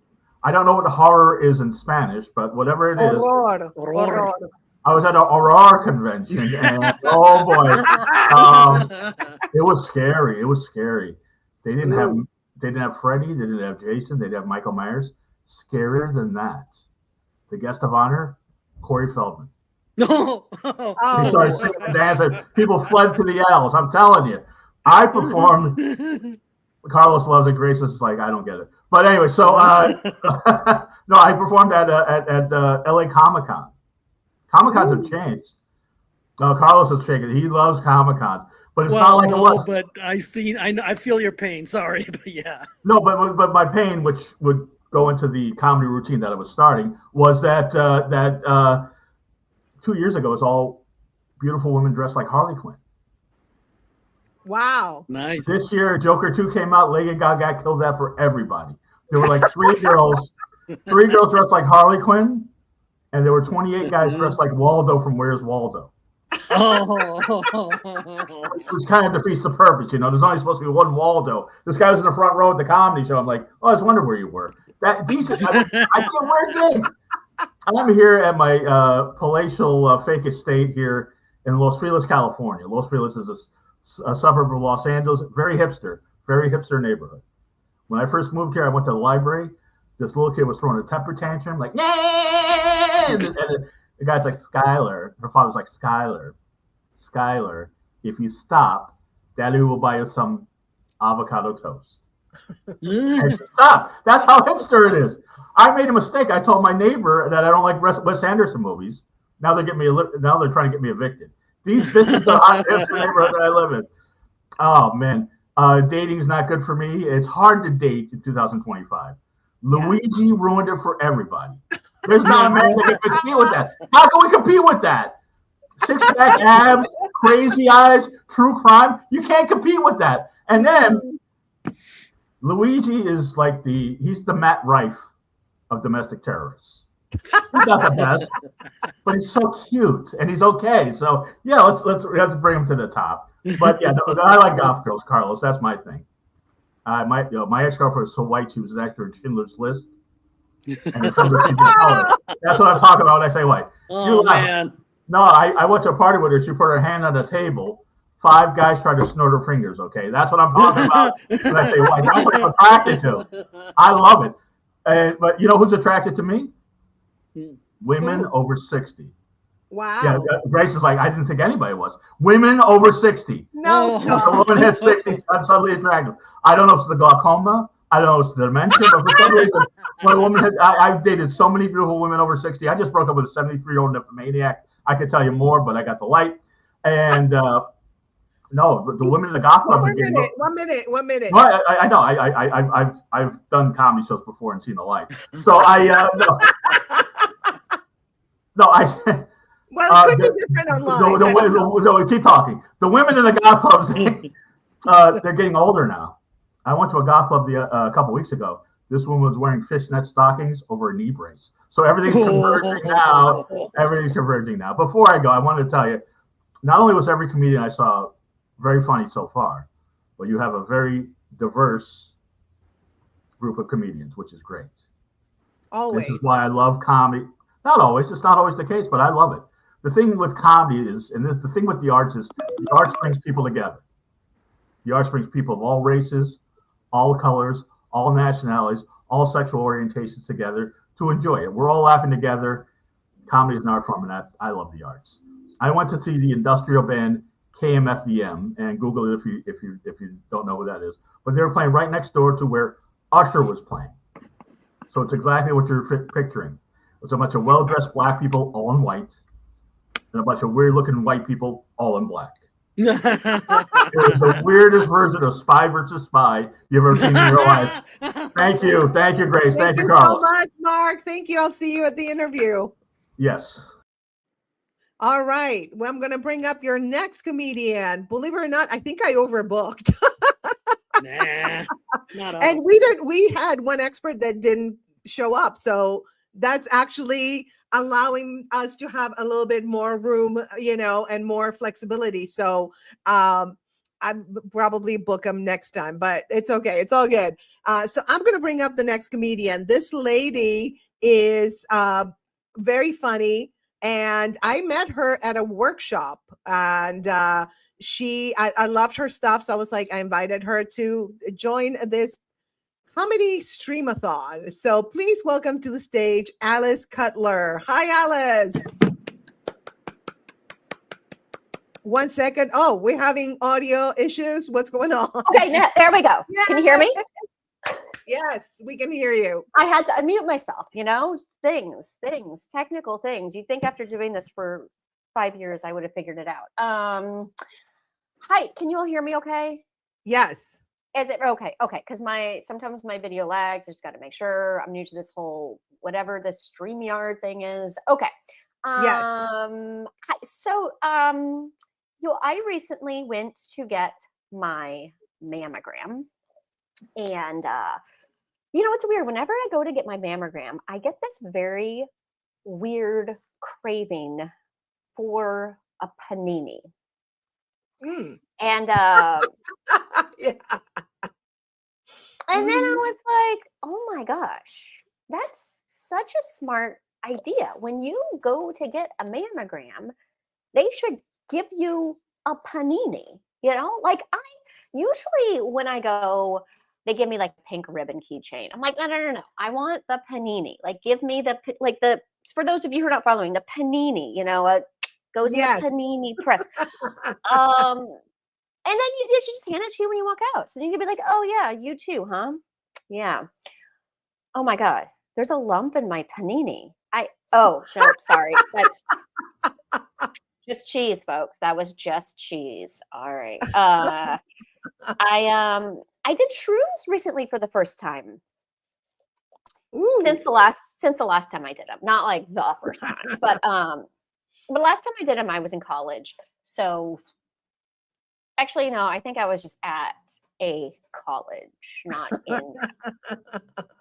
I might have been near a college. I think I was actually home. Now that I think about it, I was home. But the last time I did, when I was in college, I did a lot of shrooms, and it's changed since then. So, those of you all who are young, shrooms are they used to be actual mushrooms. You know, now they're gummies. So I took my mango gummy shroom and I just lay on my couch and I just looked at this painting on the wall. And this was a painting of trees. But let me tell you, the shrooms kicked in and the trees suddenly were three-dimensional and it was insane. And I said to my husband, I was like, oh my God, you got to look at this painting. It's 3D. And he said, Alice, you're looking out the window. So, you know, some people do shrooms and they heal their trauma or they find God. I just relearned the meaning of three-dimensional. And maybe I should go back to college. You know, I love the downfall of a billionaire. It's just, it's so good. It's actually my new favorite genre of TV. Billionaires who fuck up. Oh, sorry. Billionaires who mess up. Yeah, good. Pretend like I didn't say that other word. Yeah, it is my new favorite genre of TV. Like, I don't know how you all coped with the election. I'm not going to get into politics here, but I'm just going to say everyone coped differently. I just rewatched the Fire Fest documentary. It just made me feel so much better. Anything with Elizabeth Holmes, anything podcast, scripted series, docuseries, I have watched, listened to them all. It's like my self-care. My other favorite genre of TV lately is cult docuseries. Love a good cult docuseries. They're so good. Why are they so good? I think I just like watching other people make worse life decisions than I did. Like maybe I chose to be a comedian, but you know what? I didn't choose to give all my money to a cult. Festival submissions, yes, but not a cult. All right. And you know, every single one of those shows, there's always like some family member on there, and they're like, I don't know, Tracy is so smart. I don't know why she gave all of her money to a cult. I'm like, oh, I don't know. I mean, Tracy believed she had a twin flame and then gave all of her money to the Twin Flames universe. She doesn't sound too smart. But then I realized that I do CrossFit. And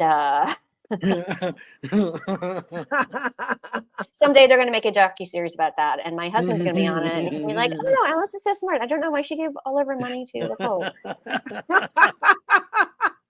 So, you know, I have this condition. It's called IMDb ADD. Maybe you've heard it. You probably have it too. It's when you can't watch a movie without consulting IMDb at least a few times.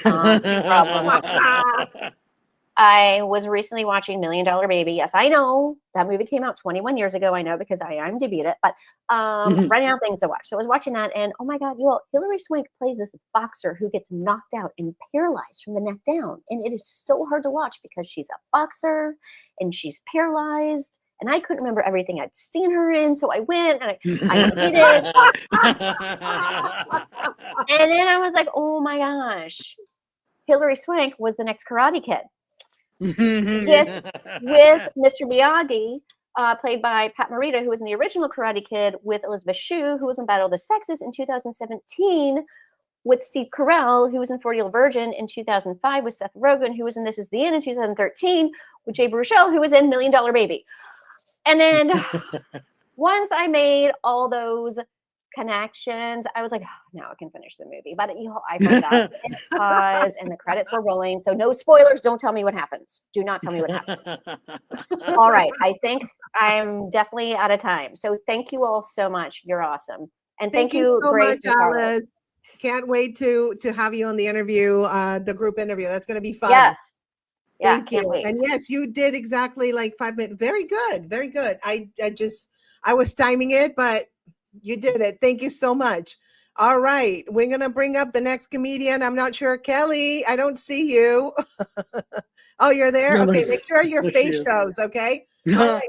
So the next comedian, I met him about 3 years ago, and we are good friends, and I love him. He's a very funny guy, and he's here with us today. So please give it up for Kelly Lee Williams.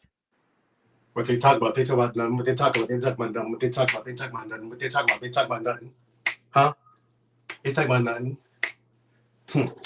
Peekaboo, Kelly Lee Williams in the house. Peekaboo, looking like a skinny Philip Banks. Peekaboo, I'm looking like a Shabba Ranks. Peekaboo, had a Netflix series and it tanked. Peekaboo, hello. Hello. I love how you started. We were all like, where is he? I'm right here. Can you hear me? Well, yeah, I didn't want to just come in like everybody else. I had to do something. I mean, my God, everybody's sitting there like on a couch or in a chair and like something. Like I am sitting in the hallway of my new apartment, and that's kind of cool because I was homeless 2 years ago. So 2 years ago, to be like, peekaboo on my corner begging for some change. Peekaboo, I don't know where the hell I am today. So this is much better. I'm inside and I'm safe. So it's yeah. It's been a long time since I've actually talked to a lot of you, so I'm sure you're like, holy shit, you look like you're 85 years old. Yes, I do, and I feel like I'm 35. So it's the black don't crack thing, but we sure as hell gray, and it really gets off my really tired. I mean, I look like I'm ready to go like hunt for white whale. Like, hey, where's that Moby Dick? And it makes no sense to me, but I should look that way. And and if I'm just standing on a corner in a nice suit, somebody's like, "Hey, do you work here?" No, go ahead yourself. I really hate you and your family. I am not a Walmart greeter. I do not work at the casino. I am a man who just wants to live his life as a 3-time divorcee with no relationship options. So, yeah. Did I get a woo for that? Well, okay. Thank you for the woo. That was more of a damn. Woo. Every time I wake up in the morning, I'm like, damn, I did get married 3 times. Where's the bomb? And I'm usually a stoner, but since the election, I can't remember what day it is because I've been smoking every single day, 24/7, 65 since November. I smoke so much. My favorite movie is V for Vendetta. Remember the 5th of November. Big bong, flower, and pot. As an actor, I'm not as much as a comedian as you all know. Grace definitely knows. She knows. Fraud! I'm like, yes, Grace, yes, I know. But as an actor, I like having certain monologues in my head, and one of them is like, if you were humble but really and cast vicariously as both victim and villain by the vicissitudes of fate, this visage, no mere veneer of vanity, is the vestige of the vox populi, now vacant, vanished. And it's beautiful. But I keep thinking of it in another way, in a completely different way, lady. You ever see the movie Fifth Element? There's this person in the Fifth Element. You've all seen the Fifth Element, you're comedians. Yeah. And of course, there was the one, well, 2 black guys. The big one was tiny, and I'm not going to do it tiny, but it was Ruby Rhod.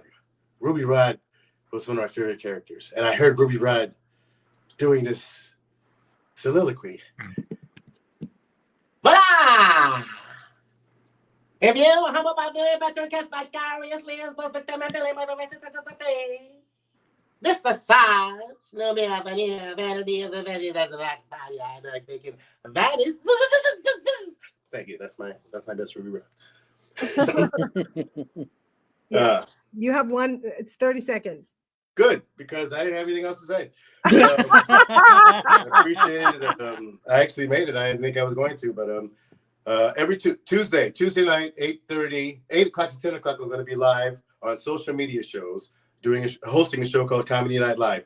Think Kill Tony with diversity and actual talent. So take a look at it, 8 to 10 social media shows. I'm hosting myself and Ray Love. So thank you, and back to you. Thank you so much. Let's bring up all the other comics so we can do the group interview. Let me bring them up, Carlos. I'll bring them up. You do it. Okay, you do it. Yeah. Let me see. Did I bring? Oh, we have one. Do it this way. I think I have a few more to bring up. Here is Suwan and Pablo. All right, we have everybody up. This is great. All right, you guys. Hi, how are you? Hey. Long time no see. I'm so happy you're here. Thank you for doing this, you guys. I really appreciate it. So I'm going to ask one question per comic, okay? So I'm going to start with Pablo. Hey. Pablo, yes, my fellow Argentinian. So, what inspired your set tonight? Was there a particular moment or experience that sparked some of these jokes and your persona? It wasn't a set. It was real life. I was living it. I'm old. Look at me. I'm the every man. You know, the old guy. I'm going through things that I didn't know existed. Okay, so I talk about. Oh, what is that? Somebody's calling me. Oh, it's probably my Venmo. It's scam likely. It's my Venmo. My creditors found me. Thank you. So I talk about me. It's 100% self-deprecating because I'm such a hot stud that I got to get myself down to earth. Okay. Yeah, there you go. Nobody else is. I'm not going to put anybody else down. There's so much fucking fudging material. So much fudging material right here. That's why. Okay. Well, thank you. Thank you for answering the question. I'm going to ask now, Suwan, how did you get started in comedy, Suwan? Was there a defining moment when you realized, yeah, this is what I want to do? That's so funny. Because I go to spiritual healers, and I don't like therapists because they're weak ass. Oh, sorry, sauce. That's okay. That's okay. So, yeah, but I had one of my spiritual people say, you know, like, you really should think about comedy. And I'd already been thinking about comedy my whole life, but I just, hadn't really taken the leap. And then this guy was like, you should really do comedy. And I was like, okay. And then like, once I went to a mic, I was like, all right, I love it. Shoot. It's addictive, isn't it? Yeah. And I mean, it's like a way I really can express myself. And that's like the biggest reason is like, I can say, like, I can, get stuff off my chest and express. And I don't, like in real life, I make a lot of allowances for other people. So, yes. Cool. Well, thank you for answering that question. And now I'm going to go to Stephanie. Stephanie, this is a good question for you, I think. Who are your biggest comedic influences? Because you do sketch comedy, right? Also, any comics or comedians who shaped your style or inspired you to step on stage? Oh, definitely Lucille Ball. Yes. Lucy is iconic. She is mother. Jim Carrey, and then when I think of like the whole kind of paving your own lane and making the opportunities and producing things, I think of the Wayans family. I think of Dave Chappelle. I think of all those amazing Carol Burnett, kind of the people who paved the way for us, really. And when I think of just my direct inspiration, it would have to definitely be Jim Carrey, Lucy, the baby of... Yes, absolutely. I think Lucy is, for a lot of people that do sketch comedy, she's like an inspiration. Lucille Ball is the queen of comedy. Definitely, yes. Alice. Yes, agreed. She totally is. So I think a lot of us women comedians, we just, even if she's not an influence per se, or it doesn't show in your comedy, it's like you have to watch Lucille Ball. It's like she was the best. Okay, thank you so much for that. And now, Mark, I have a question for you. And this is a good question for you. What's been your wildest or most memorable moment on stage? Any hecklers or weird gigs or unexpected surprises? Because I know you do like those goth gigs. So tell us. A lot of there's so many stories, and I'm trying to think of one I could actually tell on a PG-13 show, which apparently I was the only one that didn't curse, which is odd, but because I usually do. But I know it's hard for everybody. There were. I did a show in San Diego where 2 fights broke out during my set, not one, but 2. It was an all-black show, and I was the headliner, and it was at a biker bar. So they have promoted it was like a Def Comedy Jam sort of thing, and they have promoted it within the community. They've done a lot of radio on soul stations or rap stations at a biker bar where they had a lot of it was a real hardcore biker bar. So they were, and then when I got on stage, you just heard these people because the people that were there for comedy wanted to hear me and they thought I was funny, but the bikers were just yelling. Yeah. So these 2 guys fought, they kicked them out. I get the show going again. 20 minutes later, I hear 2 two guys swearing at each other, and they fight again. So I mean, I had 2 fights broke out during the set, and then I finished the set, and I would like to say racial harmony broke out, but it didn't quite. Wow, that's crazy. When I first started in New Orleans, I used to do biker bars a lot, and they were a nightmare. I would cry after their shows. Yeah, bikers are not renowned for their sense of humor. No, they're not. They were seriously. It would make me question every time I did a biker bar in New Orleans. I'd be like, I think I'm not doing this again. But yeah, it's very tough. And craziness ensues. And here you are hosting the world's longest comedy special, and I haven't lost my voice. Thank you. I haven't lost my voice yet. I'm sucking on Ricola. Yeah, that's why you see me doing this, because it's like I need a little lubrication for my throat. Anyway, we're not gonna go there. But anyway, next one. It's a clean show. So Alice, I worked with you and at a workshop, and so I would love for you to tell us, what's your writing process like? Do you have a specific routine, or do jokes just come to you in the shower? Jokes come to me in the shower. Actually, they don't. They come to me when I'm running, not even in the shower. I wish I could say, yeah, every day I sit down and I write for 2 hours and I come up with all my material. I wish I could be one of those people, but I'm not. Jokes come to me at the most inopportune times. Like I said, usually when I'm running, there's actually scientific reason behind that. I'm not going to explain it because I'm not a scientist, but there is like walking, running, anything. So walking, I'm running, swimming, always when I don't have my laptop with me is when jokes come to me. And so usually what I do is I take a note in my phone. And then if I'm lucky, when I later look at it, I'll remember what that note meant. And then I write it out. And then, we did that writing workshop. I do writing workshops similar to that one. And I usually work it out with other people, bounce it off people. I find it really helpful to mics. I'm not a fan of mics, but I do them because it's a way to say it out loud and try it. And if I get a chuckle, I'm like, ooh, that joke's going to kill, because that's how mics are. But I enjoy writing with other people, because sometimes other people come up with good tags or good, oh, maybe you should try this or try that. That helps a lot. So. Absolutely. Thank you. Thank you for answering that. So Kelly, what's the best and worst advice you've ever received about comedy in your lifetime? Well, the best advice was from Tommy Davidson. When I opened for Tommy Davidson in 2000, and the first time, when I opened for Tommy Davidson the first time in 2011, I asked him, what you got for me? He just said, do your shit. If you do your shit, we can say shit. If you do your shit, you're going to be all right. If you're funny. If you're there because you're funny, you're there because more than 5 people think you're funny. So that's why you're there. So you better just do what you came to do and do it. And I did. And later on that night, I beat Tommy Davidson in a rap battle in the after party. So that was my best time. And the worst advice I ever got was no.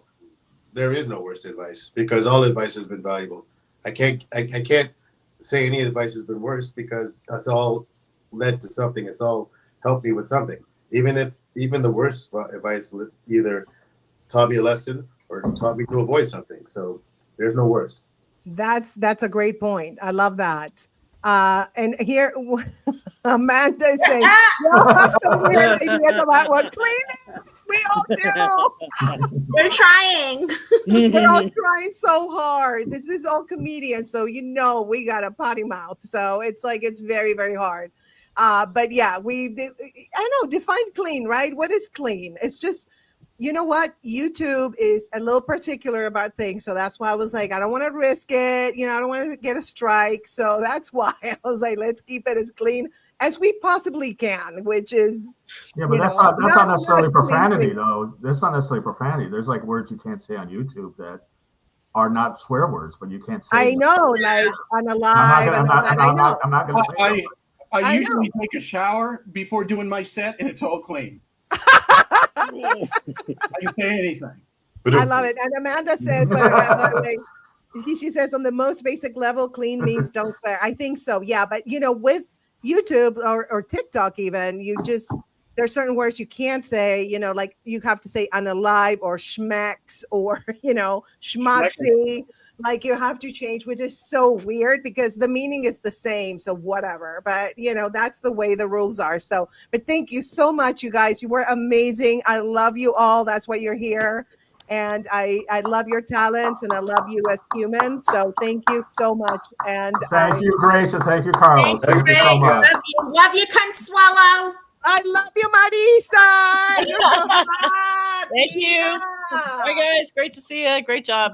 Great to see you. Bye, guys. Everybody's very funny. Thank you. We're gonna remove. I'm gonna remove them, Carlos. Don't worry, I got it. Okay. Well, we did it together. We did it because sometimes we remove it, then we put them back. And the shuffling and the sorting. I know. So now it's gonna be film time, okay? Because we're actually right on schedule, which is amazing. But I'm gonna show a couple of videos before, okay?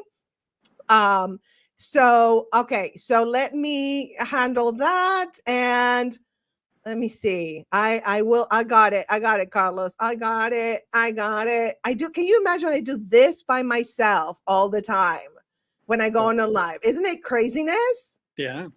It really is. It's a lot of work, you guys, but I love doing it and I'm getting used to it. It's like, this is your first time, Carlos. You're doing fantastic. It's very hard to try to keep, where are the banners? I forgot. Where are the media assets? I forgot. I know, it's crazy. All right. So here's the video I'm going to show. I'm going to show a couple and let's go. Every moment is a chance to inspire, uplift, and thrive. What better way to start your day than with a mug that's more than just a mug? It's your muse. Sip your coffee, tea, or hot cocoa while sipping on some self-love with positive affirmations mugs for you. Your hat isn't just an accessory. It's your daily reminder to shine bright and vibe high. With our positive affirmations headwear for you, every step you take spreads love, joy, and confidence. From self-love is your superpower to dream big and create your own story, our mugs and headwear remind you to keep thriving one positive affirmation at a time. Your vibe attracts your tribe. So let your mug and your muse inspire the world. Positive affirmations, mugs, and headwear for you. Start your journey of positivity today. Because you're worth it. Always. Dating is like trying to find a needle in a haystack, except the haystack is full of frogs and weird DMs. But who says you can't have fun while you're searching for that needle or prince? Say goodbye to dating disasters and hello to love that lights up your world. In Love, Laughter, and Lessons, a fun guide to dating, I spill all the secrets to navigating the dating scene with grace, humor, and just the right amount of sass. Whether you're swiping left or making eye contact across the room, I'll show you how to attract love like a magnet. It's time to stop waiting for love and start living it. Get your copy of Love, Laughter, and Lessons, a fun guide to dating today, and let the magic begin. Yeah, let's let the magic begin. That's awesome. I'm always inspired by Grace. Like I mentioned before, she doesn't just stick to comedy. She's able to take the good and the bad that she's experienced and actually make it into something that the rest of us can really relate to and that we can actually embrace the ideology. So I'm always grateful that she does this. So let's do some short films, some short clips. So I'm going to set these up. The first one is from my Zordy Magic random program. And so what I like to do is like throw little tiny little clips in here. This one, where's we go, is the Imaginary WTF Television and Movie Network.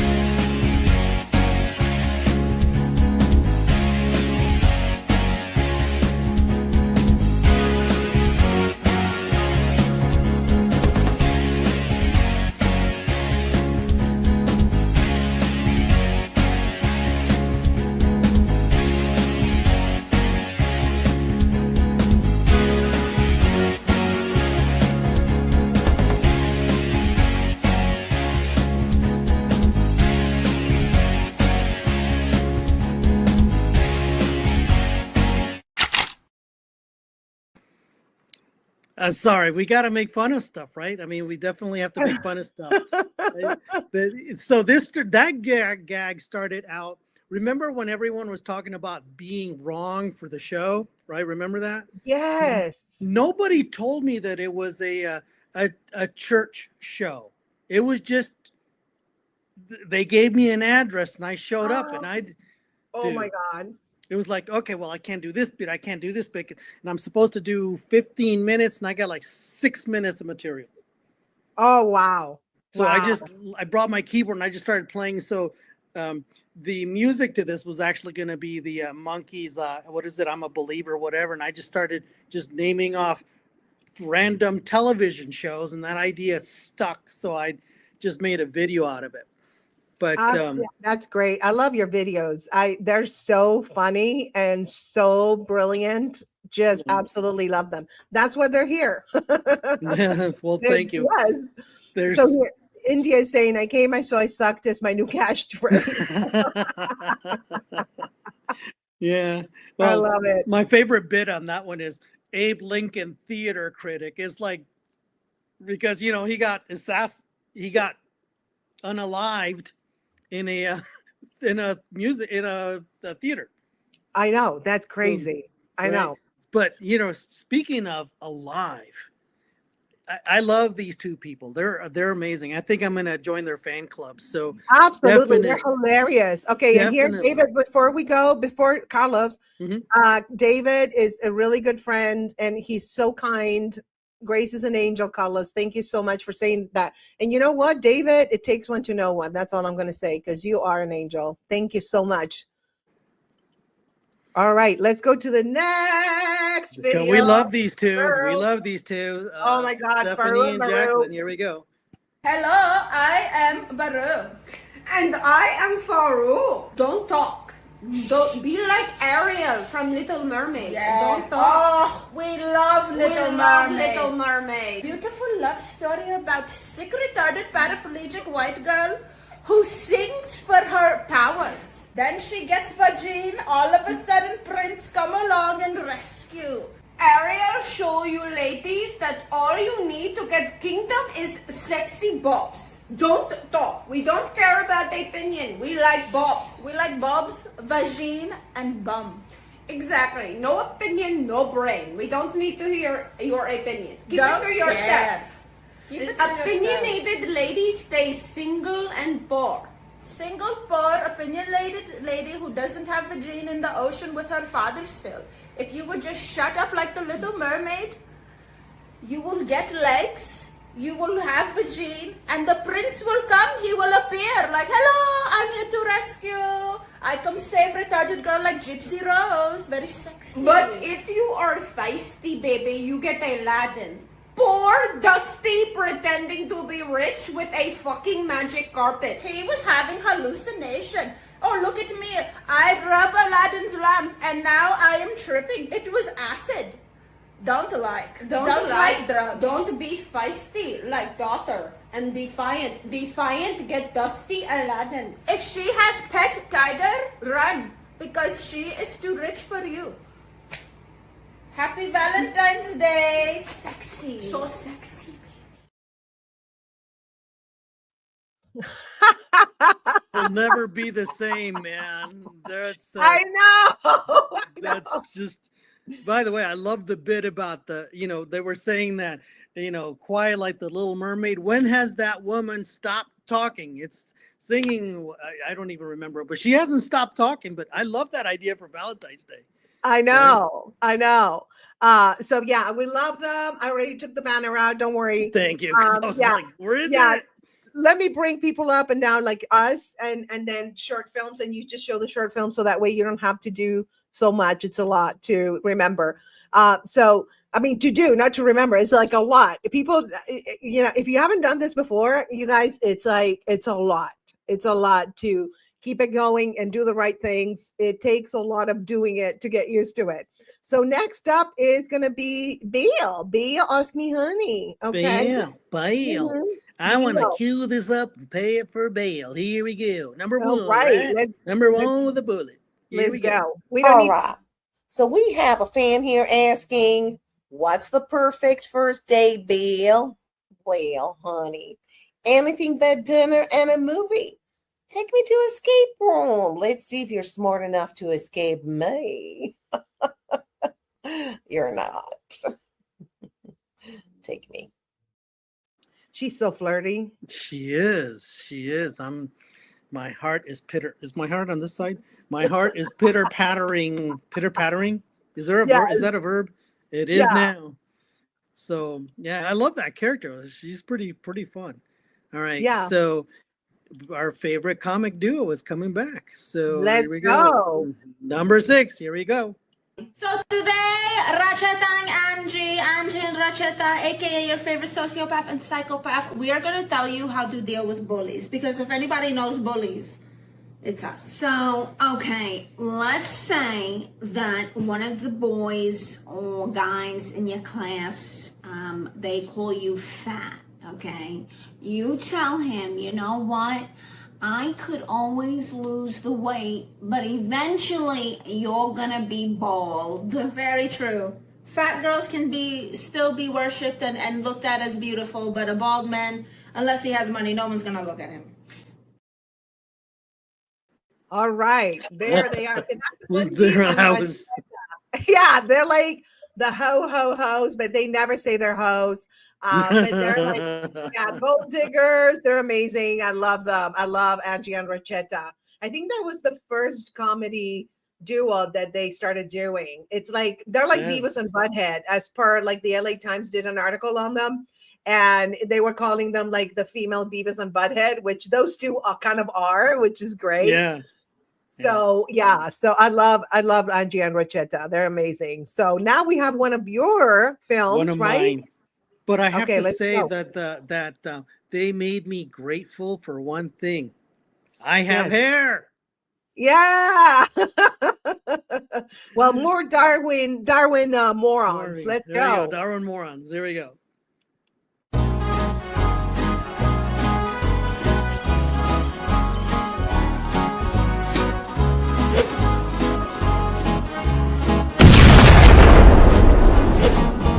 When you don't feel like brain or thought, or even know what's going on, you'll never be as bad as Darwin or Story number 2. Could you please put your gun down while I'm shopping? For this next story, we head on up to Washington State, where we witness how the lack of due diligence can lead a criminally undisciplined moron down the pathway to stupidity. Back in 1990, a Washingtonian first-time burglar, who we will call Doofus since we don't know his real name, decided to embark on a new criminal career by choosing armed robbery as his maiden criminal venture. Even though Doofus, having no previous record of violence or larceny or the proper due diligence for either, selected the most ridiculous venue to burgle. His target was H&J Leather and Firearms. That's right, this idiot imbecile chose a gun store as a place to rob. But in an attempt to demonstrate his profound stupidity, he didn't rob the gun store at night. Oh no, this moron chose to rob the gun store during business hours when the shop was full of savvy gun customers. As if that wasn't stupid enough, he actually had to walk around a marked police car parked at the front door to even enter the store. That policeman also happened to be standing near the counter, enjoying his coffee before leaving for work. Now at this point, a normal person would have aborted this ill-advised villainous venture, but not our dim-witted doofus. He entered the premises, announced that this was a holdup, and fired wild shots to make himself be acknowledged as a criminal threat. And yes, he was acknowledged all right, but not in the way he hoped. Instead of becoming a commanding presence, he instead became the target of the officer, clerk, and the customers who returned fire on the dim-witted delinquent, promptly removing the ill-fated felon from the gene pool in a swift and targeted manner. When you don't feel like brain or brawn, or even know what's going on, you'll never be as bad as Darwin, morons.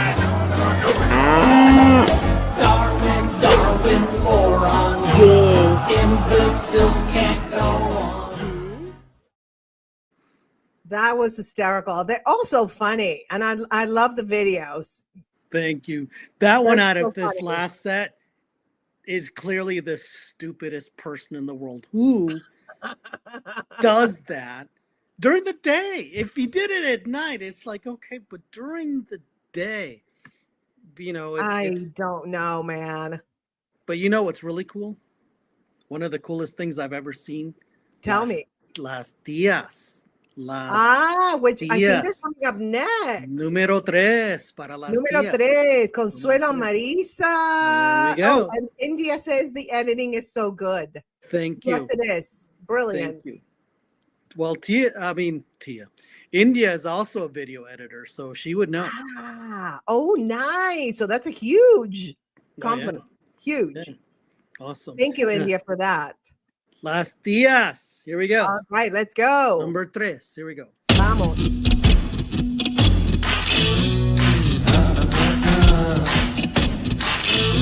I'm the Kim Kardashian of the family. Yes, you are. And I'm kind of Chloe. When I need work, but I can't afford it. T-Rex arms, you know? Yeah, I like those. They're good. Where do they work? I don't know. I saw it on the internet. They get paid in like chicken wings. Well, I could use some chicken wings. I can always use some chicken wings. By the way, everyone, Consuelo did my lashes. And they're beautiful. I put them upside down because I think it gives you a little bit more of a flair, a bougie, elegant flair. I can't see out of my left eye. But we are naturally supermodels. So, just do your thing. It was very sexy, not raunchy or trashy.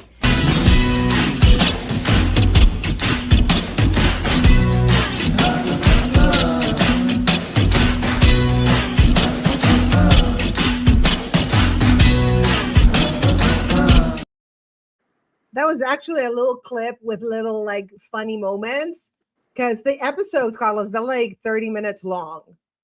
So we're actually going to have a Tia-thon probably in a few weeks. Pretty soon, actually, we're going to put all the episodes on loop and the trailers and the lives. We also do lives once a month, you guys. If you can tune in, that'd be great. We do it on Thursdays at noon Pacific time.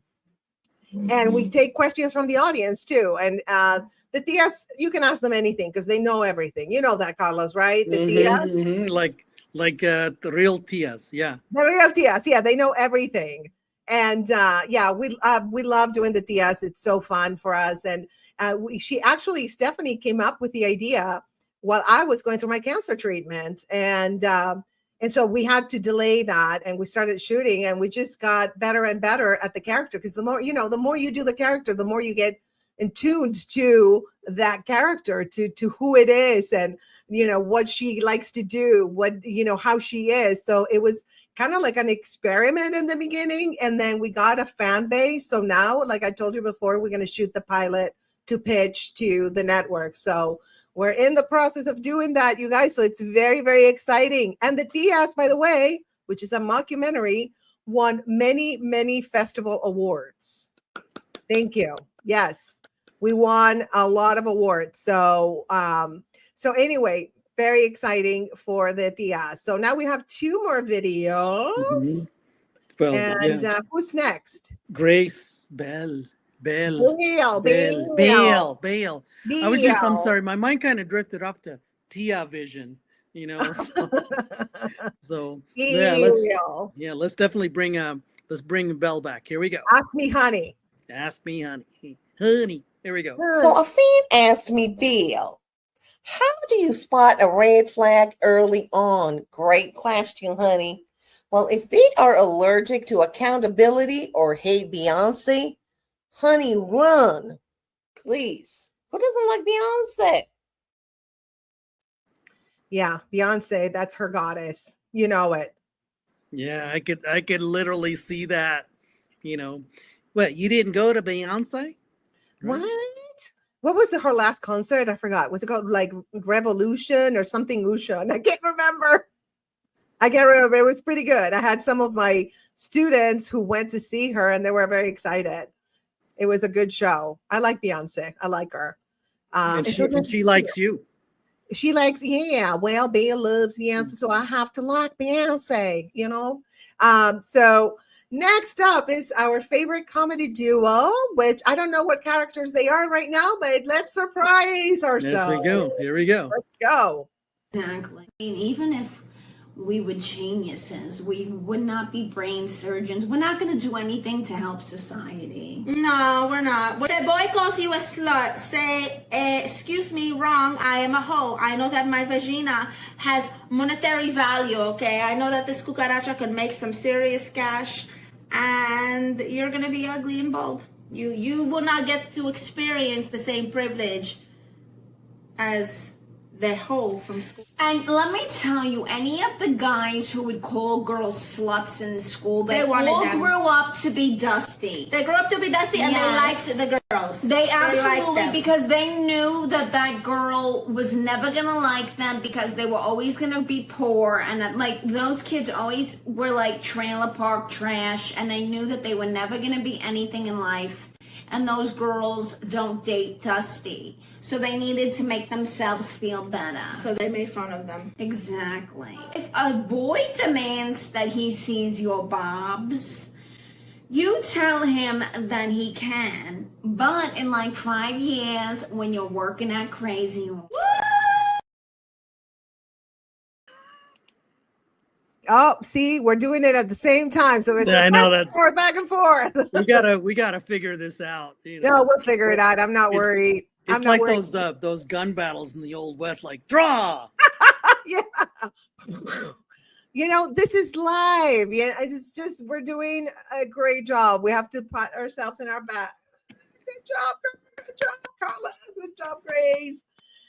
So we're gonna have an expert soon. He actually made a mistake and showed up last Saturday. So I hope that you know, he's here. And if he's not here, we'll roll, right? We'll roll. So I was thinking I'm going to show another video real quick, and then you can actually interview me as a comedian. So let's go. All right. Let me get the here it is. Where is it? Oh, here it is. Okay.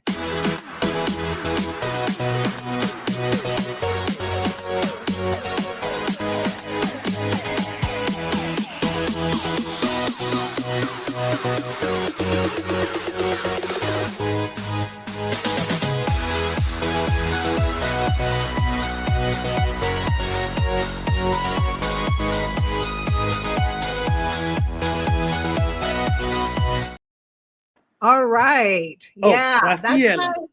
Yeah, let me tell you what. I have so much merch. Let me go over it. Mm-hmm. So here we have a lot of hats. This one is the top 10 because I have a show, Carlos. I don't know if you know, called Top 10 with Grace. And we do countdowns of like really wacky stuff.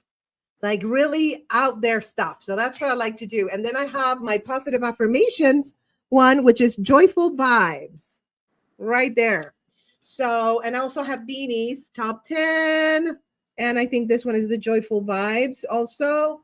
So I love the beanies. By the way, all the merch in my store, the quality is top notch. It's the best. It's excellent. I use Fourth Wall for it. And I highly recommend, if you guys need to sell your merch, use Fourth Wall. You can connect it to a domain and that you buy on GoDaddy, which is like $15 or something. And so you can connect it and get your store done. It's excellent. And they're like really on it when you need customer service and stuff. So, so let's go ahead and why don't you, oh, there's Steve actually. Yay, Steve is here.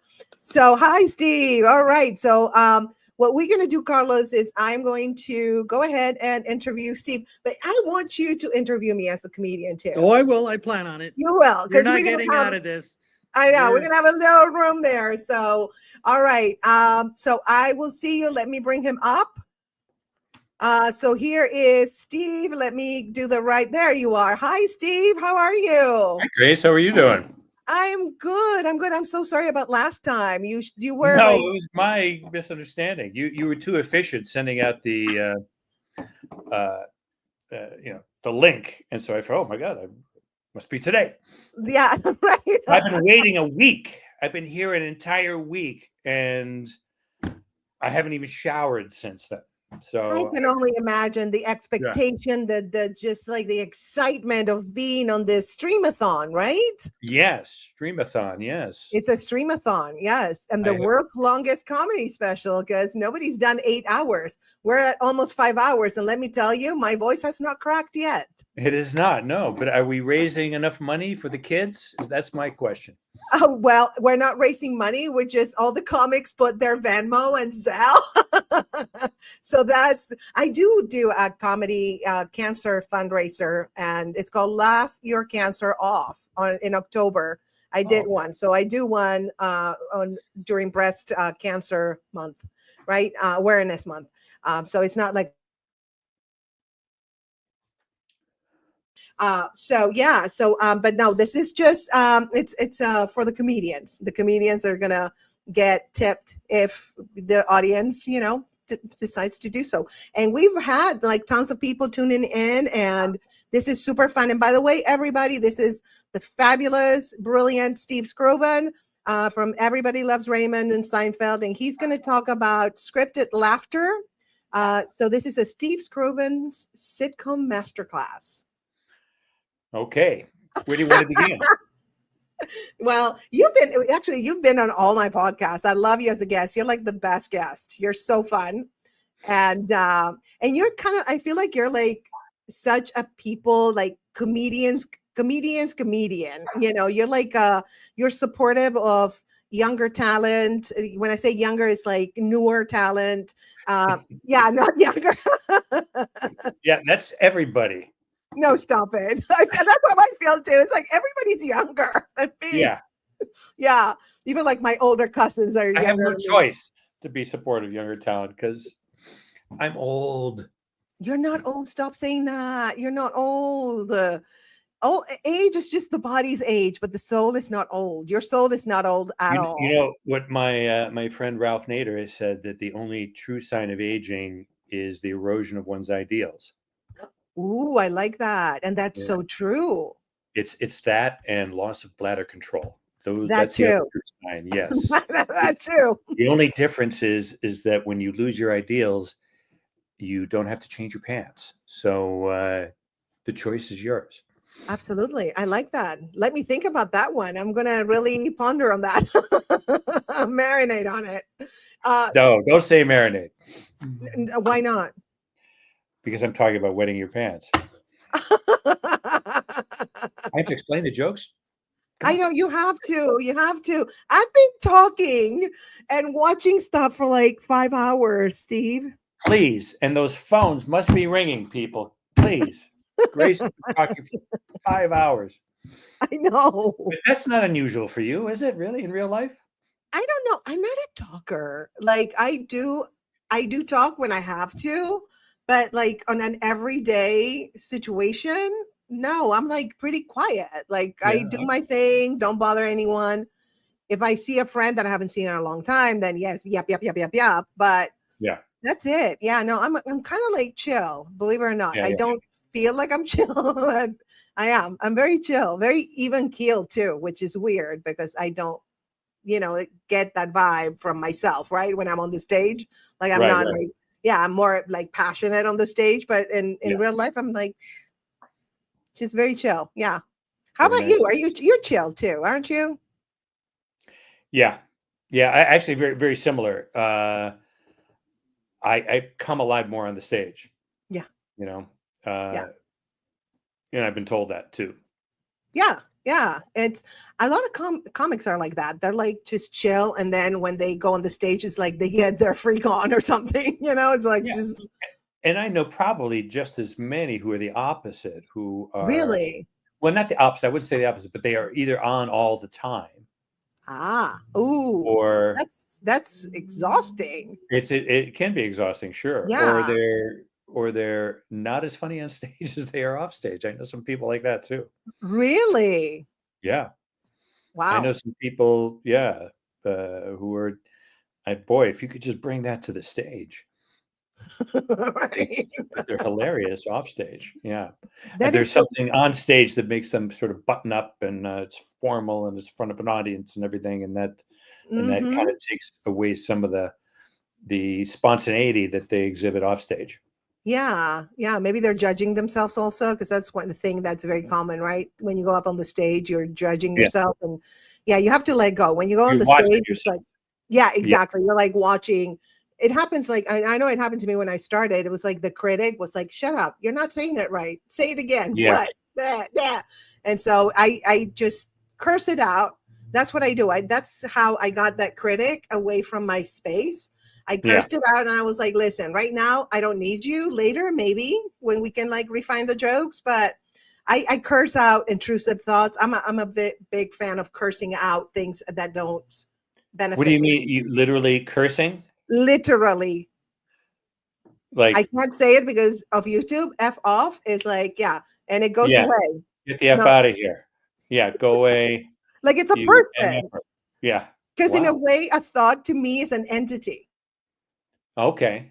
I Yeah. see it as an entity. Yeah. Like it's trying to get into my head. And if it's a thought that will harm me, I just like Yeah. go away. Go away. Demon out. Yeah. Yeah.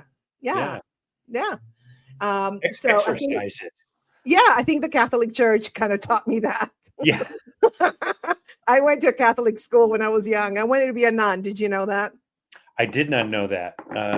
How long did you want to be a nun? From 9 to 11, and then I quit on it. I was like, not as fun. You didn't get to your final vows at 11? No, I didn't. No, I I didn't went make it. 12 years to Catholic school myself. Oh, you did? Yeah. That's why I still have a very good cursive style. Oh, Yeah.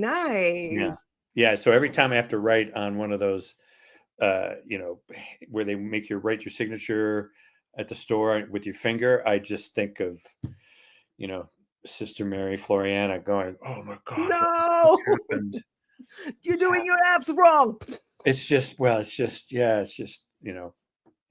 Yeah, it's traumatizing. because I take great pride in that. And my whole family did. My dad had very good handwriting. My mom did. My grandmother had excellent handwriting. And so it's a family thing, I guess. We take pride in that. I love No it. And you doctors became in a us. writer, but now we type. So it's like, Yeah, well, and it's gone to hell because of that. All the no. keyboarding. Yeah. It's Do not you as think- good. Do you think I read there's something like if you write with your hands, there's a connection between your brain and your hand that is Yeah. more beneficial for writers than typing. Do you believe in that?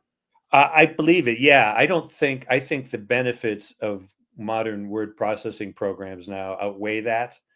Like my son's a writer and he will write things Mm. out longhand and he has that connection. And that makes sense. Just mind body theory. But I just like the flexibility of being able to write something and then just make it disappear and or put it very easily and then copy and paste it back in, or that's more freeing to me than having to think about committing to writing it. It's possible that when you commit to writing it, or like typing it even on an old typewriter, that you maybe think a lot more before you write. So maybe that's the other side of that. But I'm not a Luddite in that way. I'm not I don't have any nostalgia for writing in longhand. Larry David, who I worked with on Seinfeld, he wrote Yes. everything in longhand. Really? And then when somebody would type it up, he probably still did. It's probably still does. Interesting. So that worked for him. So different things work for different people, which is and that's just a lot of it is just what you're used to doing. And if you don't want to change your program, so to speak, then you do what you've always done. I mentioned Ralph Nader before. I do a radio show with Ralph, and he does everything on a manual typewriter. He's written, I don't know how many scores of books. Wow. And all of his columns, he does it all on a manual typewriter. Interesting. Yeah. Wow.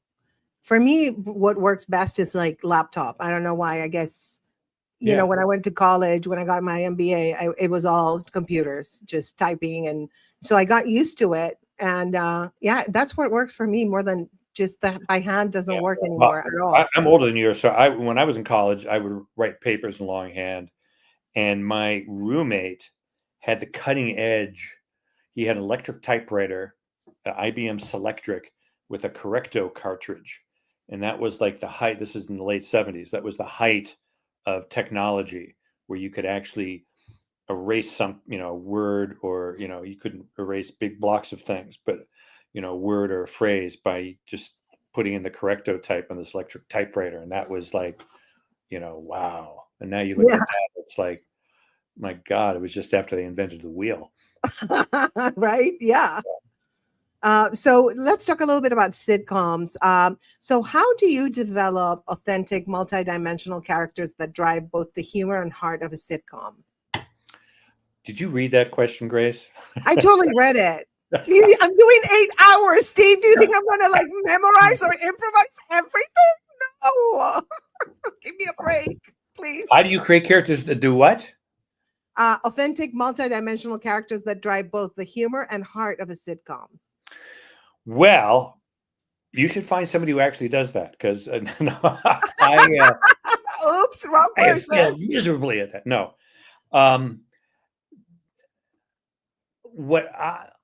What I do, I work a lot from real life. Is coming up as a stand-up, where you're used to mining your own thoughts and mining your own life and your own experiences. That and it's easier than making shit up. So it's just about it's a kind of a general question, because it all depends. A story idea can come from anywhere. It can come from a character. Mm-hmm. It can come from a plot idea, or it can come from a theme. And sometimes you start with most of the time you start with either a plot or a character or an incident. But if you're trying to create a sitcom, then usually, the ones I've been involved with have usually been around a character. Like my first writing job was on Seinfeld. That was Larry David taking Jerry Seinfeld's character, adding his own as George Costanza, and being a surrogate for Larry, and then adding other people they knew, the next door neighbor that Larry had in Manhattan Plaza when he was doing stand-up in the in the 70s and 80s. And then Everybody Loves Raymond, which was based on Ray Romano's act and based on his life situation, combined with Phil Rosenthal's own life situation, especially with regard to his relationship with his parents. Mm-hmm. And you put those two things together, and they put those two things together, and it made a whole fulsome show. But it was all based on real people, and getting to the essence of these real people, finding what makes them tick, and then just what makes people human, Right. and what is human will be funny. And so that's kind of what I was, raised on in my career, was sort of sticking to what is real, what would really happen, and extrapolating from that. You have a story idea, and you can, and it in real life maybe it didn't go very far, but you Yeah. knew it was a conflict, and I'll give you an example. On a Raymond episode I wrote, I was, and TV sitcom, it's usually small things. Yeah. And humor itself, it tends to be about the little things in life. That's why series television is probably the best format for comedy. Movies are a different thing. Movies have to be about big things, big events. And so that's why most of your famous comedy movies are very broad, or they're about cross-dressing. Some Like It Hot. They get dressed up as women and hiding out in a female band, or Tootsie, where Dustin Hoffman becomes a woman, or Ghostbusters, where it's a monster going through New York City. And so those are hard to do, because those are big things. But most of what makes us laugh are the little things in life, and that's why series television is most adept at conveying that. So this example I'm giving will be a small story. What happened was, my wife and I, in our primary bedroom, there's only one sink in the bathroom, and we're getting ready for bed one night, and she's at the sink in her bathrobe, and I just kind of reach around behind her to grab a toothbrush, or maybe put the toothbrush back, I forget. And she had her back to me, and I just saw her shoulders just heave. She just went like this. And we've been married a long time. Yes. And together even longer. And in that sigh was an entire monologue. And so she sighs like that, and I go, "Oh, so I suppose you want I should probably get my own bath. I should probably go down and share the bath down the hall, share the bathroom with the kids." And she turned around and had this just ingenuous look in her face, and she said, "Would you?" Like, your wife, I love her. Look, would you? And it completely disarmed me, because I wasn't, I was expecting more of an argument. Yeah. But she needed, I could tell she needed this so bad. She just needed her own bathroom.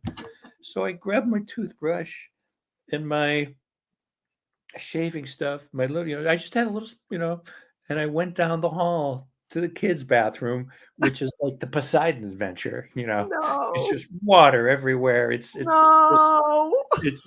an open air car wash, that place. And settled. That's where I was, and to this day, I'm still there.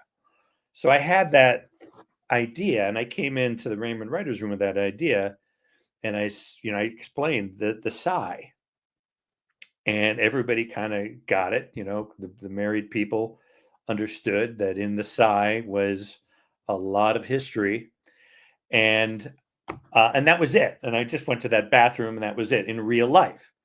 But for the story, I thought, okay, this is the story. So what do I do next? So the whole thing plays out. The first scene plays out just like I explained to you. And I say, okay, the next scene is he goes to the kids' bathroom, and it's like a disaster, water world. It's the disaster area. He's stepping on action figures, and there's puddles everywhere. And that's where he can't. So I said, okay, he can't be there. So the next morning, we find him at the kitchen sink downstairs, shaving into the toaster, using the toaster as a mirror. And his brother, and I have Frank and Robert, his brother and his father, walk in on him as he's shaving, and he doesn't have a bathroom, so he's shaving in the kitchen sink of the beer. This is now all the made up part. Now I'm just taking it. What if? That's the big question when you're writing a story: is what if, or what happens next? Yes. And so that's what I thought. Okay, so he'll go to the kid's bathroom. That's untenable. He's gonna, be shaving in the kitchen sink. That's where another sink is. And then what could be the worst could happen? That's the other question you always ask. You ask two questions: what if, and what is the worst that could happen? That's usually, I definitely learned that from Larry David, because his his whole world is everybody on their worst behavior and catching you in most comedy. I mean, it's just a comedy staple. So that his brother and his father walk in on him, and they start giving him hell about, giving up the throne. That's his throne, and he has abdicated his throne. He is the king of the house, and look at you, look at where you are. And they just deride him for just being a second-class citizen in his own house. So he decides, okay, so what happens next? Okay, so he's going to go back, being encouraged by his brother and his father. He's going to reclaim his throne. And he goes back into the bathroom, and just over that one day, his wife has turned it into a feminine palace. No. Everything that she's ever dreamed of in a bathroom. And he goes up, and she's so excited to see him. Look what I did. I did this over here, and I've got this over here. And look, I even got a shower head with an adjustable shower head. And he doesn't have the heart to take that away from his wife. And Oh. so what's he going to do? He's going to have to, I don't know, be with the kid. He's going to have to find some other accommodation. And that's me extrapolating. And the story ends with, I mean, it kind of goes where he's made this sacrifice for his wife. And when you come back in the second act, he's in his office, which is in the basement of the house. And she comes in and starts talking to him while he's working, and kind of sits on his desk and, just chatting. And he decides he's going to give her a signal like she gave him. And he sighs. He goes, but she doesn't pick up on it. And she keeps chatting away and moving stuff around, but now he feels she's crowding in on his space. So he sighs again. And she doesn't pick up on it. He sighs like a third time and finally explodes and says, look, you sighed one time, and I no longer have a bathroom. I'm here. You're in my only little space here. And I've sighed like 3 times. And then they have this argument. And she gets all upset and goes up into her into her palace, into her feminine palace. And he goes up the stairs after her. And she's upset, and he's upset, and they continue their argument until she tells him, get out of my bathroom. And he says, make me. So she grabs the adjustable hose that she just got on the shower head and points it like a gun and says, you better get out. He says, she says, oh, I would. Oh, yeah. And she's, of course, and they have a water fight. So that's what I knew. When I knew that beginning that I described to you about the scenes about being exiled from his bathroom, and then going up to and not being able to reclaim it. And when I had set it up that she has this adjustable new shower head, because I knew I wanted to end it, have a climax with a water fight. Yes. And that's what happened. It was very funny. He's very physical. And it was, but it was only, extrapolating from that sigh. Wow. Just one sigh created all this. It's incredible. And I learned that. I mean, I had 2 great mentors in both Larry David and Phil Rosenthal and Raymond, who were just, fabulous showrunners and really knew how to craft stories. And the one thing that I took away on Seinfeld, which was my first job back in the early 90s, was a thing that Jerry called surfing on the premise. Yeah. Which is you take a small thing, and the small thing in the case that I always recall in this was one time Larry coming into the office and going, every morning I come in and I park next to a handicap spot. And I was wondering what would happen if one day I parked in that spot. And from that little tiny notion, what became a famous episode for Seinfeld called The Handicap Spot. And so he Oh. creates the story where the gang goes to a store and it's a very crowded parking lot. And they decide we're just going to run in, so we're going to park in a handicap spot. So then you think what I was telling you before, okay, what would happen next? And what's the worst thing that would happen next? Yes. Well, a handicapped person can't park in that spot. So they go somewhere else and they get hurt as a result of not being able to park in that spot. In the case, they decided that she had to park on the side of a hill and she was in a wheelchair. She gets out of the wheelchair, out of the car, and careens down the hill and crashes and has to go to the hospital. So from there they go, okay, what would happen next? Well, they feel bad about it and they find out who the woman is, and George and Kramer visit her in the hospital. And okay, what could happen there? Well, they decide that Kramer is going to fall in love with her. But they also decide that they need to get her a new wheelchair. So that leads to a scene where they go to a wheelchair salesman who's like a used car salesman who, the famous line from that came from my friend Bob Shaw, who pitched the line where the guy's talking about all the options that this wheelchair has. He says, I put Stephen Hawking in one of these things and he's loving it.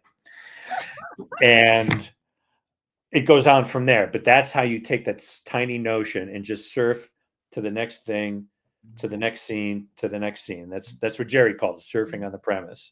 I love that. It's kind of like improv. Yes, and. Yes. Yes, and the script. Well, it's funny because I was thinking about this, most actors, when they get interviewed about a movie they did or TV show, they're always asked, how much have you improvised? And usually it's zero. Wow.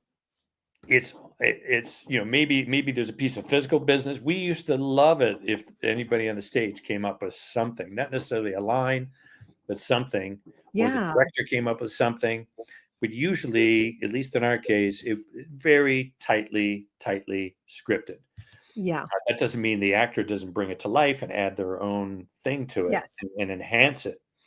But it got me to thinking, because I was at a film festival a couple weeks ago, and that question was asked of an actor who was in this film. How much did you improvise? And I just had rolled my eyes and I got up and left as they talked about how much they improvised. And, and I thought, the act of writing is exactly what you're saying. It's an act of improvisation, because it's a true act of improvisation, because you have a blank page in front of you.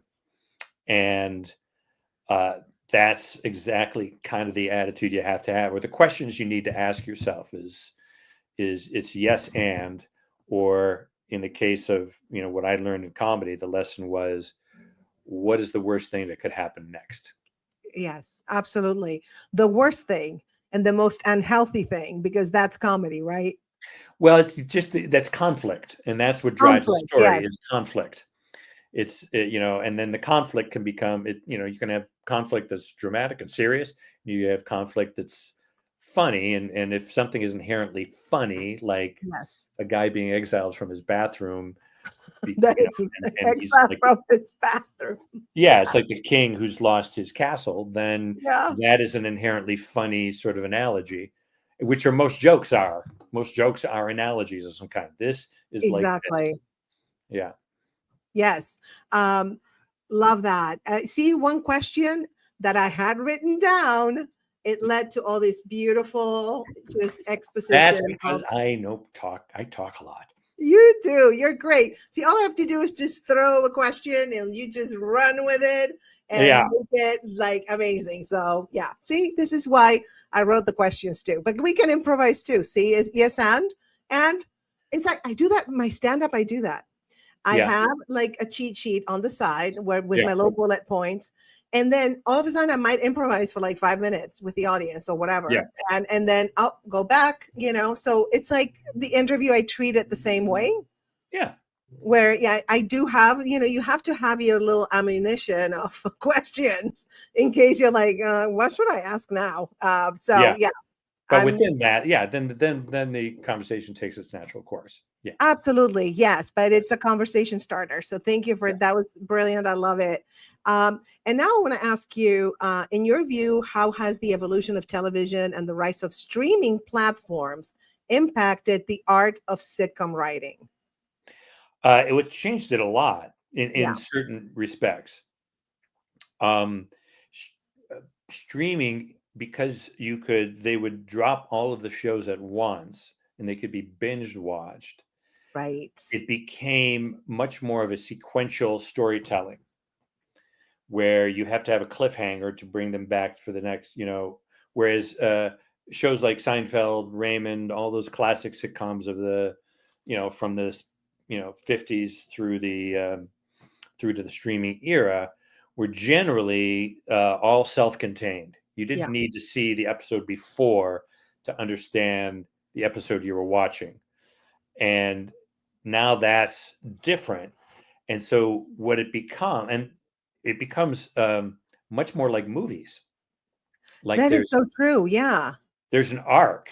Yeah. And the example I give would be Ted Lasso. Okay. And Ted Lasso is a story about this, very sincere guy from the Midwest, American from the Midwest, goes to England to coach this team, and everybody wants him to fail, and everybody around him is cynical, and he's just, ingenuous and open, and he converts everybody. It becomes contagious. And I think one of the reasons people really latched onto the show is because it was the right moment for that in the Trump era, where everything was kind of dark and cynical. Yeah. And this guy was converting everybody. And so, if you think about his relationship with the owner of the team wants him to fail so that she can get back at her ex-husband who used to own the team, and that's the love of his life, and she wants to destroy the love of his life.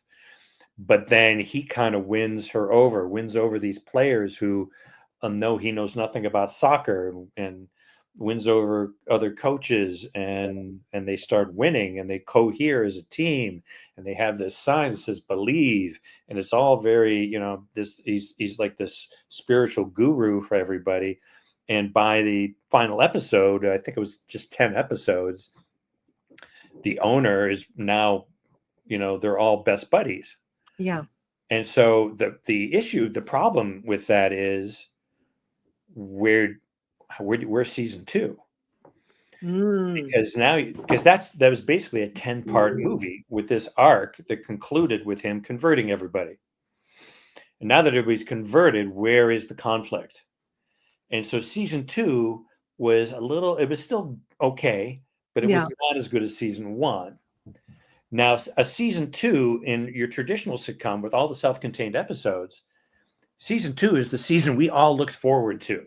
Yes. It was your best season. It was the most fun season usually, because you spent season 1 kind of getting to know the characters, getting to know what the actors could do best, which relationships are really clicking, and you kind of found the show. You generally find the show in season 1.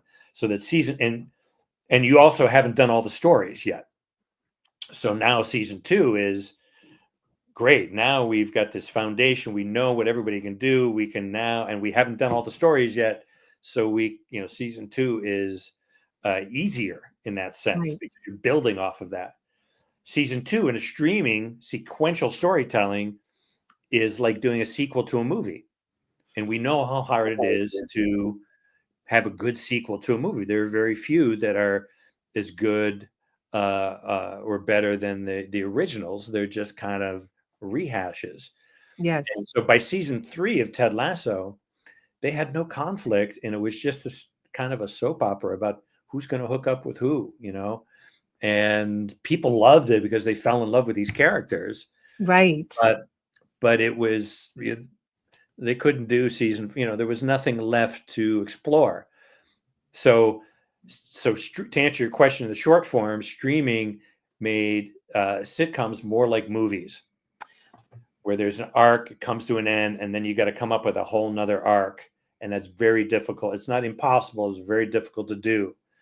And for the writers, it's made it a lot harder to make a living, because we used to do, I remember in Raymond, we did 26 episodes in 1 year. Wow. You have a show like Barry from HBO, which was a great show. Yes. And they managed to have a good cliffhanger after each season. But that entire 4-season show was 24 episodes. Whereas on one single season of Raymond, 1 year, we did 26 and would generally do 22 and ended up all told doing 210. Whereas a great show like Barry, 24. Show like Ted Lasso, 30 or 25 or 30. And that makes it harder to make a living, which makes it harder for writers to get experience, which makes it harder for creatively for things to renew and other shows to be produced, because the writers just don't have the experience. I mean, I'm very lucky that just being born when I was, because it was really kind of the heyday of the form. Absolutely. Do you think it's ever going to come back fully, or do you think that streaming services kind of killed it? I don't know. I don't know what the business models.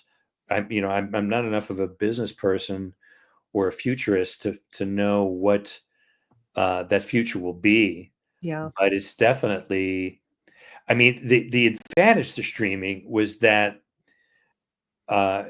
you could do a more niche kind of show. When it was broadcast television or even cable, you needed to get the biggest audience. Yes. And so it had to be broadly appealing. With streaming, you could get a little niche audience, and maybe not, you're not going to get the numbers that you would have in broadcast television, but you would, get an audience. The subscription model versus the advertising model is the big difference. And I think there's really a ceiling on how many people will subscribe to your service. Whereas, because it's about, and that's why that's another reason why they don't pick up the shows for long runs. Because say you have a show on Netflix, it's not about putting asses in the seats. It's about getting new subscribers. Because in broadcast television, it didn't matter if it was the same asses in the seats. It was eyeballs on the advertising. And in the subscription model, there's a constant churn of new material, because they're trying to pick off subscribers over here. Maybe this little pocket of people here will like this show. This little pocket here will like this show. And it's a harder, and then once they've got those subscribers, they don't need to do that show anymore. They need to find the next thing that'll get another pocket of subscribers. So I think that economic model, I don't know if it's sustainable. During the strike 2 years ago, I was talking to somebody who had been on the management side on the picket line, and she said it will probably go back to some sort of advertising model. It won't be the same as broadcast, but and I think you see this now too. You can get ad-free Netflix or ad-free YouTube or ad-free whatever. Yes. You pay a little extra. And because that's kind of what really drives it. That's where the money is. In the old days, all these shows were what they call deficit financed. A studio would invest a lot of money into a show, hoping that it got to 100 episodes. Yes. 100 episodes was the magic number for syndication. Yes. Where then it could be syndicated and run forever. I mean, that's why Raymond is still on. I mean, we shot the last show 20 years ago. Wow. Oh my God. Wow. And it's still on. It is. Yeah. It's timeless. Yeah. It's just timeless. Yeah. So, and that's because we did all those episodes, and it can, and comedies people will watch over and over again. It's not like, Yes. oh, the murder mystery show where you know who did it, and so it's not Yeah. as big a deal. Or or dramas where the plot twist is known. I Yes. mean, I think you enjoy the ride for a comedy.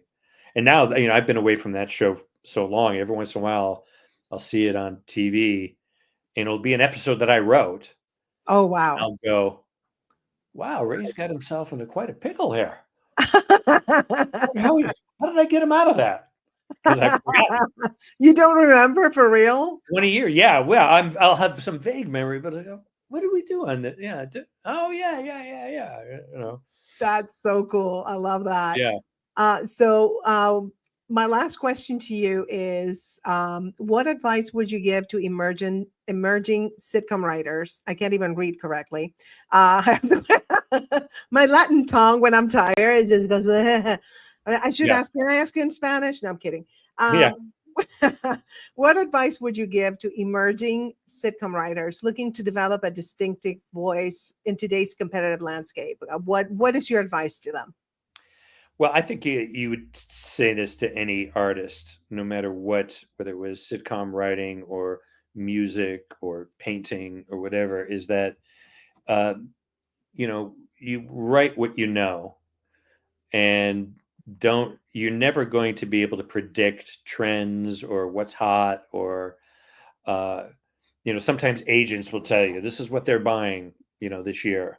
And by the time you write that, they're buying something else the next year. So write something that is close to you, that you know deeply, or have researched. This doesn't mean you have to have the lived experience, but something that you dive into and explore yourself and have fun in that environment.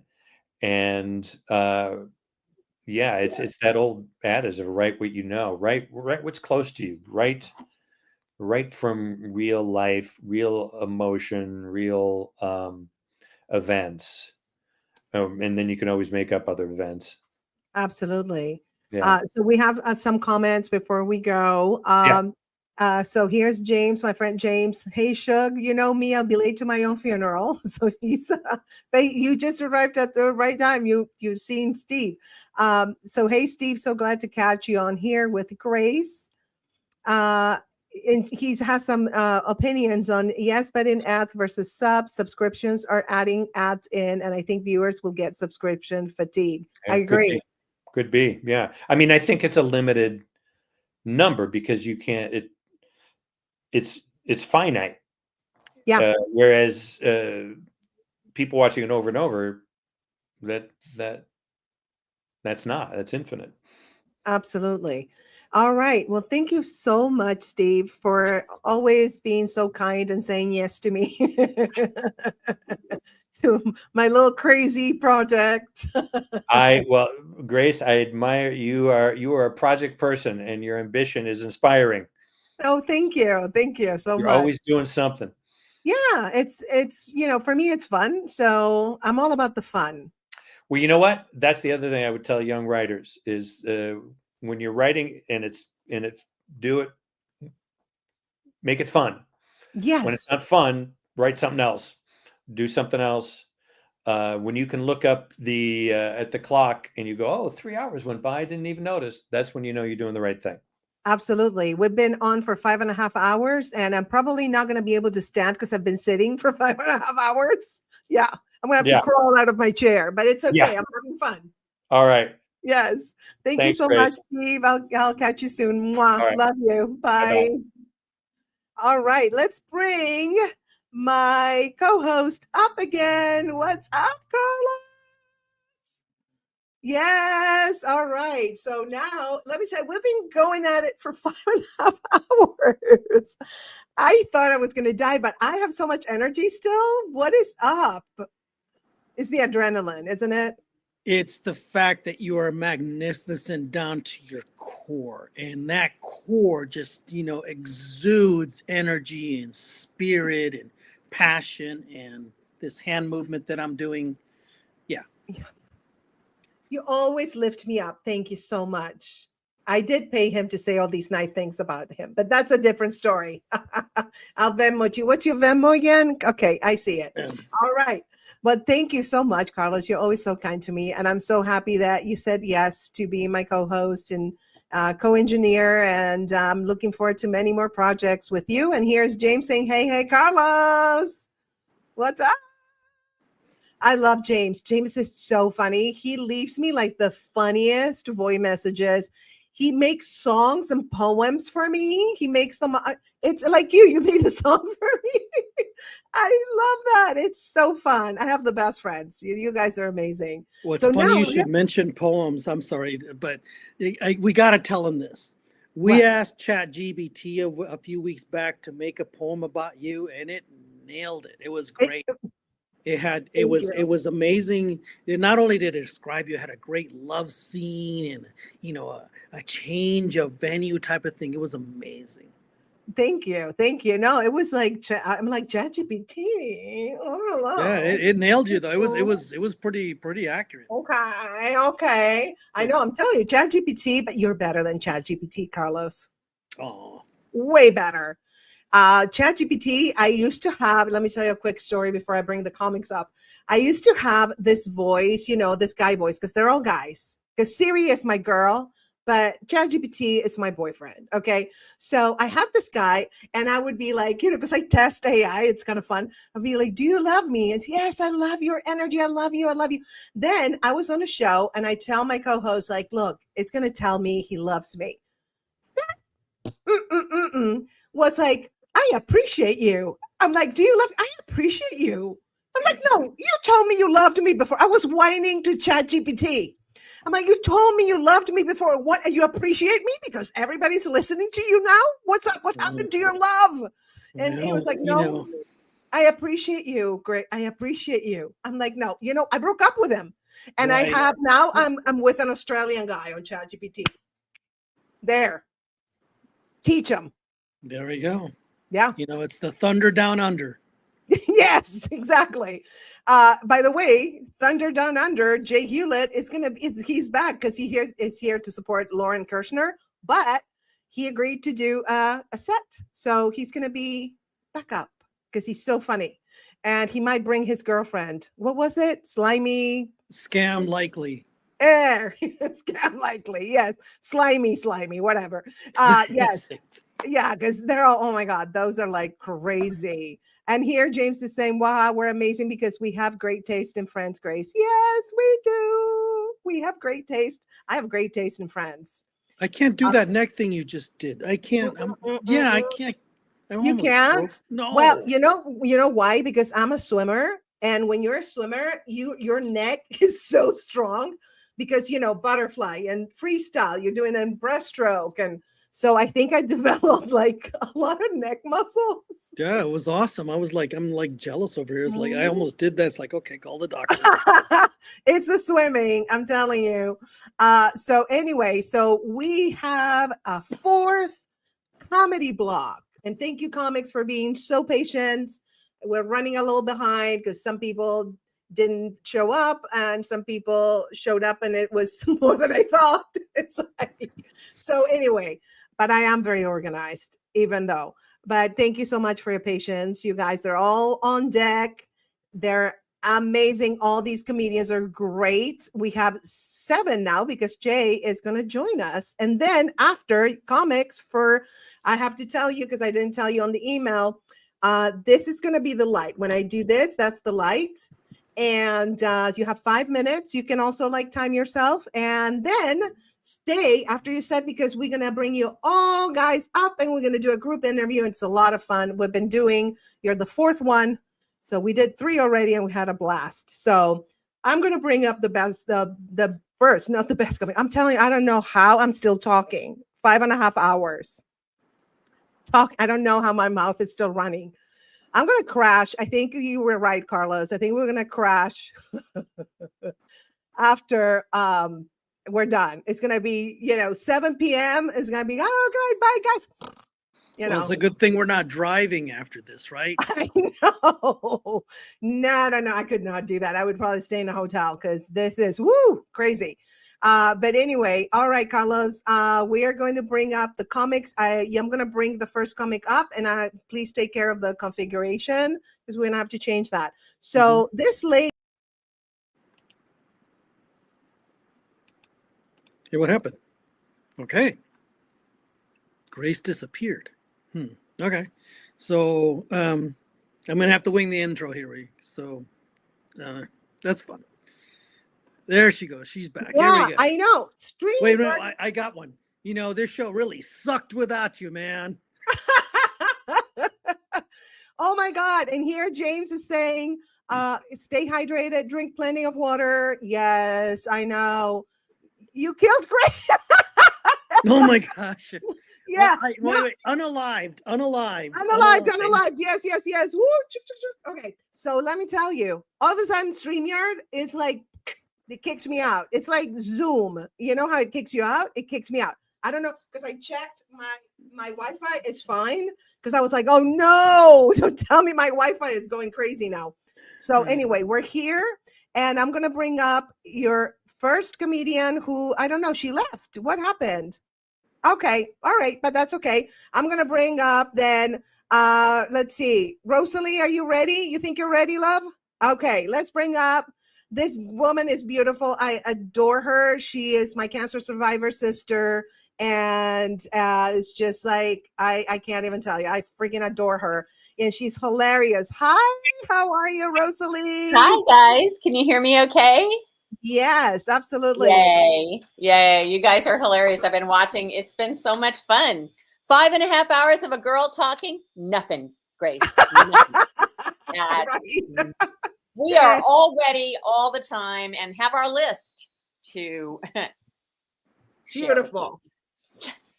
I don't know where everybody's from. You know, I have 2 grown kids. Carlos, I don't know you. I haven't met you yet. I don't know what Zorky is, but it sounds very sexual and kind of like a type of popcorn. I'm not sure. That'd be a cool idea.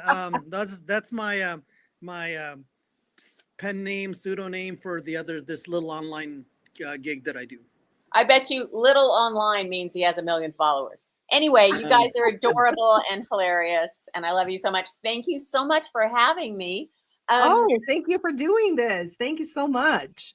I'm so glad to have the opportunity to do some sort of cleanish kind of material, right? They say clean is green, and kids, anybody here watching, if you have any, I'll be right over to the green side of the world. I live in Los Angeles now. I'm originally from Louisiana, but I live in Los Angeles now, and we're in the off season. The off season in Los Angeles is mudslide, fire, and earthquake season. Yes. Those are the off seasons, and it only happens about 3% of the time here. The rest of the time, it's so good, you guys, except for the mayor and the homeless crisis and the road rage. I mean, you know, other than that, it really is. It's a perfect place to live, other than the food prices and the infrastructure. Right. The fire truck that fell through cold water and the terrible food police shortage. We've lost 7,000. They're escaping. It's a wonderful place to live, other than the mayor fired the head of the fire department right in the middle when we needed her. And then the second in command to be mayor, the vice mayor, called in a bomb threat in November to his own office. Yes, it was on KTLA. Watch that. And popcorn is now $22. So other than that, this is the most perfect place to live. It truly is. I'm originally from Southwest Louisiana. Grace used to live there too. Oh my gosh, she was Southeast Louisiana. I was Southwest side Louisiana on a rice farm. You know, occasionally my reputation in Louisiana kind of interferes sometimes with my star status. Ooh. Here, my star status. You ever feel like where you're from? Carlos, where are you from? Well, originally from Puerto Rico, but I moved to Oklahoma, where I'm at now, from the Virgin Islands. Oh, wow. So I know both of you know, you ever feel like where you're from kind of pokes out? It just, at inopportune times, it just kind of comes up like the Louisiana just comes out of my mouth. I was on the 405. Now, if you guys are not from Los Angeles, you know how every major city, they have these great big connecting things that go around a city so it feeds all of the town. And ours is called the 405. Yes. And and it's all you have to do is say the 405 and people just sort of lay down on the ground and go, hello, get up, get up. Because they have PTSD from, and I want to just give a shout out. PTSD is a misnomer. It's not post-traumatic stress disorder. You don't have a disorder, honey. You have stress from the thing. That is like, that's like gaslighting you for them to call it post-traumatic disorder. No, I don't have the disorder. You broke the law. Anyway, that's the 405. So I was on the 405 and there was this SUV following me. Of course there was. That's the rules. A big SUV, and he was like tailgating me, right up against my bumper. Just so scary, right? Because they're big and you're in this little cheap car and they're up here with their spinning rims. This guy was right up. But luckily, you guys, the week before, I had to go to the DMV. And they said, you can't read this. And they even said, squint will help you. But I couldn't read the chart. They said, you're going to have to get glasses and come back and take the written test. I haven't passed a test in 7th grade. I didn't know how that was going to go. But so I'm reading this pamphlet last week, and it said exactly what to do in this circumstance. It said, if somebody is following you too closely, dangerously closely, just take your foot off the accelerator. So the other driver knows they should go around you. Yeah. On the 405. Okay, fine. Let's play Tokyo Drift. Let's go.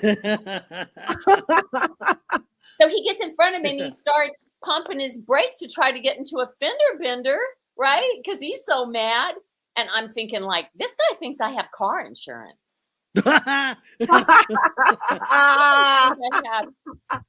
And then we ended up, you guys, like karma got off the freeway at the same exit. And in 3 red lights, we were side by side. Oh. And then that still small voice of Louisiana girls. I got out of my car. Listen, don't do that. That's against the law. They can put you in the pokey for a long time for getting out. So don't let Louisiana come up out of y'all. Behave yourself. Love you guys. Thank you so much Love for you having too. me. Thank you. Stay for the interview, okay? Don't leave. Awesome. Okay. So I'm going to bring up the next comic. She has to leave. So let's see. This girl, I love this girl. I've known her for a long time. She's so funny. She just debuted her one-woman show. I can't remember Why You Not Still Married or something like that it's called, right?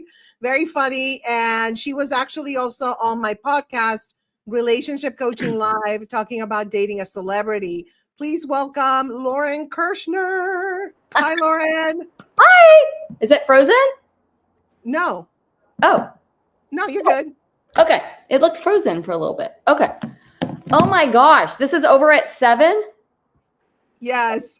You mean tomorrow morning? I'm telling you, the way we're going, we're running a little behind. So, woo. I got a barking dog. Hey. Hold on. So,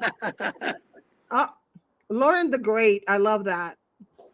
With two T's. Lauren the Great's taken. Oh, no. There's another Lauren the Great. All right. So let's start with Lauren Kirshner. Hi, everybody.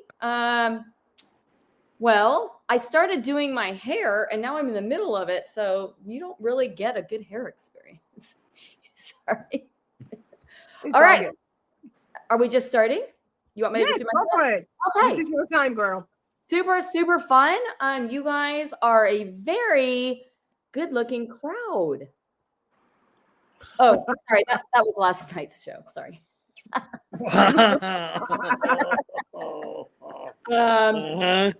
Okay, happy Saturday. I'm really glad it's the weekend. I had a super hard week. So I actually have like a day job, and I was at the office this week, and I was walking by this guy's desk, and he was like, "Nice ass," and I was pissed. So I like walked straight up to HR, and I was like, "This is unacceptable. I demand everyone addresses me like that." Like, why just one guy? Like, I mean, why Steve? Oh, happy Saturday. So you guys, I just celebrated 25 years of doing comedy. Woo! Yes. Yeah. So my very first show I ever did was at the Improv in Hollywood. So you can see how my career has exploded. I'm here doing a show in my living room. Yes. But I am actually really happy to be doing this show online because I've been a little uncomfortable performing in bars around alcohol ever since I quit drinking. So, why did I quit drinking? Everyone always asks. Okay, here's the deal. I quit drinking on 6 de Mayo. 6 de Mayo. Yeah. It sucked because I discovered that I had an allergy. Yeah, it turns out that that tequila makes me break out in bulimia. So no, it's okay because drinking's not good for anyone, right? It really wasn't good for me because I would like wake up in really strange places. Like my own bedroom. That's not why I went out drinking. So now I'm totally getting into the coffee world. Like that's a whole thing. When people quit drinking, they go, turn to coffee. And I'm trying to get it down. I'm pretty good. Like I was at Starbucks yesterday and I asked the barista, she asked me what I wanted, and I said, okay, I got this, Lauren. I would like a tall, dark, and handsome. And she looks down at the register and she's like, oh my God, that's so weird. I can't find that. And I'm like, yeah, join the club. Either can I. How about bring me a regular drip because you can find those anywhere. So, and like, I don't get the whole Starbucks thing. Like, how do you even run out of anything at Starbucks? Can't you just run across the street to the other Starbucks? So, of course, when you see a single girl, you want to talk about dating, right? So I hate dating. The only reason that I even date is because I'm too lazy to become a hooker. No offense to the hookers watching. I just not me. And also, like, I'm sick of it. Like, because all the good guys are taken, right? They're either what? All married, they're gay, or they're your brother. Okay. And I can't marry my brother. You guys, for obvious reasons, stop. I mean, he doesn't make enough money. Not to mention he's married and gay. So. But the good thing you might want to know is I do give it up on the first date. Hope. I give up.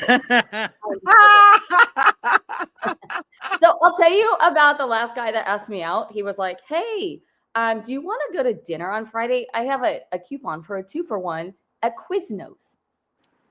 And I was like, wow. Are you kidding? Like, seriously?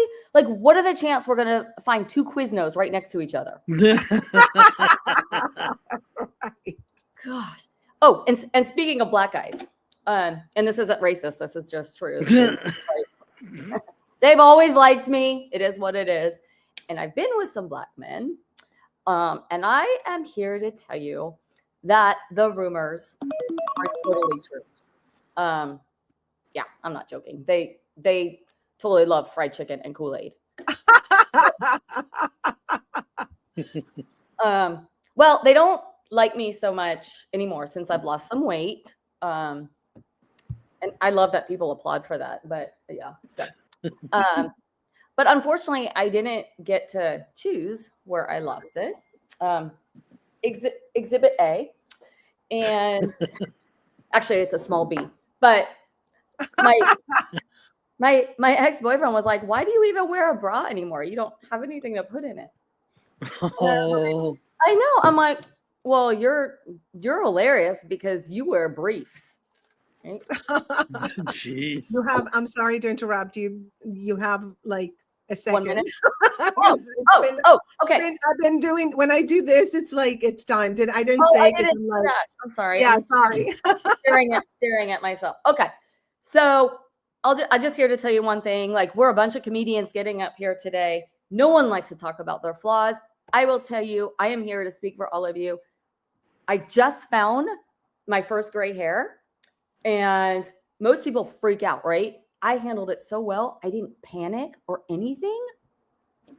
I just spit it out.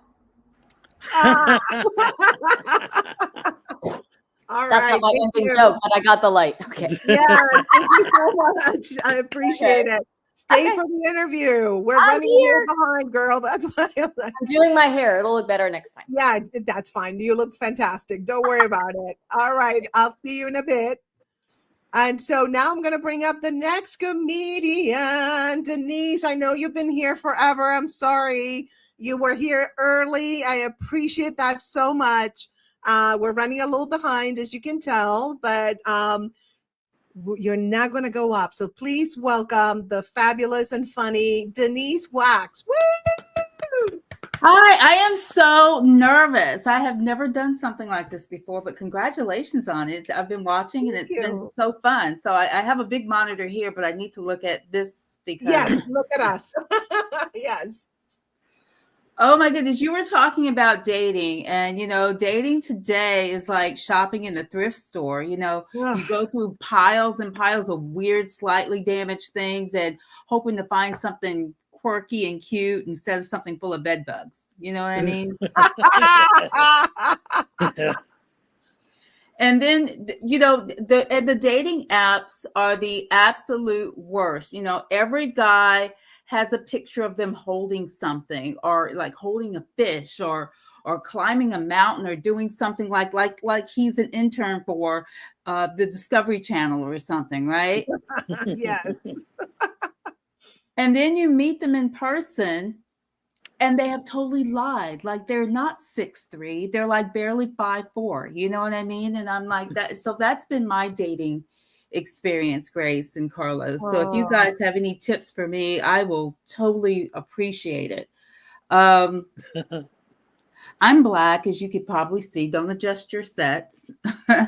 I'm from Mississippi. And so, being from Mississippi, I was raised as a Christian conservative. So, that pretty much means I'm very judgmental, So it's really good to have judgmental friends because it really saves you a lot in paying for therapy, because we will tell you all about your business, right, Carlos? Yeah. You don't even ask. Yeah. You don't even ask, Anything, you could have a headache or a problem with your kid, whatever it is. Judgmental people will always have an answer for you, whether you ask or you like it or not. But Yeah. the interesting thing in growing up in my family, we used to do like a lot of family gatherings. Grace and Carlos, did you have like big family gatherings? Well, it's interesting, like when Black families get together, because as soon as you walk in the door, you can smell the diabetes in the air. There's fried chicken, mac and cheese, collard greens, sweet potatoes. It's like walking into like a seasoning commercial, not just any seasoning. You have Lowry's and garlic powder and onion powder and paprika and chili powder. I mean, you name a seasoning, we got, because like they say in our community, if you ain't sneezing, it ain't seasoned. So, that's the way it is with us. And then like there's the portion controls, right? I spent the holiday one year it's just the portion controls on our plate, right? When we make our plates of food, it's like white people, they're demure, Black people, if we don't need to see the actual plate, there's got to be food in every corner. So I really love that's how we do that. So there's no such thing as portion control. It can fit on there. It looks like, I mean, you're feeding a family of 5, but it's really just one plate of food. And I love that about us. You know what I mean? And the thing about it is after we eat, we have to immediately take a nap. The itis kicks in. You have to immediately take a nap, and it's so fun at Black family gatherings because you always have that DJ who's a Kanye wannabe or a Whitney never gonna be, entertain us and things like that. And that you have that cousin DJ that's that's DJing, but Carlos, really what it is, he's just playing his party list from Spotify, and then we're all doing the electric slide, which is the most exercise I ever do, and all that kind of stuff. But the hardest thing in just going to a family gathering, especially a Black family gathering, especially one, if you're coming to ours, is you can't just leave. You can't just make a quiet exit. Everybody, where are you going? Oh, you got a job? You got your boo thing waiting on you. Bring them in. You can't just ease on out the door, And then, of course, you have to take the plate, right? Which is why you bought the Tupperware in the first place. So this has been fun, guys. So thank you for inviting me. I really appreciate it. And congratulations on such a great show.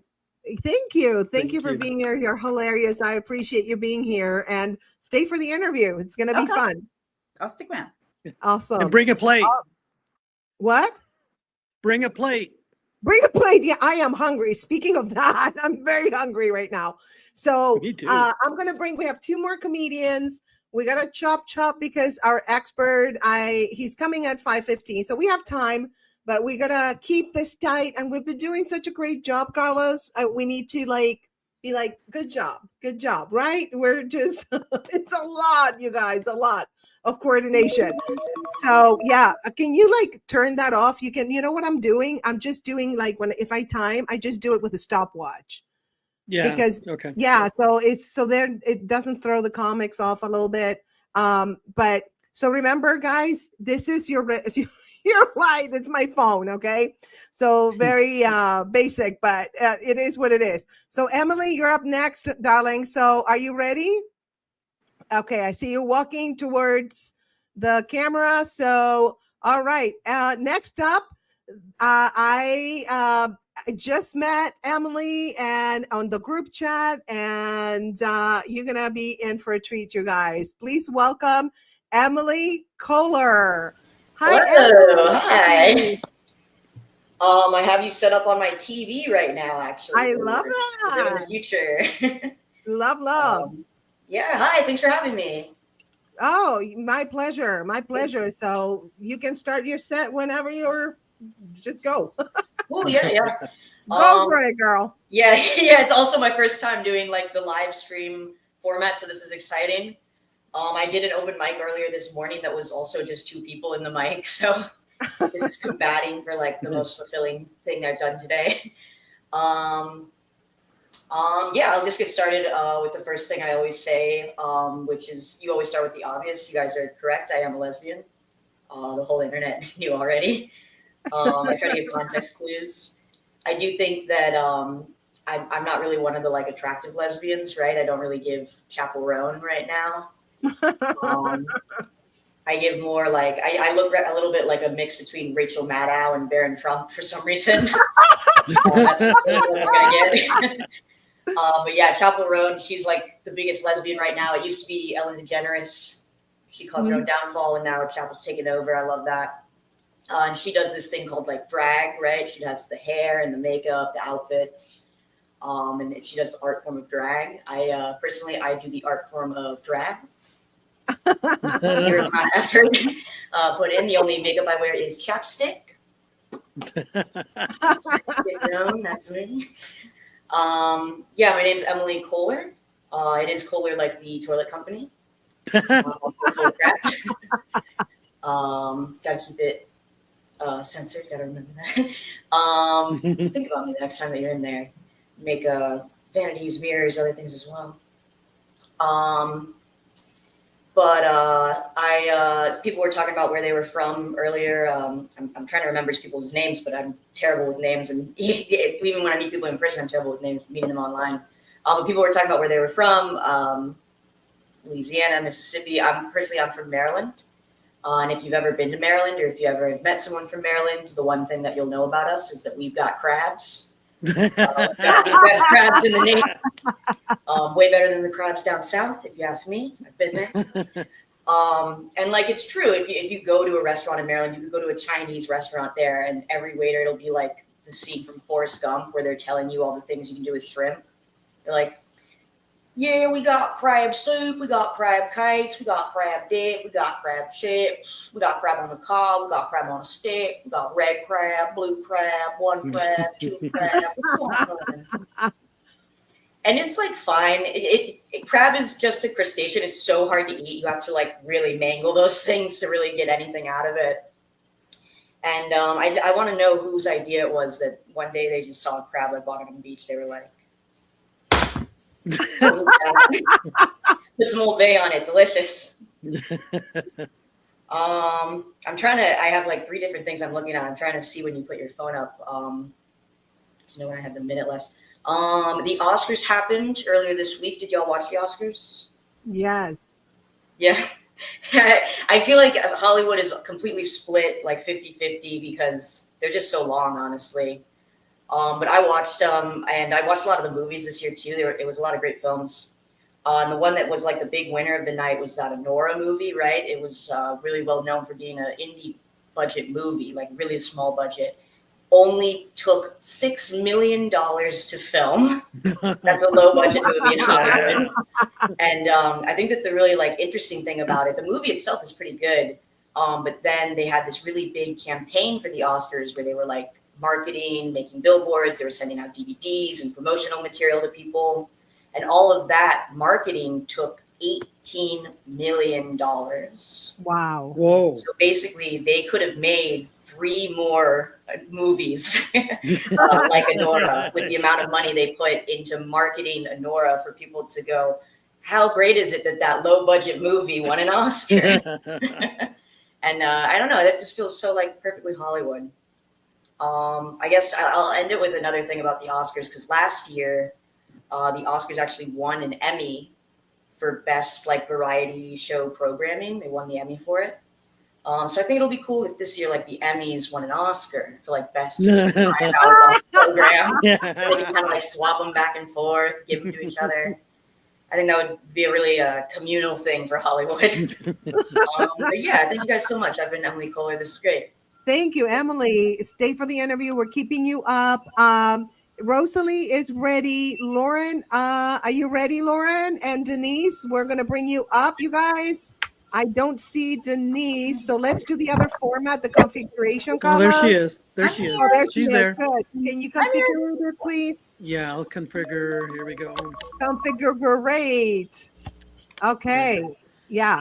And India, India, thank you so much for being here. And I want to follow everybody. Wait, Okay. Hold on, there's feedback.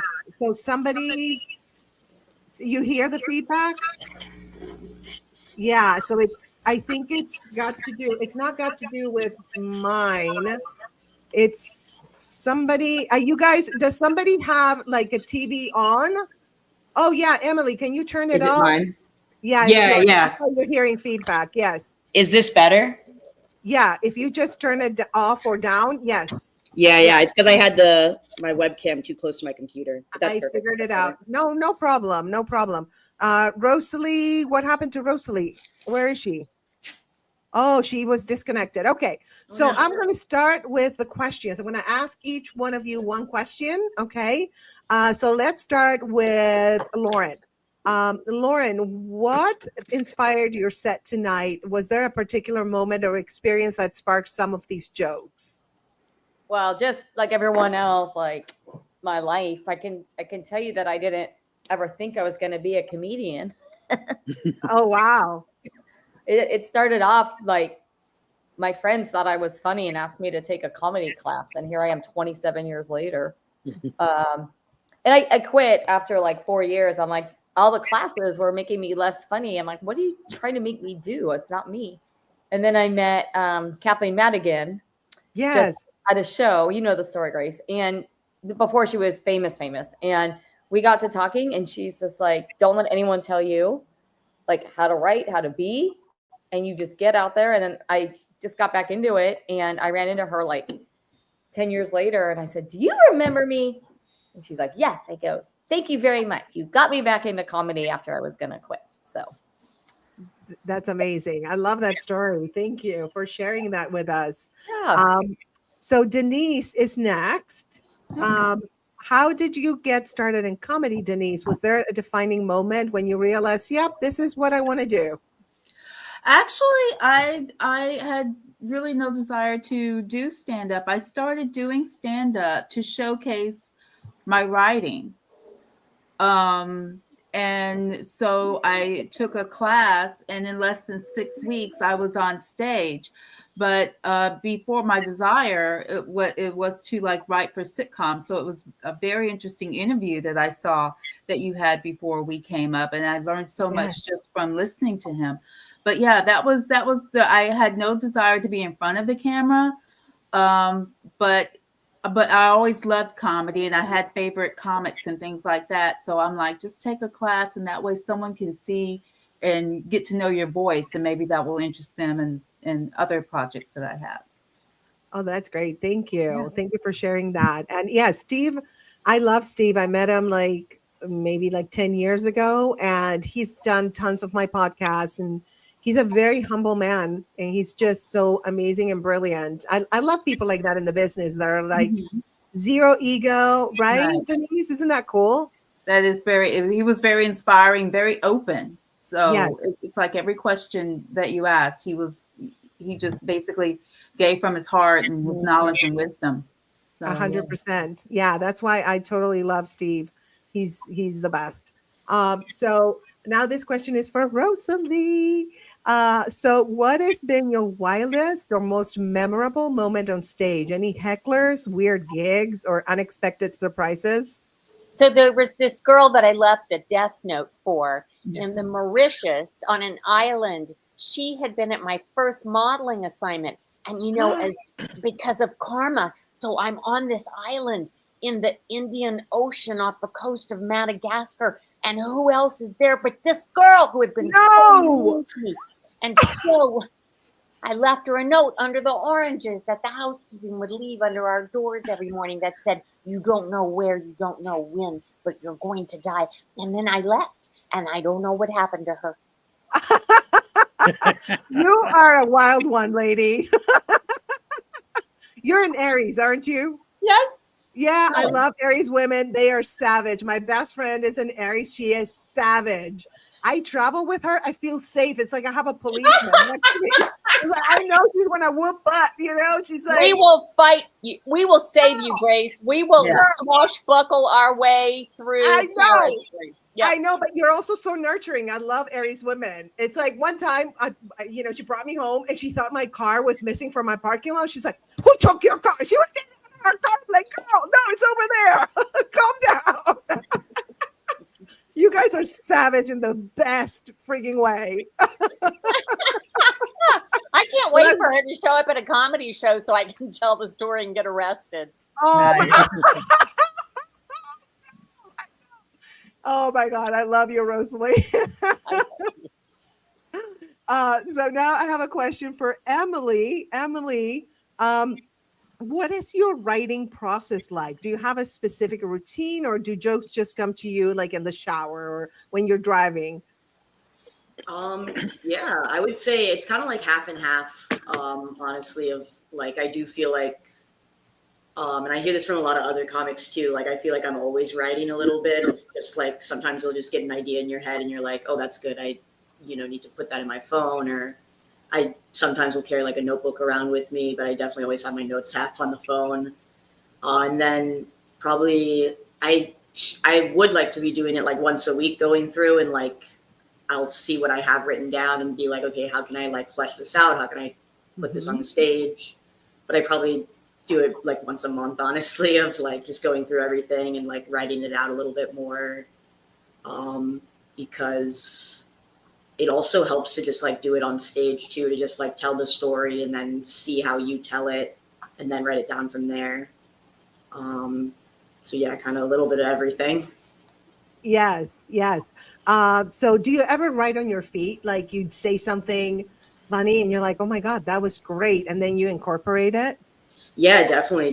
I've found that, like, especially now that I'm trying to write a little bit longer sets, like I've started trying to do like 15 minutes or like 20 minutes.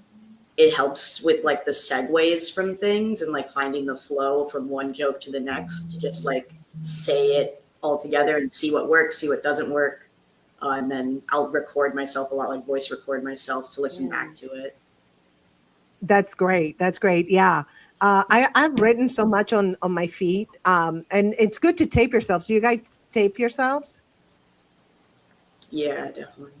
Yeah, you do. How about you, Rosalie and Denise and Lauren? Do you guys tape yourself and then like recap and be like, oh, okay, I need to punch this up or this didn't land because of this? I do try to tape, at least record on my phone every set, and then I never listen to them. Yeah. That's how not to get ahead, kids. Yeah, I love that. I do listen to every single thing and I'm like paying my. attention. I'm crazy. I'm crazy like that. I'm the opposite of you, Rosalie. I just like No, we're supposed to listen to it so we can, get better. Yeah, but some people don't need to do that. It's like no, we need to do that, Grace. We do. I just like don't mislead. Don't mislead So the comic, Grace. Try not to love slit my that. wrists after my. Oh my God. Oh, here's James. Look at this. Everybody has an OnlyFans these days, Grace. Everybody tapes themselves. Oh. I love James. All right, I have you a guys. question. What is Lauren? Yes. Lauren, what is your IG? Because I can see Denise. I know from before. I was following her before, but I don't know your IG. I'll put. It's just my name, Lauren Kershaw. I'm gonna put it in the chat. Are you on the chat? Cool. Okay, it is. All right. All right, you guys. I have an expert coming up now. I'm going to do, you guys might want to stay or watch it on YouTube. If you go to YouTube and you can comment if you want. Rick Overton is going to be. Oh, he's amazing. He is beyond amazing. He was on one episode of the Tias. He's Dr. Knickerbockers. And he's Very like, funny. yeah, he's hysterical. We improv with him, and it was just, we learned so much from him. We love him. We want him back. So he's going to do it on the phone because it has problems with like the connection. So he's up next and he's waiting for my call, you guys. So if you want to like tune in to YouTube, that's great. That would be great. So, all right. Thank you everyone so much for being here. Just giving us the talent and Bye, you guys. Nice to see you. Thank you for having us, Grace. Thank you. Thanks for Carlos. being here, you guys. Thank you. Bye. Bye. Bye. Thanks again. I got it, Carlos. All right. I got it. You can you tell I've done this before? Oh, I can tell. Yeah, absolutely. It's absolutely. Yes. And by the way, I'm messing up on purpose to make you look even better because that's my job as a co-host is to make the host look better. I love it. I love it. So yeah, Rick, Rick is a Leo like us. Oh. And he's also like me, Leo with Leo rising. So we're like twinsies. I know, Rick and myself. Yeah, he's amazing. He's such a he's like Steve, that humble, super talented comedian that you're like, just so happy. I'm so glad. And I feel so lucky to call them my friends and to work with them too. It's just awesome. That's one of the things about this career is like you meet incredible creative people that just enhance your creativity and enhance you as a human. It's just I love doing what we do. Don't you love doing what we do? Oh, absolutely. Yeah, absolutely. It's the best. So, okay, so I'm going to be by myself on the interview. Right. You guys are going to see only my face because I'm going to call Rick. I hope that when he picks up that your name isn't Scam Likely, though. Right. All right, Carlos. I will see you later. Get ready for the films because we're going to do some films, I think, unless we need to do the comics next because they show up and they're waiting. I don't want to keep them waiting. Okay. All right, you guys. Now we are going to call Rick. Let me put the banner up for Rick Overton, and he's going to talk about improv because he's amazing. So I'm going to call him now. He's ready for us.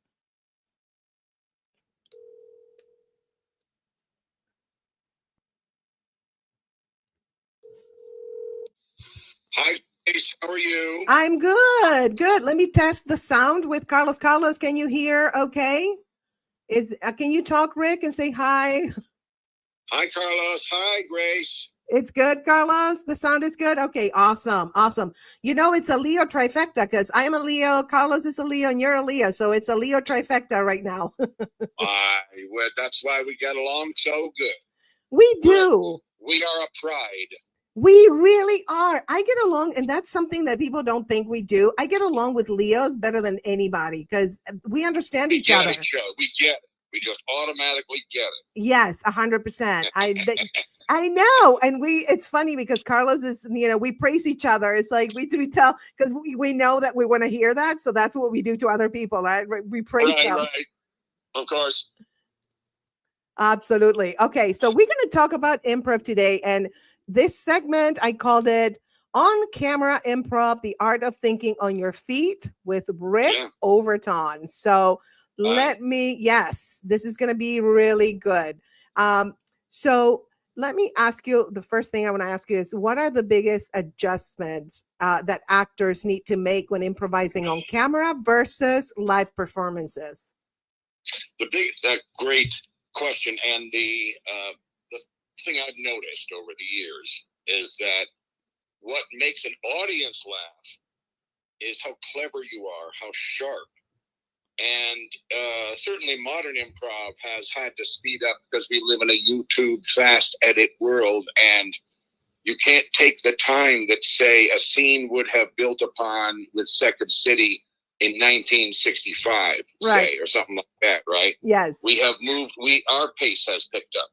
So it has to get going a little quicker. And when you're on stage, it's, hey, I'm this character, and blah, But when you're on camera doing improv, there's all these other actors. They built all their other stuff up. They can't just have one guy unless there's a reason for it. Yes. And so when you're in a Christopher Guest movie, you'll notice there's usually one really crazy guy, and then there's all these other people that have to sort of prop them up with much more real, grounded, down-to-earth improv. Now, what is that improv?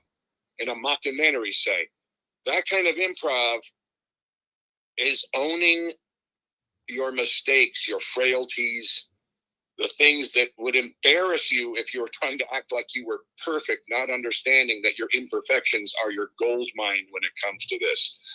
The part your ego has to get over is that you have to show these frailties in a way that people will laugh at.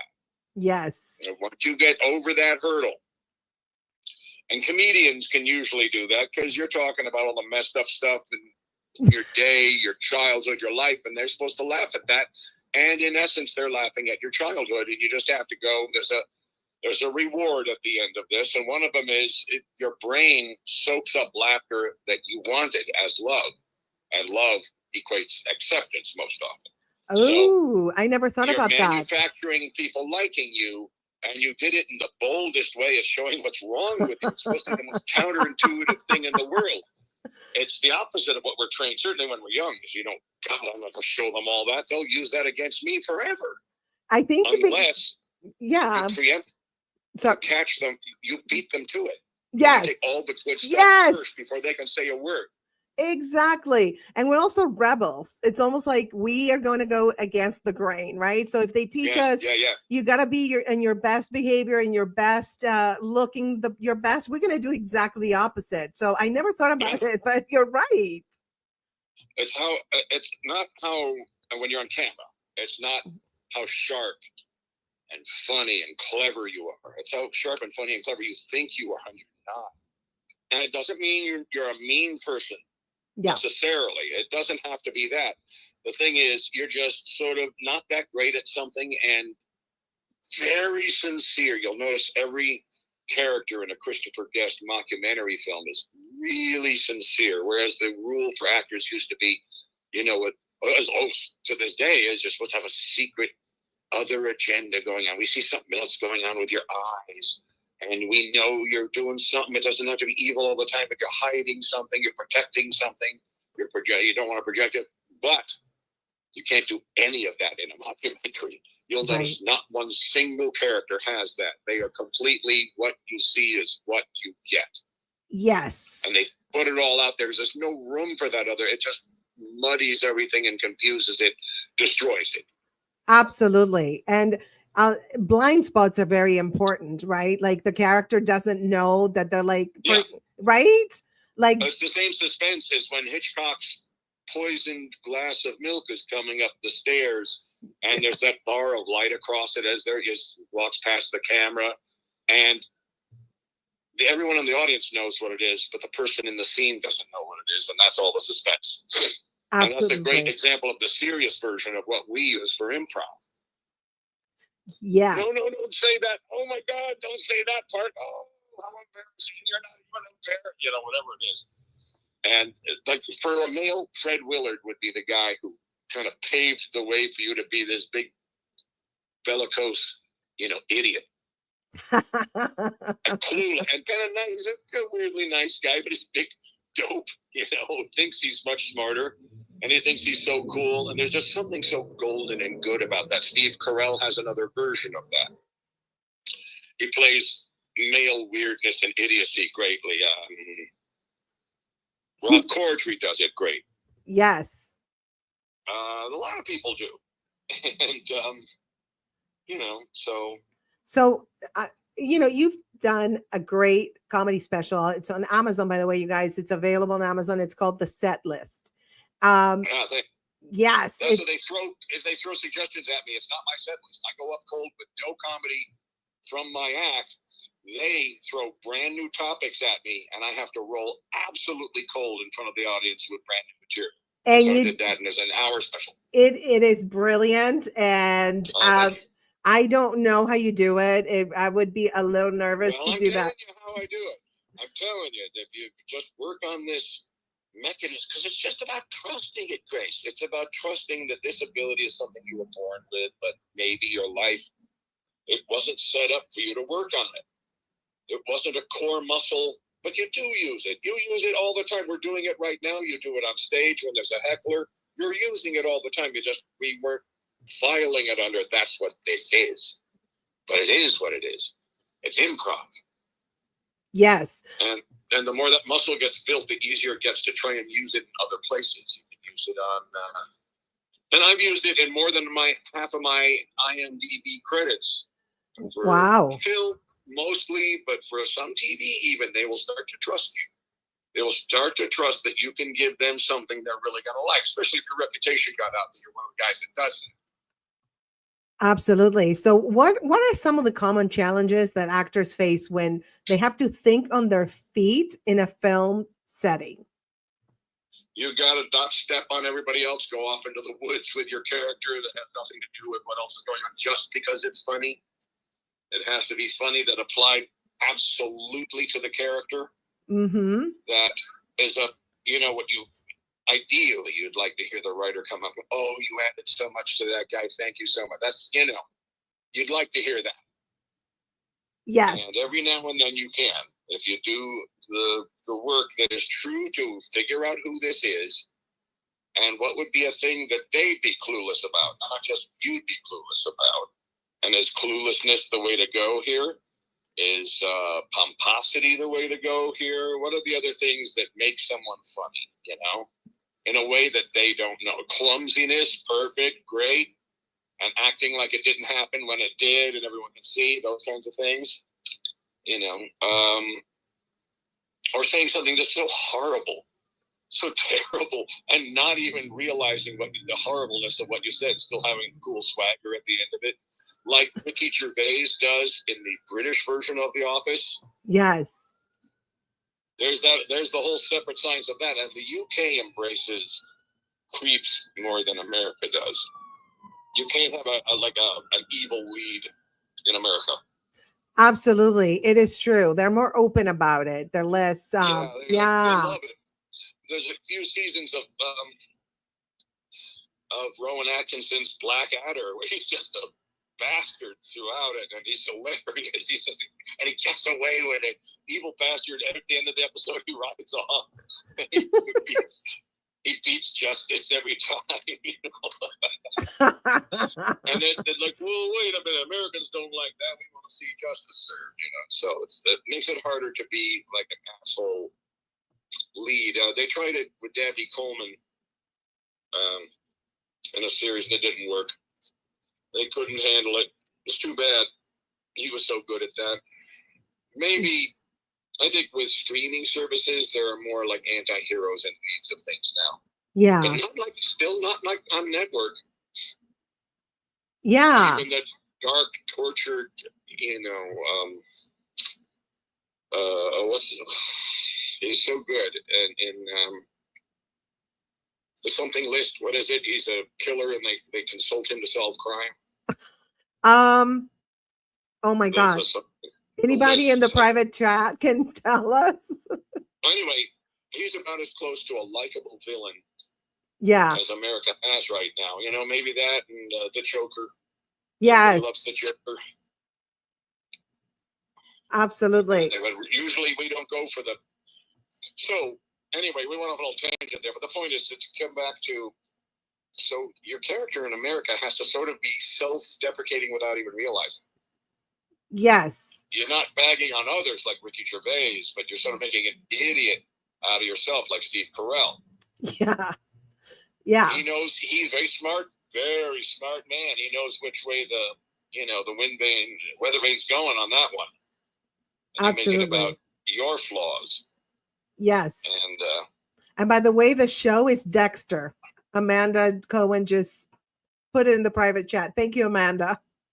I appreciate it. The show that the killer one. That's a different. No, that's a different. That's show. another Barry. Isn't it Barry? No. It's he was in Sex, Lies, and Videotape. Oh, I know. I don't remember the name, but that's okay. Don't worry about it.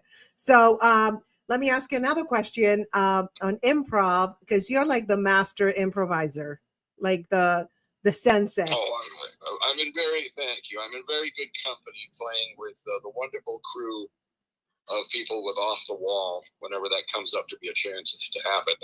Go see them. They are the longest single cast improv troupe in the history of improv. Wow. That's they're coming up on 50 years together. That's amazing. And you play with them? Yeah, many times. I guess with them all the time. I would love to and see. that stage and its characters, we try to really bring the character work when we're doing it. We try to, put the other details in there because they're from that time when everyone did that. Yes. Yes, absolutely. So what are some tips, top tips for keeping a performance natural and engaging while being aware of the camera? Like any improv thing, when you're supposed to listening is so to see what you're not stepping on and what they are feeding you that you should respond to, like you're really that person in that conversation. Just remember, you're really this other person in that conversation now. And it's not all what would make you funny, it's what would make them funny. Yes. Remember to just stay them while you're doing it, and you don't have to scream it out.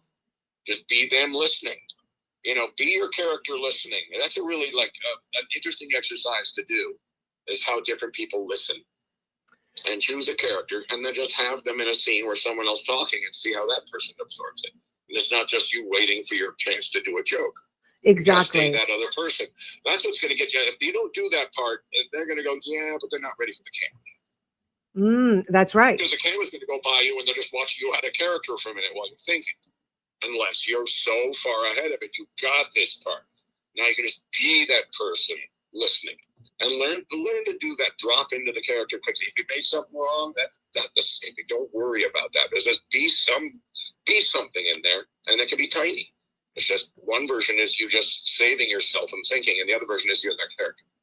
Yes, absolutely. So Can you share a moment when quick thinking in an on-camera improv situation completely changed the direction of a scene for better or for worse? Oh,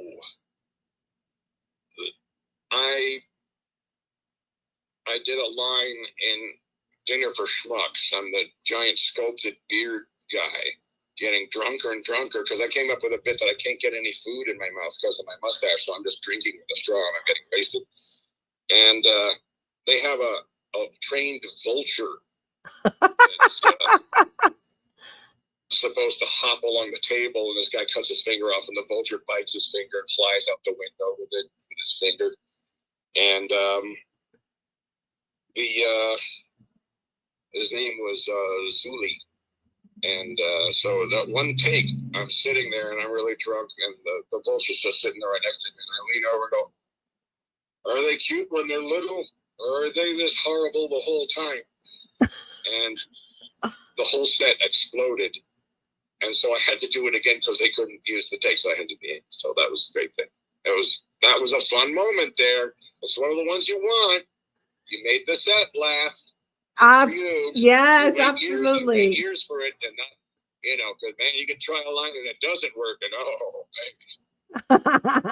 baby, Yeah. that's embarrassing, So but it was just the right time, and I did it because I stayed as the guy. Yes. Yes. Well, thank you so much, Rick, for doing this. I really appreciate it. And thank you for waiting a few minutes because we're running a little bit behind. That's how it goes. Right? And actually, we had some people not show up. So I'm kind of happy because if not, we would be here until like midnight. But thank you so much. Thank you. Marisa and Consuelo love you, Dr. Knickerbockers. Big hug, ladies. Big appropriate hug. And I will, all right, talk soon. Thanks for inviting me on to talk. Thank you so much, Rick. And I'll talk to you soon. Bye. Talk soon. Thanks. Bye-bye. All right, you guys, let's bring Carlos up to the stage. Hello, Carlos. Okay. So this is, let me give you the tea. Okay. First of all, here, thank you so much, Rick. He couldn't see it because, but I will text him. Thank you. And then Amanda, hey friends, I'm doing a set sometime this hour. Thank you so much, Amanda, for putting that out. Okay. And I love you too, Rick, Amanda, on the private chat. I love it. He can't see the chat though, but he can hear, I'm sure, and I'll let him know. So anyway, so we are going to show some short films, guys. Okay. So the comics, I knew you'd read it for him. Yes, Amanda, you knew it. I'm reading everything. Amanda, I'm like super just watching everything and on top of everything.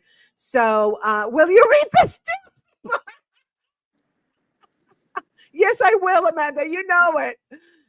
So anyway, I am going to take a quick break while Carlos is going to show some shorts. Okay, Carlos.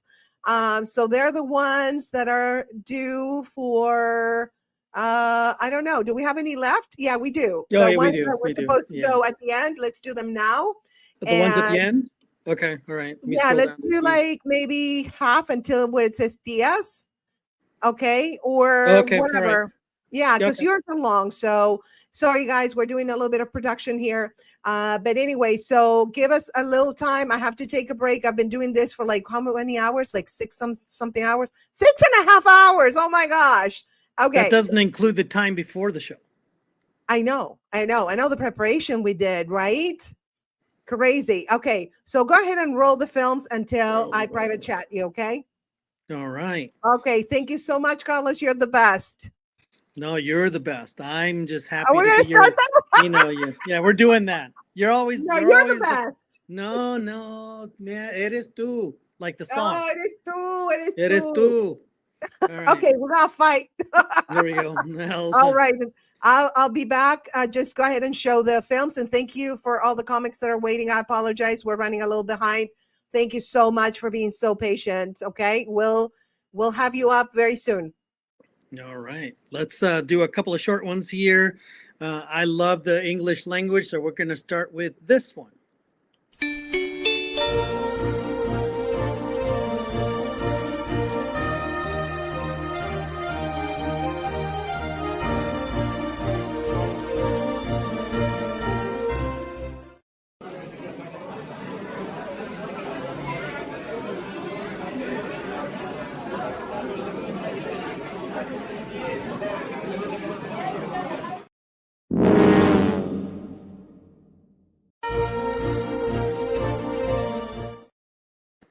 Yeah, it's kind of like a recycled, was it Henny Youngman joke, right? Oh, these women are amazing. I love showing their clips. Here we go. I'll just jump in and do it. Here we go. Number 9. Hi, Angie. There he goes again, stalking you. I know, but you know what? I liked the fact that he was so obsessed with me, you know? Like, he had, like, you know, pictures of my ass on his wall. I liked being sweet. Worshipped. Honestly, Michael Myers is a good man. I like him for you because he is very determined. He is obsessed with you, which is always a good thing. And he wears so much sunscreen, you know he's not going to age. That's true. He gonna look so good forever. We see you over there by her panties, Michael. But I will say this, Rachetta, he doesn't have any money. He has no resume. Well, doesn't he get a check for being stupid or something? He doesn't get a check for anything. He's poor. He wears the same outfit all the time. I thought he was a janitor. Right? I don't know if I can give my heart to a poor man who's crazy. I need a rich man who's crazy. No, it's really weird that he just keeps staring like we cannot see him. Hello. Hi, Michael. Hi, Michael. How are you? I think he just needs therapy and a job. You're right. If he had therapy and a job, then he would be the perfect man because he doesn't run out of energy. Exactly. Her Venmo! Send it to the Venmo! Bye, Michael! Bye, Michael! Yeah, it's a good thing that ended. By Michael. I never would have ever imagined that Michael Myers would be like, you know, a romantic interest. That's awesome. That's awesome. And if that was ever on a TV show and on a regular TV show on a network, it would probably be on a network called WTF.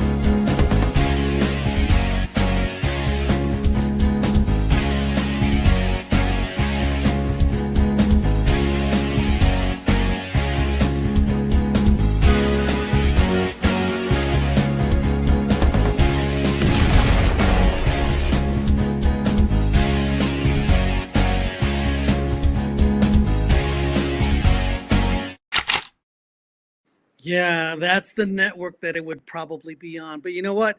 You know, Stephanie and Jacqueline, they are just so amazing. I mean, truly, truly amazing and talented.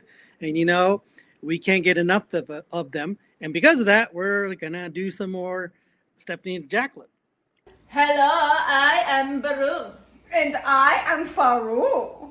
And today we're working at 7-Eleven, where we deny customers because we have the right to do so. You are bimbo made of plastic killing dolphins and turtles down the line. Put in recycle. Put in recycle. Put in recycle. Get out. No Slurpee for you. You are made of Slurpee straw. You are the same material as the Slurpee cup. Oh my God, Baru, that is girl who steals Slurpee all the time, comes in for refill. No free refill for you, baby. We fill you up, baby. You want Slurpee refill? Let's Faru and Baru fill you up, baby. You slurp us and then you get all the Slurpees you want. I don't think I'm ever going to look at a Slurpee the same way again next time I go to 7-Eleven. you know I'm going to think of those two, right?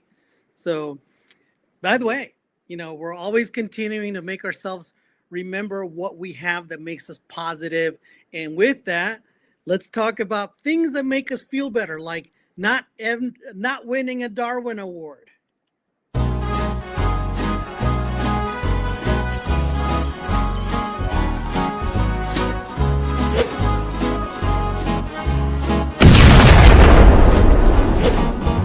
When you don't feel like brain or brawn, no, or even know what's going on, you'll never be as bad as Darwin or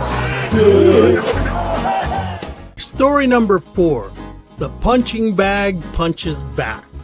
For our next narrative of nincompoopery, we travel to the hamlet of Georgia in the UK. Meet Ian, a self-employed electrician and fitness fanatic who wanted to expand his fitness opportunities by converting one of the rooms in his cottage into a new gym. The new gym room contained exercise equipment, weights, and a punching bag which hung from the ceiling. One Saturday, after a night of revelry with his cousin Norton, Ian took Norton to the new gym room to show it off for him. Ian switched on the lights, walked in front of the punching bag, steadied his stance, and struck the punching bag with a most energetic punch. In a shocking event that could have easily been a plotline in a Twilight Zone episode, the punching bag retaliated by delivering a counterpunch of its own in the form of a fatal bolt of electricity, knocking the idiotic Ian to the ground and permanently removing him from the gene pool. A careful review of the situation revealed how the punching bag was able to deliver such a fatal blow. In a clear demonstration of his intellectual ineptitude, Ian the electrician had wired the electrical power supply directly to the punching bag, empowering the bag with the power needed to deliver a most effective knockout punch. After the dim-witted debacle, one of Norton's friends was quoted as saying, "Well, he was a brilliant guy. It's crazy that two major parts of his life contributed to his death." At this point, it's probably advisable that Liam's former electrical clients recheck his work to prevent their own entries into the Darwin Awards as well. When you don't feel like brain or brawn, no, or even know what's going on, you'll never be as bad as Darwin or morons. Imbeciles can't go on. Yeah, I love that these people make us feel extremely, extremely intelligent. But you know, there's two ladies that will never, ever, ever, ever, ever, ever, ever, ever, ever, ever end up on the Darwin Morons. That's the Tias, Las Tias. I love these two.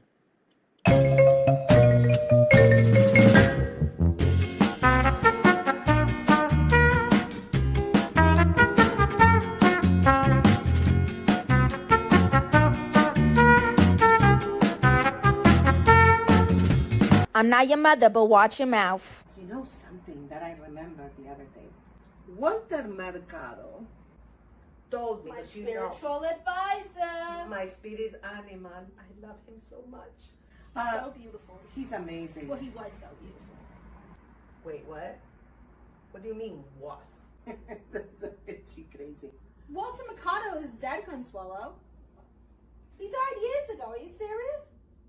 No, he's not. Consuelo, Walter Mercado is dead. You don't remember Mommy Linda lighting the candles and everything for him? No, that's not true. Look it up. Walter died. I know. Rest in peace. Mucho, mucho amor. No, my Walter is...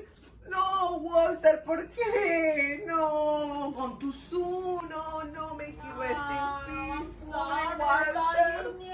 Oh my God. No, he's the one that told me like 10 years ago that I was going to get divorced from a woman. I was like, but I'm not gay. I don't get it.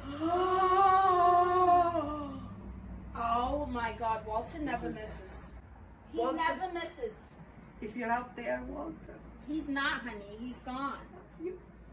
No, I know, but maybe he's a ghost and he's in the camera right now. I heard that ghosts can get in cameras. Oh, like poltergeist? You want me to Google? Yes. Yeah. Yes.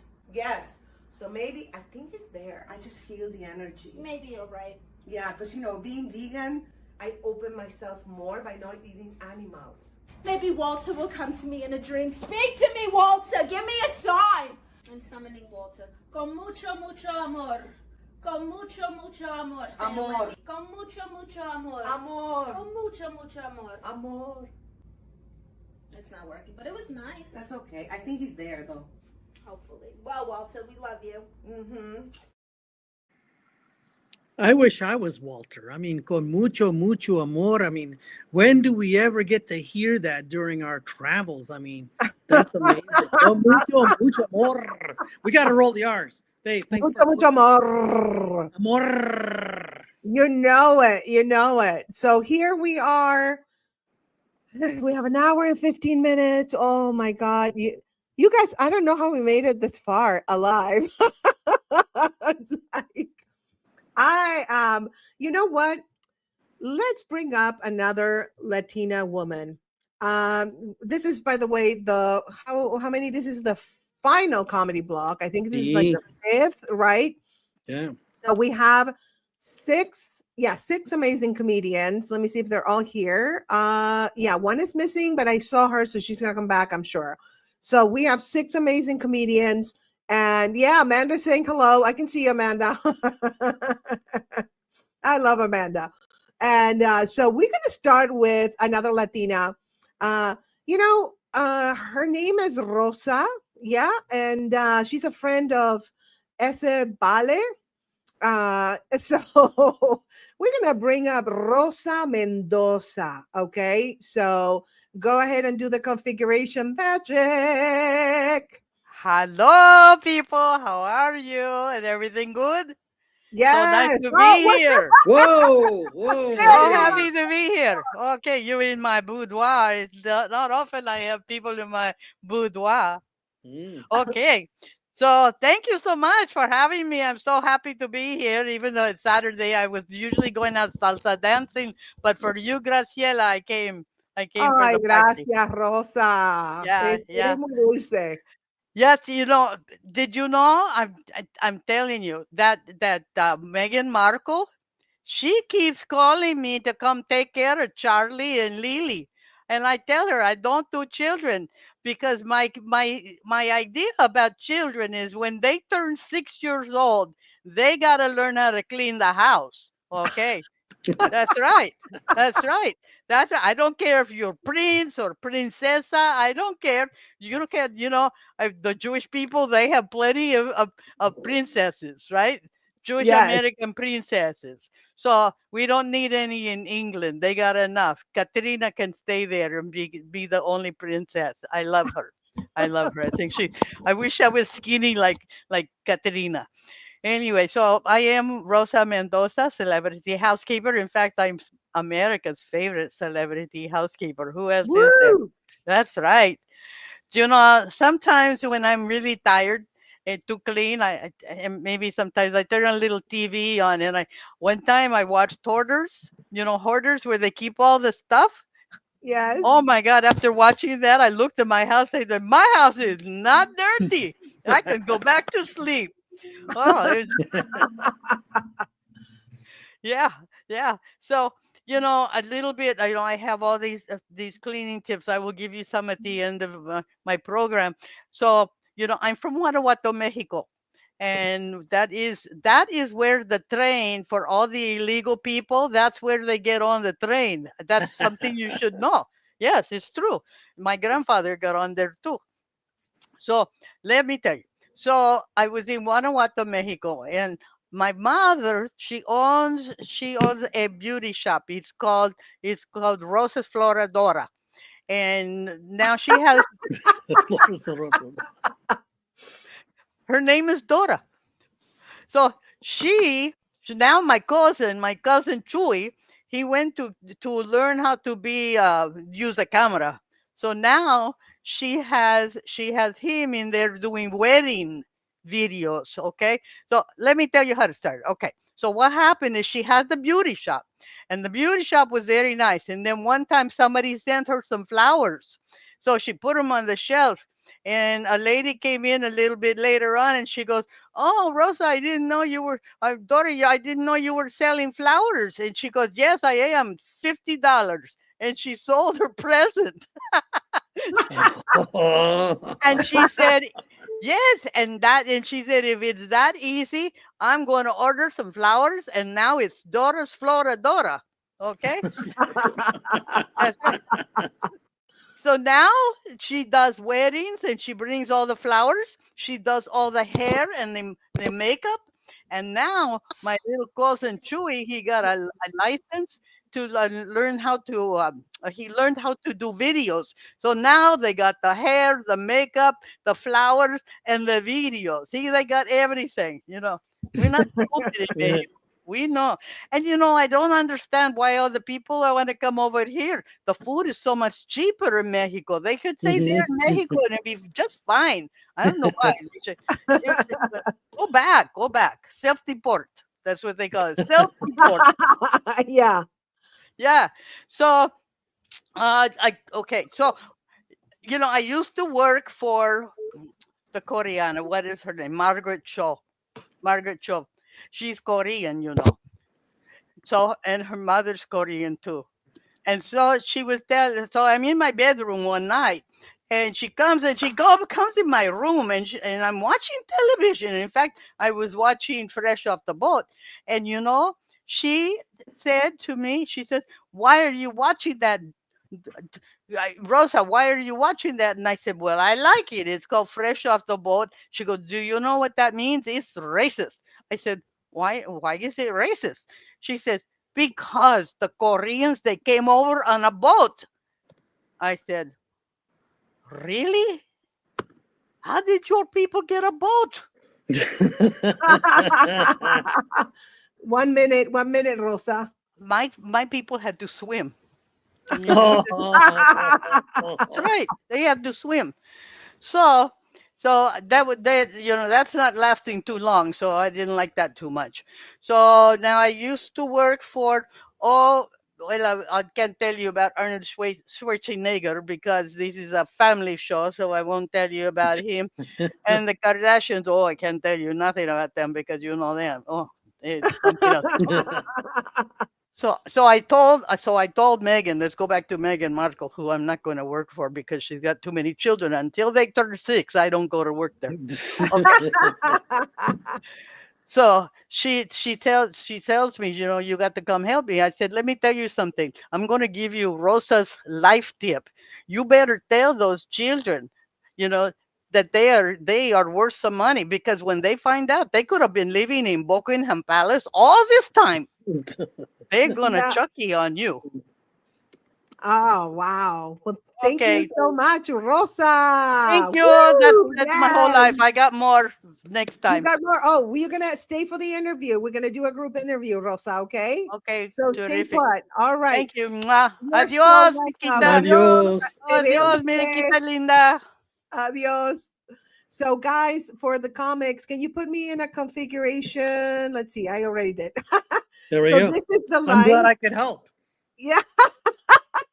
I'm like, let me tell you, I do this so much that I just, with my eyes closed, I can do this. So this is the light for the comics. Okay. So I'm sorry, I forgot. It's been like, oh my God, it's been almost 7 hours. Yeah. No wonder Well, my brain we did tell the first group, and I guess we just assumed that ESP would kick in for everybody else. So it's on us. It's on us. We blew that one. Yes, you know that. Yes. It's like I'm glitching a little bit, like Elon. Look. Yeah, totally glitching. Okay. So next up is one of my favorite comedians. She's a good friend of mine, and you'll see she's hilarious. So please welcome to the stage, Shuri Savaran. Hi. Configuration, Carlos. Here we go. Well, okay. Here we go. Wait. Okay, go for it. Yeah, there you are. Perfect. You can hear me. Hi. Anyone out there? Anybody out there who can hear me? Yes, we can all hear you perfectly. You can or you cannot? Yeah, we can. We can. You're good. You're good to go. Okay. Let's go.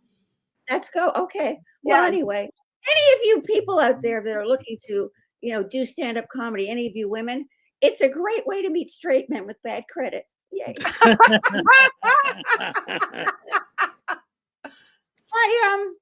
Well, I'm what you call a woman of a certain age. And I'm at a point in my life where I should have a couple of profitable divorces under my belt. What I should be whizzing around here in my brand new BMW with my brand new renovated lips flapping in the wind. Didn't work out the way it was supposed to, but here's the good news. I'm finally at an age where I feel comfortable in my own skin. Isn't that great? Yay! Woo! Why I feel comfortable in my own skin? Because it's loose. I thought being a loose woman was supposed to be fun. Anyhow, I am looking quite lovely, I think. Yes, you are. Beautiful. I don't wait for compliments anymore, Grace. I just don't have time. How old do you think I am, Carlos? Time's up. 29. Oh, perfect. You know what happens? A lot of men ignore us women of a certain age. Do you know what happens to us? We end up either becoming lesbians or getting involved in dog rescue. Them's the choices. It's really bad. By the way, I want to make a little announcement here. Yes. Any men here tonight that are watching the show, if you're not attracted to me, you're gay.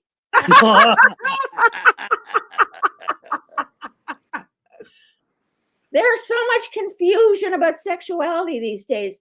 I'm just here to help. Good girl. Anyhow, let's see here. What am I going to pick? Okay. We still have it going on. Let me tell you something. I have it really going on. I still have a sex drive. I just have nowhere to go. And you know what I hate? This is what I can't stand: older men with younger women, like when they're like the grandkids. I hate that. Like, you probably know who Art Garfunkel is, right? Yes. Oh, no one's talking back. Oh, this is good. This feels like home. No one's hearing me. I don't know if you know this, but I saw him on television, okay? And it was so weird because in his band, there was a woman who was wearing lingerie. And of course, it was his wife. And of course, she played the tambourine. You can play the tambourine. When was the last time you heard of a mother say, Billy, it's time to get ready for your tambourine lessons? And by the way, I have been around the block only once because I'm a little lazy. And I don't know if you know, you probably know who the Kennedys are, most of you. If you don't, they were a bunch of guys, they were really, they didn't treat women as well as they should have, some of them, but they had lovely heads of hair. I think they kept condoms in their hair. Yeah. And I don't know. Well, they used hairspray to keep it up. And, I don't know if you know this or not, but the Rose was the matriarch and Joseph was the patriarch of the family, right? And darned if Rose wasn't in bed with him while he was having a stroke.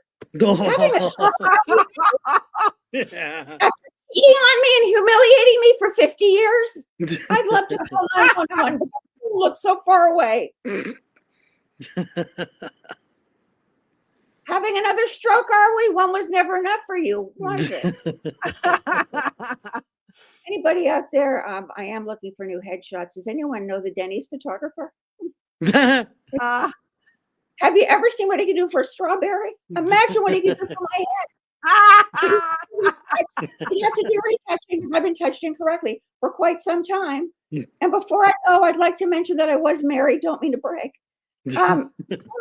That's a long time if you break it down into half-hour segments, And I never once faked an orgasm when I was married, but I constantly faked being on my period. And, and this really happened. Okay. one time, okay, I was lying in bed one night. It was a water bed. I don't know. He preferred me dizzy. I don't get it. Anyway, what he said to me. He said to me, Charisse, and you can't blame him. I love you so much. If you leave me, I'm going to kill myself. I said, honey, you kill yourself, I'll stay. Thank you. Thank you. Yay, Cherie. Welcome. Thank you so much. Stay for the interview, okay? Thank you so much. And Carlos, instead of like having the ringy thingy, can you like do the stopwatch? Because I'm not sure if the sound interferes with them talking. So I just want to make sure. Sorry, we're having production meeting right now. No, it's fine.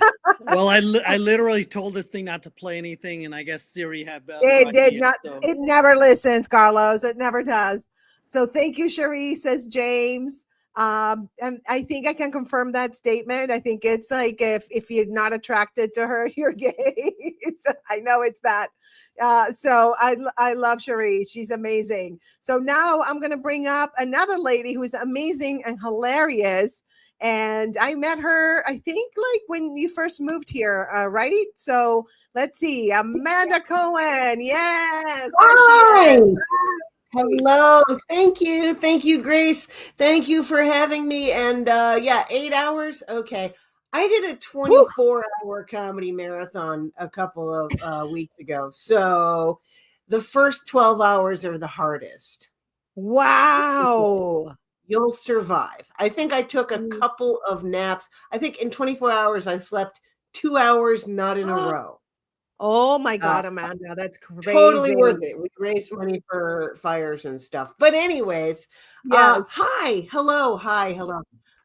So happy to be here. And just FYI, my system is glitching a little bit. So if I start doing a Max Headroom impression, that's an accident, I promise. So does anyone here remember Max Headroom? Remember the in 80s, 90s? Okay, yeah, we're all old. Excellent. Okay, cool. I'm this old. I'm this old. Thank you. I used to be younger. My hair used to be all black and beautiful. And then the whites moved in. Oh. Yeah, they gentrified my head. Everybody cool moved to the back. Didn't really bother me that much till they gentrified downtown. Now nobody wants to go there anymore, which is stupid because there's still great places to eat. So yeah, did I just glitch out? I think I just glitched out. I glitched out on my end. I don't know what's going on. Girl. Don't worry about it. I'm not going to worry about it. So this is my look. I call this look not naked. What do you want from me? I don't do any fashion anything. I don't have any interest in any of that. Yeah, when I shop, most of my clothes shopping is thrift stores. I love thrift stores. And I told my mom I love thrift stores, and she said, "Oh, I hate thrift stores. I never go." And I went, "Mom, you raised us going to thrift stores." I remember very clearly going to thrift stores. And she's like, "Oh, well, you were young. I didn't think you'd remember." And I'm like, "Mom, I was 10. No, I didn't trauma block it. I remember. Heck, I remember when I was 6 and made me try on underwear in the hallway. Right in the alley. Not at a thrift store. That was at a Kmart. Okay, we were broke, but we weren't used underwear broke. Okay, there's a line there. There's a line. Yeah, my favorite place to shop for food is the back of the supermarket. That little hallway with the discount stuff, the clearance stuff, used food. That's the stuff I like. It's like broken pies and cakes where all the icing has slid over to the side, and like donuts that have just coalesced into one caterpillar looking mass of donut. That's my favorite stuff. That's the best. It's all super cheap. They have half price wine back there. I don't know anything about wine, but I do know that if it's half price, it wasn't good at full price either. I just wish they had a curtain back there. Yeah. You know, like in old video stores, you know, where they keep the dirty movies. Don't look at me. I'm buying my shame food. That's what I buy. Yeah. And one time I went up to the cashier and she told me, oh, this expires today. And I said, oh, don't worry. It's not going to make it past sundown. Very serious about my discount sugar bombs. It's a problem. It's a real problem. But I did manage to lose some weight. Thank you. Believe it or not, I had to, because my mom told me this shirt made me look fat. And I told her I am fat. This shirt makes me look honest. So now I'm writing a book for diabetics. I'm writing a cookbook for diabetics. It's called Who Needs Toes? Who needs? Okay. Did that glitch out? That's one of my favorite closers right there. I'm going to do it again. Okay. I'm writing a cookbook for diabetics. It's called Who Needs Toes? Now we can hear the whole thing. But I heard toes, but now we can hear everything. Thank you. Thank you so much, Amanda. Thank you. Oh, but I'm a comic, so my for your imagination. Yeah, no, thank you. Thank you so much. And stay for the interview, okay? For the group interview. And Ross is next, so we can get her off the stage. Let's do this configuration because, okay, there's Ross. So Ross, you are next. I love this lady. I've booked her many times on my Love at First Laugh show that, you know, I produced that show for like 7 years, Carlos. Yeah, And the home was Flappers, but then I also toured it. We went to Orange County. That's where we, and look at this, glitching or not, still funny and amazing. This just, yeah, it's still funny, glitching or not. Definitely. Yes. Your show lasted longer than most marriages, by the way. Yeah. Yeah, exactly. So let me bring up the next comedian. We have 2 more to go. You guys are the last batch, right? Carlos, this is the last batch because I am so tired. Okay, yes, it's the last batch of comedians. The last group is an amazing group. I love this woman coming up to the stage, and she's gonna just blow you away. She's hilarious. Please welcome Ross Brown. Thank you, thank you, thank you. Yeah, you're welcome. We met when I was married, right? Yeah. Oh my God, yes. Yeah, that lasted 17 years. Oh my God. Long time. I got past that 7-year itch. then I got that 16-year rash. Oh. Because he was still there in the house talking and, you know, walking around and stuff. Oh my God. Yeah, people say, "Oh, Roz, we broke up, really? What happened?" I'm like, "You got to talk to the dog. My dog Tip is the reason we broke up." Tip, he's a poodle. He's a Bichon Frigé. I know he sounds expensive, like he costs a lot of money. They say, "What did you get him at?" I'm like, "I got him at Venice Beach." But Tip had a DVD in his mouth one day, and he was walking around the house with a DVD. I said, "Tippy, what you got?" And he said, "Woof, woof, woof, woof." I got the DVD out of his mouth, and it said, "My Special Picks." Ooh. And my husband's writing. And I'm thinking, oh, some photos of us on vacation, you know. And I'm thinking, it's some porn. Yeah, let me see what kind of porn he likes. And put it in the computer, and it was photos of him with another woman. I know, I couldn't believe it. I'm looking at all the photos. I'm like getting pissed. I look down at my dog, Tip. That's his name, Tip, T-I-P-P. He said, "Woof, woof, woof. I got some more." No. He went and got 3 more DVDs, y'all. Wow. I'm looking at them all getting pissed because the girl was ugly. I mean, at least you're gonna cheat up. Yeah. You're supposed to cheat with someone who looks like me at my best. Not Kanye West. I mean, he might look okay as a man, but not as a woman. I deny it. The husband, talking about who you gonna believe me or the dog? I'm like, the dog had the evidence. You gonna believe the dog? People say, is that a true story? Did the dog really bring you the DVD? And when I say yes, they say, can I borrow the dog? Yeah. So now I took out a new job. He's a PIP. Applied and investigating pooch. Yes. You got clients, y'all. So you got clients. Are there any black people here? Any black people in the house? Because I am from Boston. There are black people there. Yes. Yeah. There's 3 of us. It's me, Donna Summer, and Bobby Brown. Wait a minute. Oh, new edition. That's 7. That's 7 of us.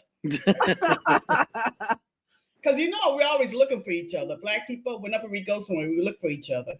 Because you never know when we need to have an emergency meeting. Something might happen and we might need an escape route. We need to contact each other. Y'all would be looking at it on TV. Y'all would be in the club. We'd be looking at it on TV, say, "Oh, that's what happened at the club." That's what happened that night. That's what happened. My aunt came to my show when I was back there in Boston. She sat in the back, and after I got off stage, she said, "Roz, you did the same act you did last time you was here," which wasn't true. I changed 2 words in that act. She said, "Why don't you change your act?" I said, "Aunt D, you have that same hairdo you had last time I was here. Why don't you change your hairdo?" So she don't come to my shows anymore. And then I have an aunt. I went to visit her at her house, and I thought she had a stripper pole in her bedroom. Uh-oh. Hey, 50s is the new 80s. 80s is the new 50 now, right? I'm like, okay, go on. Turns out it was a falling pole. A pole to prevent him from falling. Not a stripper pole. Oh. Different pole. Yeah. My uncle came to the show. He always tells me every time I go home, he reminds me I had no hair as a kid. He says, "I remember when you was a baby, you had no hair. You was a bald-headed baby." So now when I go home, I remind him now that he has no hair. I said, "I remember when you had hair. Now you're a bald-headed man." Yeah, he's not coming to my shows anymore either. So I tried to date some. I need to date more. I realized this the other day. I saw a homeless man, unhoused man, I should say, naked in the street. I was concerned for him, and I was called over 911. And the 911 person, they asked, "Well, describe him? What was he black or white?" And I said, "I don't know, but he was uncircumcised." No. Yeah, I need to get out more. Thank you. You guys been great. Thank you so much. Thank you. Stay for the interview, okay? Okay. All right. So so I'll take her off the stage. And now we have, I think you're going to be the headliner of this batch of comedians, this group of comedians, Mary. So this lady is amazing. You've seen her on Showtime. She's the new Fiona on Shameless. She's a hilarious comedian. She has a one-woman show that she is taking to Edinburgh, the Edinburgh Festival. Please welcome to the virtual stage, Mary Kennedy. Hello. Hi, Grace. Hello. Hi there. Have I ever met Carlos? No, I don't think so. Hola. Bueno, Hola. I'm reporting live from Van Nuys, California. Don't be jealous. No. I had 2 nude scenes on Shameless. Two. Yeah. Yes. And I'm on skindaddy.com, you guys. SKINDADDY.com. I know this is a PG-13 thing, okay. so you won't hear everything. But my husband, who's half Italian, when I booked the job on Shameless as new Fiona, he wasn't sure if he wanted the world to see all of me. And then I printed out my contract. He saw how much I was making, and he said, "Go do God's work." So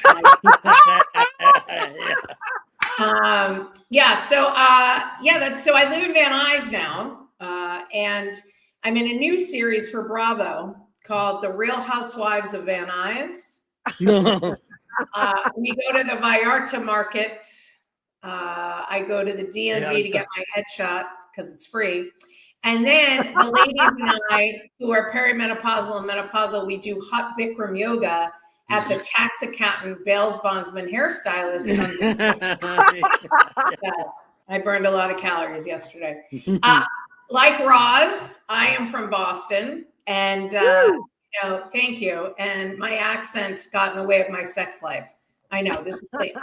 This is the clean one.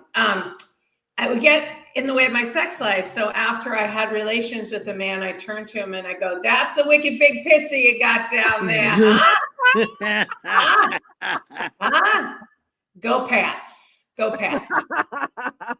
The Patriots have been playing since they're playing 1982 right now. I'm so sorry.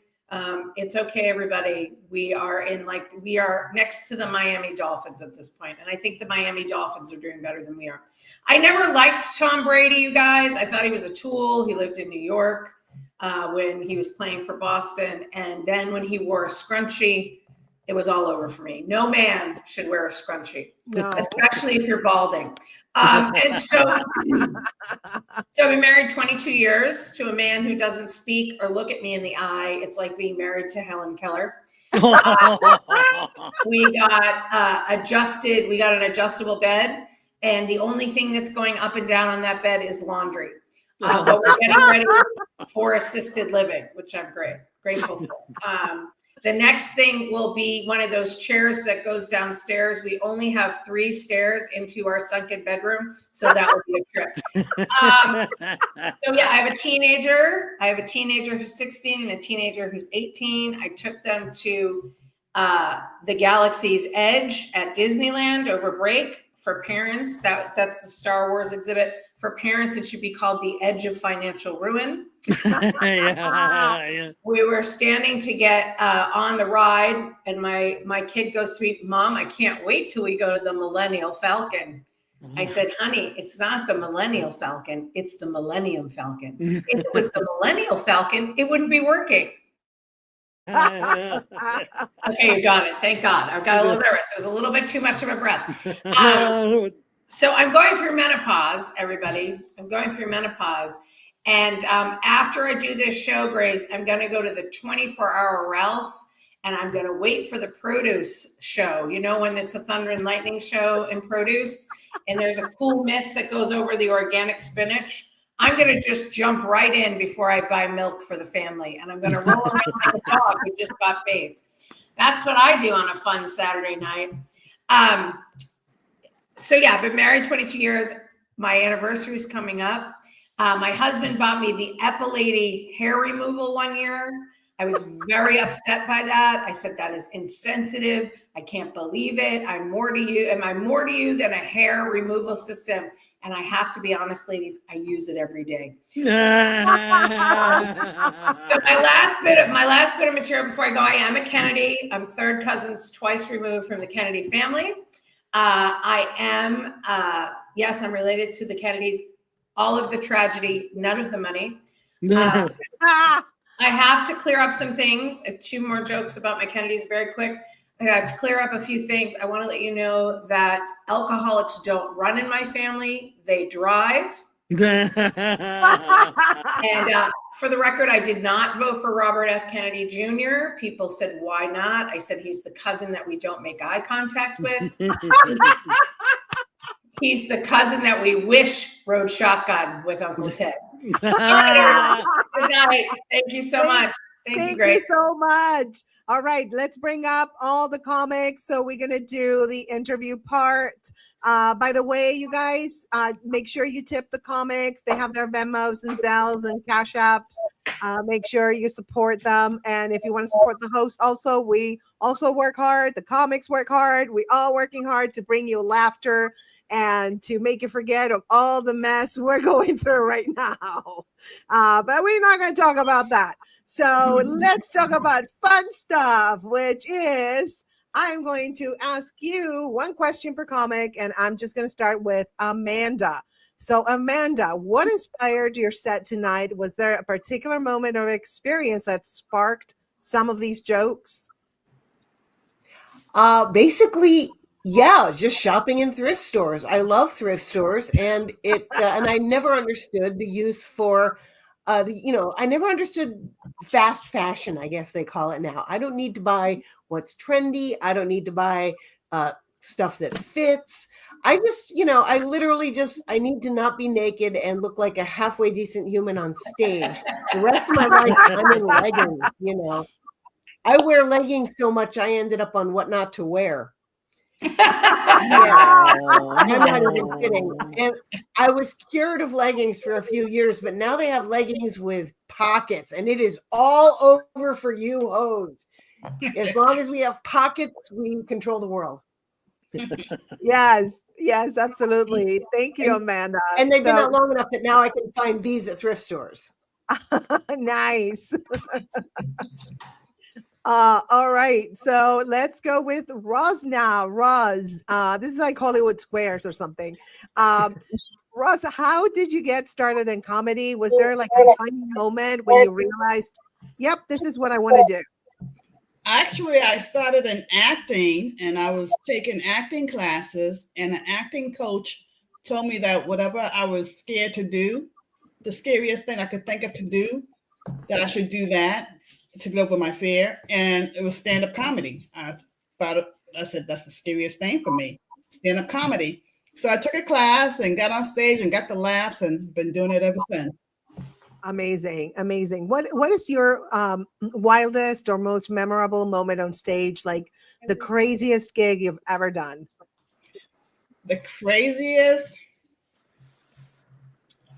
I don't know if I had any crazy gigs. I did a prison gig. It wasn't crazy, kind of scary, but not crazy. Yeah, they're a little bit scary. Kind of scary, yeah, not crazy. I did a barbershop once. I did a laundromat.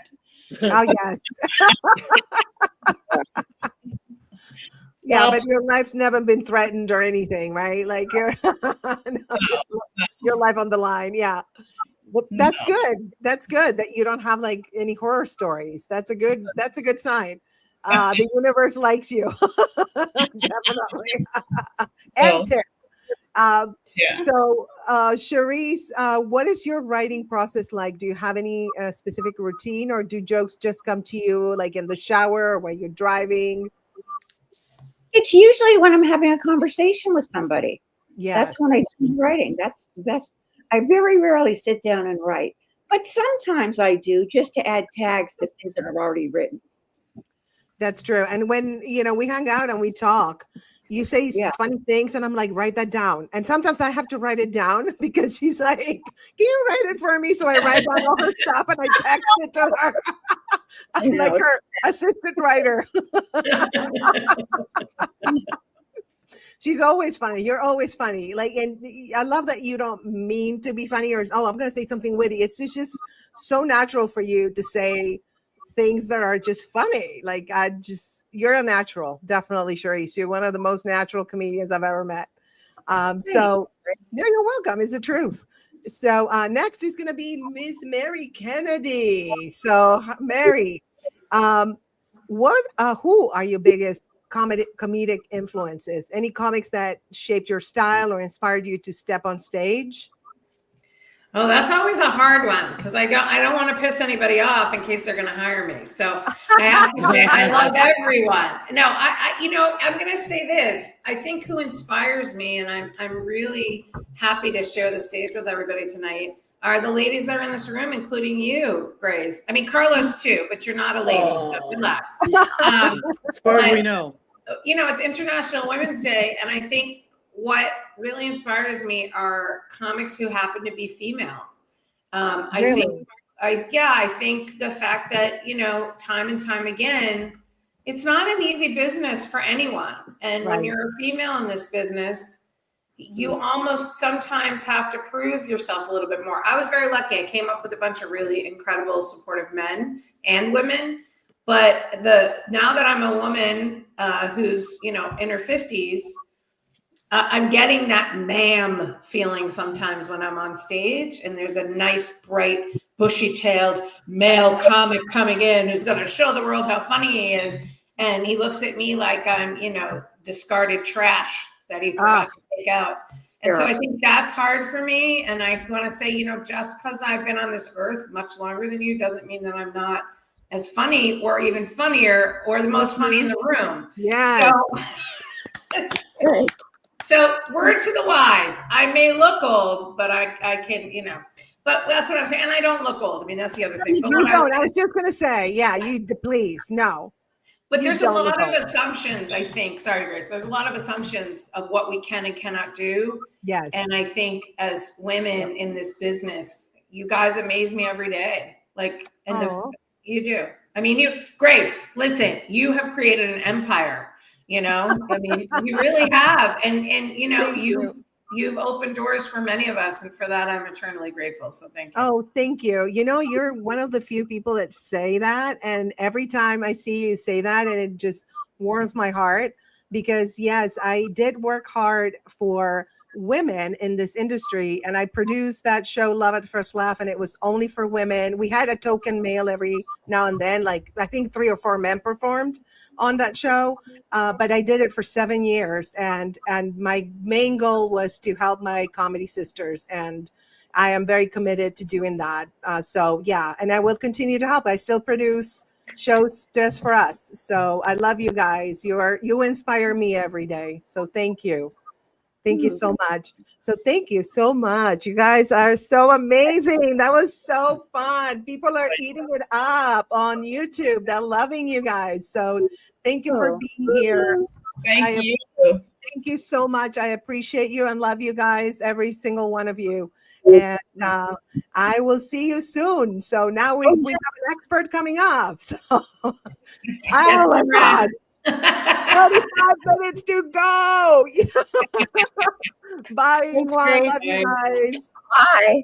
Thank All right. All right, Carlos. So now let's see. We have one comment. Oh, India. Thank you. Right back at you. Thank you for staying. India. She's been on the live since 11 a.m. and she's commented and she's been so amazing. You are awesome, India. You know what? She deserves a gift. She deserves a prize. So, India, can you please follow me on Instagram, The State of Grace Fraga? I'm going to put the banner up. Let me find it right here. And I would love for you to follow me, and I'll follow you back, and then contact me. I will send you. Just give me your email. I will send you a digital gift. That's exclusive content that's not available outside of the State of Grace shop and my fan sites that are paid subscriptions. So please do that, India. You definitely, she's like the fan of the year. Really, we give it up for India. Let's give it. Yes. Thank you so much. So let me tell you what, Carlos, you're going to be able to take a little break because I am going to interview someone who I've known, oh my God, as long as I've known you, literally like 20 years. So I'm going to text him that I am ready because we're going to do it by phone. Long story. He was going to do it, but okay. Can we show, before we go to Dobie Maxwell, who's going to be my next guest, can we show a couple more of the videos that are on queue that you didn't show of the last batch? And the last batch, yeah. Yes. Sure. Okay, Sure. let's go. Let's do that. Let me, all right. Let's go with, here we go. English 4. 1, 2, 3, 4. Here we go. English. Here we go.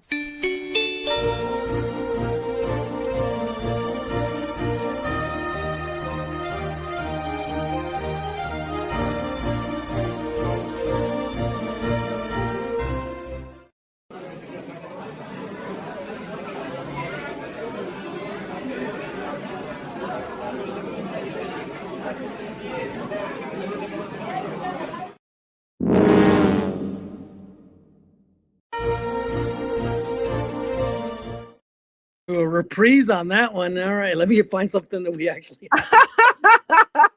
I don't know because I was taking my little break when you were like playing sometimes. Well, we played that one like I don't know. I think back in 1984. So here we go.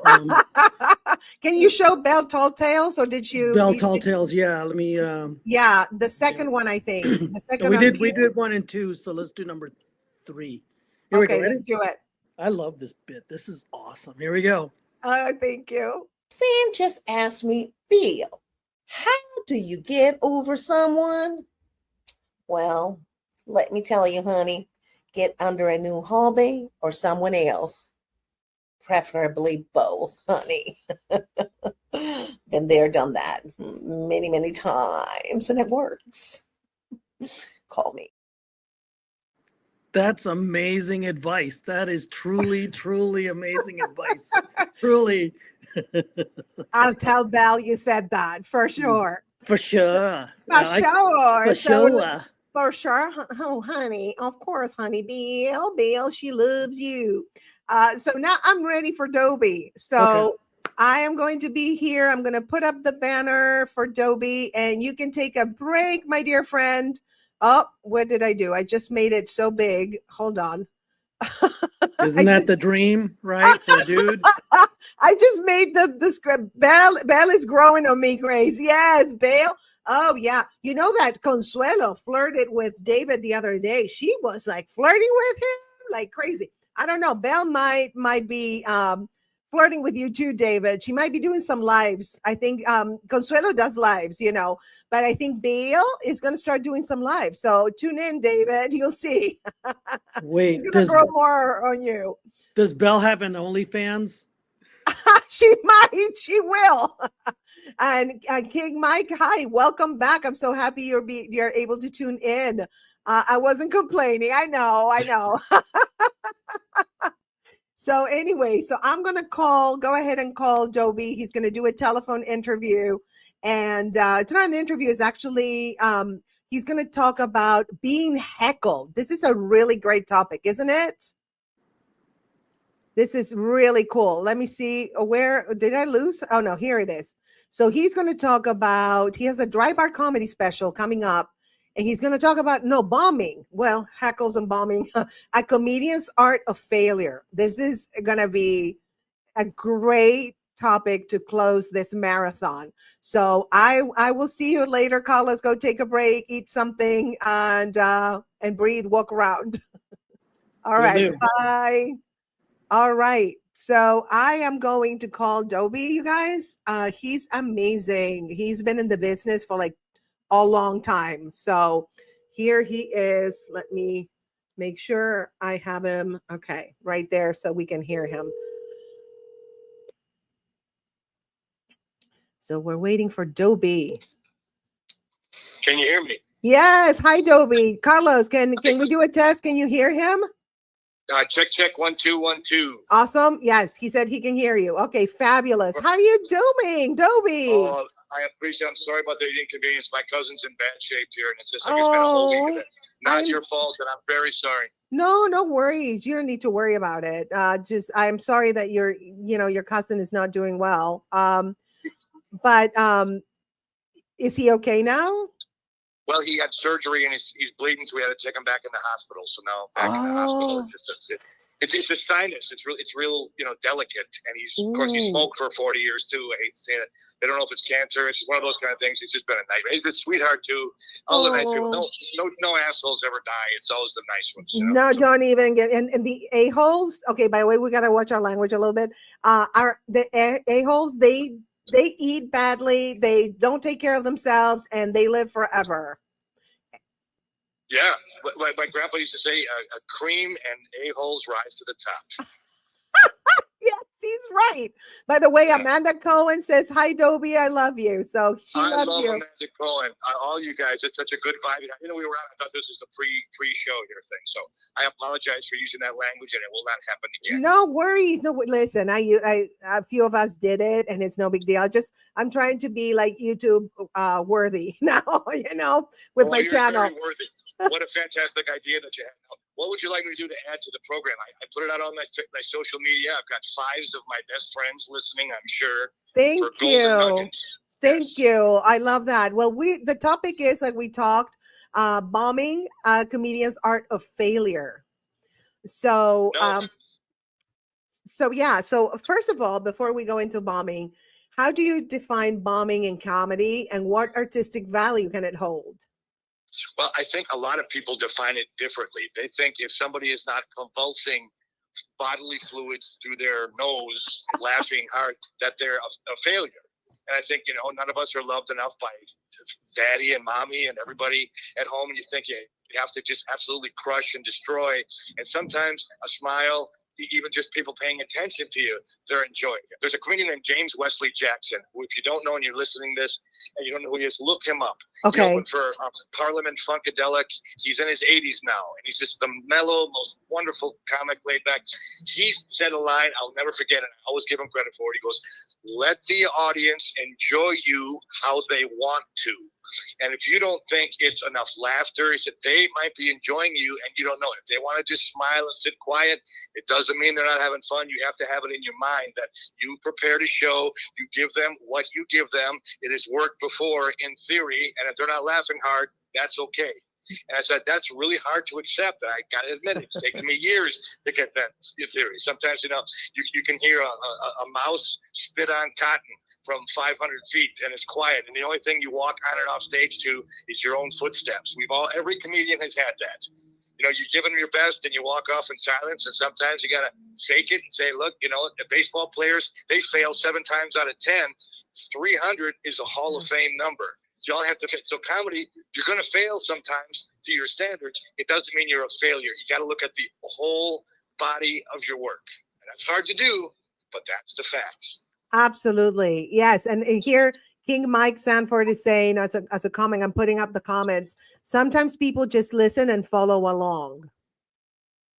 Yes. Well, here's one of the worst bombs. And I think anybody that's a comedian, I don't care if it's 6 months, 6 years, I'm going on 40 years. Wow. The bomb shows are the ones I know. I started when I was 3. Can you believe it? I was still a little cute. You're always young and cute. I was old when I was young. And it's funny because the ones that stand out, I've had literally thousands of shows where people say, I can't believe how funny you are. You're wonderful. The ones that doesn't happen, those ones, remember, I did a cruise ship for the first time. I don't know if anybody listening or have you ever done a cruise ship, comedy on a cruise ship? I've never done a cruise ship. Well, I did it. I'm not going to say what brand it was, but I got there, and the note in my room when I got there, this is not a joke, it said, "Comedians, do not make fun of the shootings." It's like that. That's what does that mean? It doesn't say where the shootings were, who did it, if anybody lived or died. That's what it said. So I knew I was in trouble. And the first night out on the cruise ship, there was a 300-seat theater where they had the comedy. There were 200 people from Japan. They didn't speak one word of English. Ladies and gentlemen, for your enlightenment, your comedy pleasure, please welcome Dobie Maxwell. I could have got out my Toyota owner's manual and read it or something. They did not laugh one time. You don't know how long 30 minutes is to stand on a moving ship and have 200 Japanese people stare at you. That's a soul crusher and a shaker of your inner being. If you can survive that, it's not easy. You can make it. It's like a martial artist, Bruce Lee taking his training in the jungle. That's hard. You got to have it happen to you, or you can't be a comedian. It gives you the callus to go on to be a comedian. Yes, absolutely. So can you share, Dobie, a moment when a bombing performance led you to a breakthrough in your creative approach? Yes, I will absolutely do that, because what happened was I grew up in the Midwest. I don't know where people are listening. Maybe people are listening from all over the world. But in the Midwest, it's cold and there's winter there. Milwaukee, Wisconsin. It's a blue-collar town 90 miles north of Chicago. That's where I was born. And there's snow there. And I used to do bits about throwing snowballs in school and winter and putting bread bags in your boots. Now, you, Grace, you grew up in New Orleans, correct? Yes. Did it snow even one time when you were a kid? There Probably not. No. Okay, that's the thing. So I had 15 minutes back then in the day. You could get an opening slot for 15 minutes, and clubs. I know new comedians today, they can't believe it was like this, but a club would be open 6, maybe 7 days a week, and you call an agency, and they might have 6 or 7 clubs, like the Punchlines in Atlanta. They at one time had 14 different punchlines, and you one call, and you could get 4, 5, 6, sometimes 8 or 10 weeks. So I would take it. So I had never worked in the South before, and I'd been doing comedy maybe 2 or 3 years, and out of my 15 minutes, about 9 or 10 were about snow and winter and all the things that really killed in the Rust Belt where I live. Well, my first gig was in Charleston, South Carolina, and it's really nice down there. And I went up, and it was the middle of summer, and I hit my winter jokes, and you don't know silence. How that was 15 minutes, and everybody's looking at me. So now my time shrinks. So I'm supposed to do 15 minutes. I don't have it after the second night. So where are you from?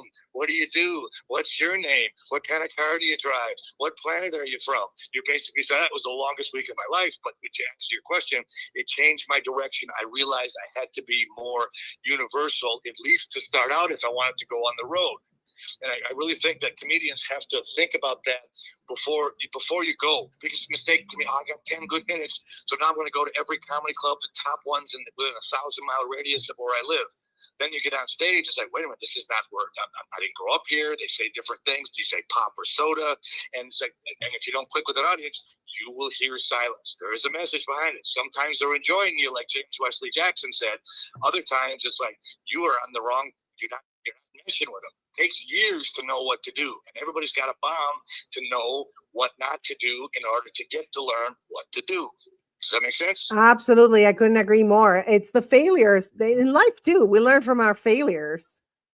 Absolutely. Here's the thing too. I think most people don't remember that is the bombing to you as it's happening is a lot worse than it is to the audience. They look at you. It's like, okay, they've seen a whole show. 99% of them have never been on stage before. It's like, okay, this person isn't the greatest. I'll see comedians before them. I'll see them after. If you're up for a few minutes, even for a long set, it's like they're not going to talk about it in the car. I always tell people, don't flatter yourselves. Okay, they had nachos. They had a couple of drinks. They got kids, babysitter. They went out to dinner. Show wasn't that good. Have you seen a bad movie? We all have. But Stallone doesn't have to hear it. On the car on the way home, people walk past you and you bomb, and it's like they don't care. You care a lot more than they do. When I realized that, and I tell younger comedians that, it's like I never thought of it that way. It's like right, it doesn't matter. You got to take some chances, have some fun. Not the end of the world. If you're a heart surgeon, you slice off the wrong. The patient's going home in a hearse. Yes. Comedy, they were okay. Exactly. Absolutely. Even though we call it dying, right? On the stage, nobody dies. It does. It does. But for the younger comics, especially, what would you tell them? How can they balance taking risks with the fear of bombing during their set? Here's the thing that I don't think most comedians realize. Find a mentor. It might take a while before you do, and have someone that's been out there, been doing it a little bit, say, would you mind if I run my set by you? And even if you have to pay them, hopefully I do it. I have a group. Can I plug my group? Only because there's a lot of Please do plug anything you want, Dobie. No, it's called the Maxwell Method of Stand-Up Comedy. Yes. I didn't do that. It's a Facebook group. I didn't do that for ego purposes. Colonel Sanders did not invent fried chicken, but he was smart enough to come up with his own recipe, and he put his face and his name on the bucket. Yes. So people know KFC, that's a brand. Craigslist. Who's Craig? I don't know, but he came up with a list, and that is his thing. Same thing, Maxwell Method. Oh, you're Maxwell. Yeah, because I made every mistake. I tell people all the time, you want to learn carpentry? Who's the best carpenter to learn from? The one that's got the least amount of fingers. He sawed them off, man. He has made some horrible mistakes. How'd you lose those two? Well, let me tell you what not to do. So in my group, we talk about stuff like this. Find a mentor. There's a lot of comedians like yourself, like Amanda Cohn, like so many veterans that are nice enough to give back. And they throw a question out there. What should I do? what am I, stay away from controversial topics. And I think people want to be the bad person, the bad boy, bad girl, whatever you say. I want to be the shockmeister. No, you want to get laughs. You want to be likable. And people you look back in history, Richard Pryor, George Carlin, people say, well, they're controversial. Yeah, but they learn how to be comedians first. You have to learn the craft. And the reason I say don't be controversial and don't be dirty is because you want to get as many opportunities on stage as possible to go up and bomb and learn the craft. And then when you got your chops, you know what you're doing, then I never want to suppress artistic freedom for anybody. But it's like learn the craft first before you go off in the direction. And you can't do that without stage time. Absolutely. It's number one. And without bombing and without, just doing it. You have to do it. And you're going to bomb sometimes and you're going to do great other times. And it really doesn't define you as a comedian, right? When you bomb or when you do great. It's just part of the process, I think. And you're totally correct. That's why you have this big show here, Grace. And I think you've been on stage enough times, and I've seen you're likable. You do really well. I got to the point that I think the comedians can be a little sick and twisted.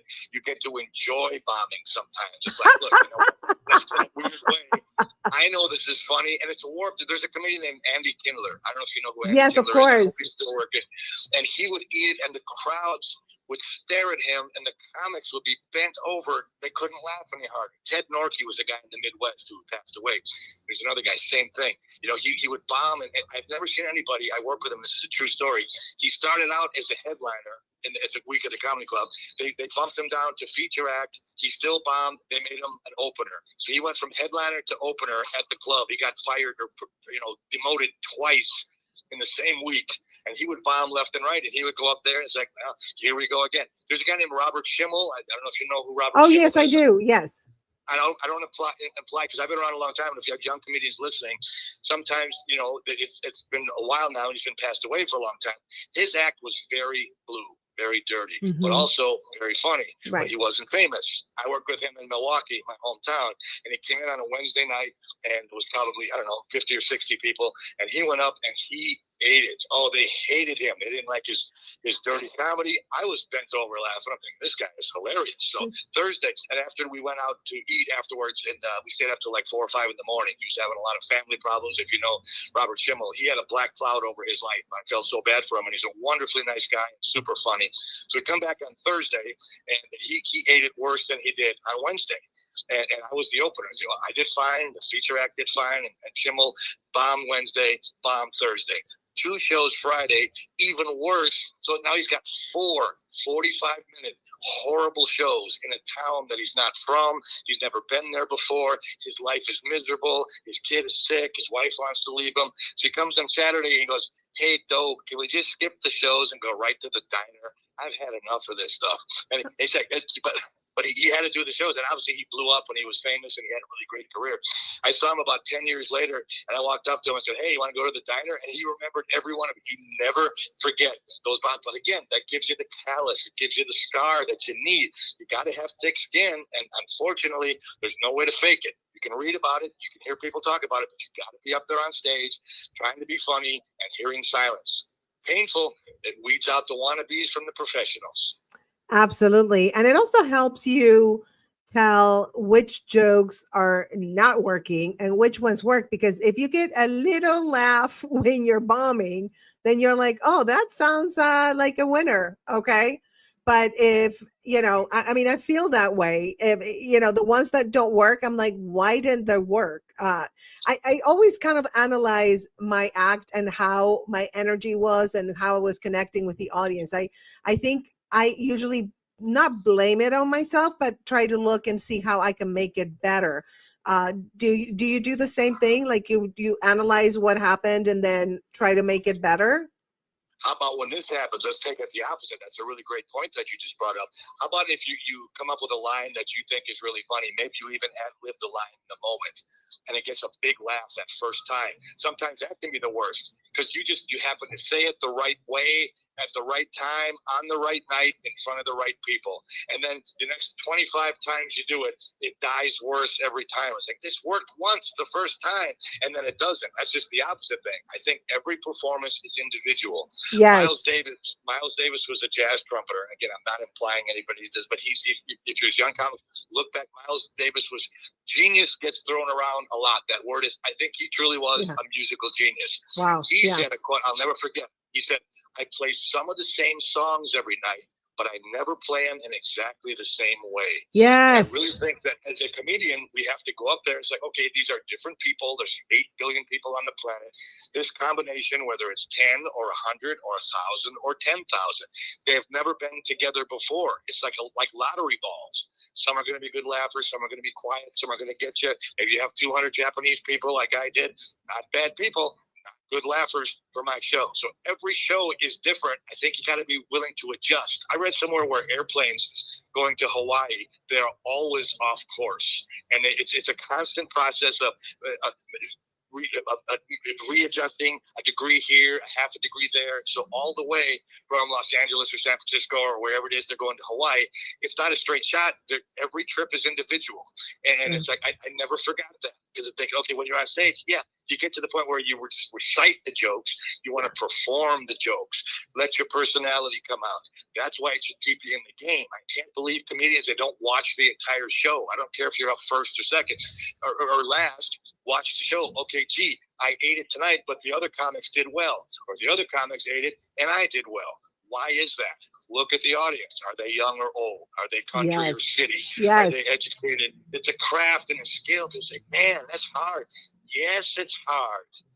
Do they just stand up there and talk? No, doesn't work like that. It's a craft and all these little things. That's why I'm so glad you're putting on this big show, because not only are comedians getting to perform and the audience gets to see them, but you have people on. I saw some of the names that you had. Rick Overton, my God, he's wonderful, brilliant. I'd pay to take his class. Yes. You know, Leanne Linsky, I love her. Yes. Listen to Amanda Cohen. She's fantastic. You are great. Thank you.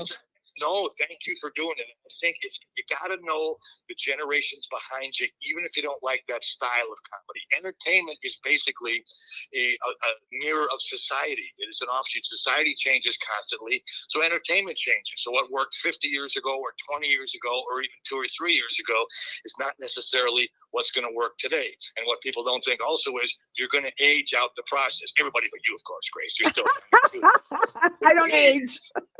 You know what I'm saying? Okay, I'm in the fourth quarter of life.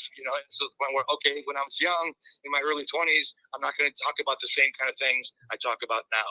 It's a constant work in progress. Every comedian that's been around a long time, look at their early work, look at their late work. That's why in my comedy group on Thursdays, I try to do a throwback Thursday of anybody that's famous. I want to see their first appearance on television. Yes. Jay Leno, Jerry Seinfeld, Richard Pryor was on The Ed Sullivan Show in the 60s.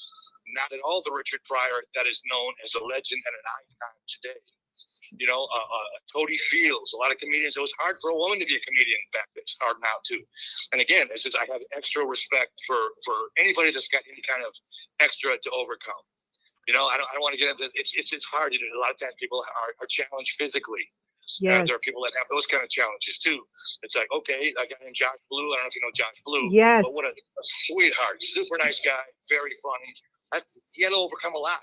Comedy's hard enough. Yes. They have to do that. So I think watch it. Be a student of the game. That's why I'm so glad you put me on here, because I am still a student of the game 40 years in.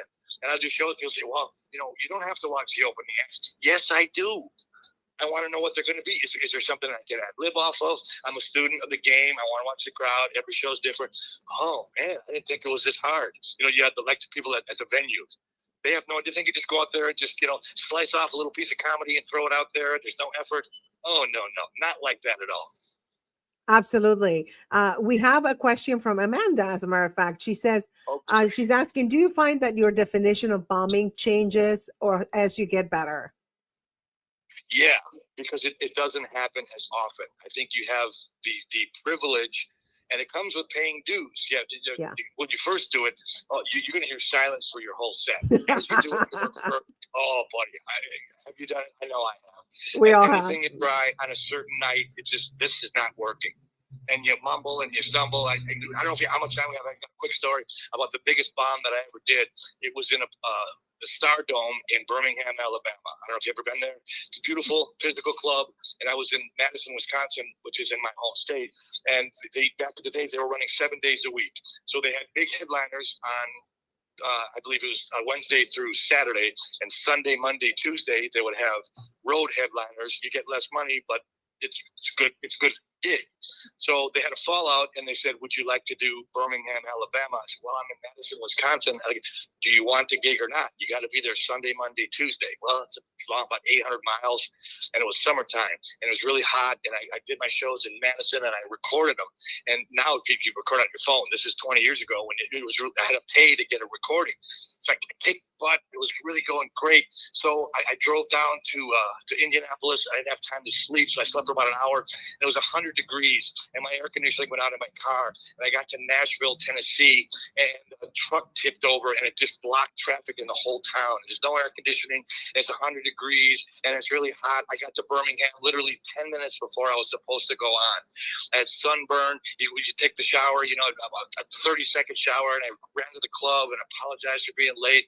And I went up, and in the back, they had a green room. It was beautiful, and they had a fridge in there with snacks and cold drinks. I'm thinking, this is a really plush comedy club, better than most clubs I'd ever seen. And I saw the MC go up, and he hit one of my premises. Okay, he didn't steal it. I didn't steal it from him. It's like, okay, that happens once in a while. Good thing I watched the show. So there was a woman who was the feature act. She went up. She hit 2 of my premises. Again, didn't steal it. Just I could see the slot machine of life. This is not going to be good. And there's not 7, there's 666 coming up here. So I went out there, and I've been driving for 17 hours. It's 100 degrees. I'm dehydrated. My premises are gone. And if you've ever seen my act, people haven't. I talk fast. I'm talking fast now. Yes. And I have a rhythm bit. Boom, Yes. boom, boom, boom, boom, bang. And it's just an automatic, it's like beats in music. It's a solo. It's about a 2.5-minute bit, and it gets applause 999 times out of 1,000. It's just a great way to open. That was the one time out of 999 that it didn't work. I flubbed it. I don't know what happened. So I'm in the craft. I had a hard time, and it got to be, there's 400 people there, and it's packed. And I ate cheese off the big wheel. I hadn't had a show before or since worse than that one. I was supposed to be the headliner, and of course, the owner and the general manager are not there that night. So I hear back, and they're going, "Hey, what happened last night?" I ate it. I said, "I got video in the car of me killing less than 24 hours away in Madison. I'll show you the video if you want to see it." So the next night I show up, and "Hey, we got this guy. He's going to do a guest set after you." I said, "Wait a minute, you're bumping me down to feature." "Oh, no, it's not like that." "Yeah, that's exactly what it is." That's fine. He was awkward. I said, "Look, I had a horrible set last night. That happened. So it was not the greatest, but it was okay." So the third night, so it was Sunday, Monday, the Tuesday night, I went up, and it went great. And the manager said, "Well, where was that the first night?" Well, I had about it. So my point is, I don't think I can buy a ticket to see a show at the Stardome, because that bomb, when that gets out there too. So you got to be careful where you do it, and but it happens, and you can't control it. Tonight I'm going to bomb, and I'm going to get it out of the way. But to answer Amanda's question, as you do it longer, it happens a lot less. You can figure out. You got more tricks. You got the ways. It's like, okay, I'm at a little slow one, but I can go in a different direction and adjust. Yes, 100%. Or like, these people are not receptive to these topics, so let's move on to something else. So the rhythm is different. Or yeah, absolutely. So just to close the interview, thank you so much for doing this, by the way, Dobie. I really appreciate it. What advice would you give emerging comedians about embracing failure as a part of their journey? It's necessary. It is fuel in your vehicle to success. Without failure, there can't be any success. It's a measuring stick, and there are ladder steps that you take in increments to go up, and you fail here. And like you just said, why did I fail? Was this my fault or their fault? Well, I don't speak Japanese. Is that my fault? No, it's the ship's fault for putting 200 Japanese people in a show, knowing there's going to be an American guy telling jokes. So it happens. Again, find a mentor. If you don't have a mentor, join my Facebook group. There's no charge. I'm not looking to sell you Amway or anything like that. But I try to give back, because not many people helped me when I started. A few did. And every mentor I had, I appreciate to this day. So I try to give it back. That's why I'm so thrilled when you ask me to do these shows, because I know you have that attitude too. As does Amanda, as does I'm sure a lot of the others. Rick Overton is great. All your lineup was stellar. So to be included, that's really an honor. Thank you very much, Grace. Well, thank you so much. I know that it was a little difficult for you to do this today, but you did it, and I just love you even more for it. Thank you so much. We will talk again. I owe you. Say goodbye to everybody. Bye. Bye, everybody. Thank you. Thank you so much, Dobie. Bye. See you. All right, you guys, that was Dobie Maxwell, the fabulous Dobie Maxwell. I'm going to bring up my co-host on the stage, and here, David, success is falling down 9 and getting up 10. Yes, 100% agree with you. That's what it is, and it helps us grow. It helps us become better people. And King Mike Sanford, what's the name of that group again? It's Dobie Maxwell's. I can't remember the name, but just Google Dobie Maxwell. If you go to my Facebook, I am part of that group. So just you can look at the groups that I'm part of. But it's Dobie Maxwell's. Oh, shoot. Let me see. I'll actually, why don't you message me on IG, King Mike, and I will send it to you. I'll send you a link for that group. It's really good to belong to it. It's very, very good. So we are, I thought I'd taken that down. What happened? I thought I took it down, but I didn't. Okay, I thought I had taken the banner down, but I didn't because I am so tired, you guys. We have 3 minutes to go, and I wanted to show you guys some films that I don't think we have showed. Did we show backstage for the Tias, like a couple of things? No? Oh, I can't hear you, honey. Unmute your mic. Oh, yeah, which would the last one I did was Tia's 7. Okay, I'm gonna play some more Tias for you, a couple more, and then we're gonna come back, Carlos and I, and say goodbye. Okay. All right.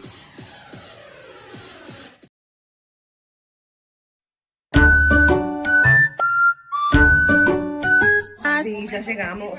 Estamos aquí. Hi. You're doing it without me? You want me to get you without your wig? Mm-hmm.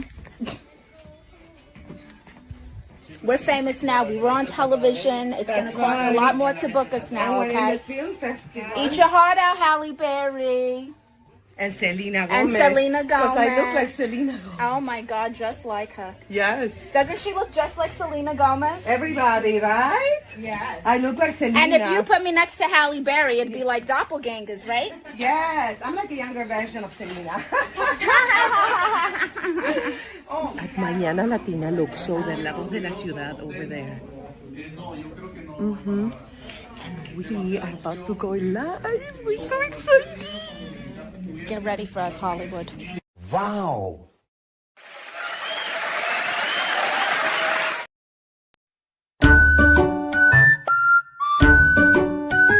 Oh, are you our bodyguard?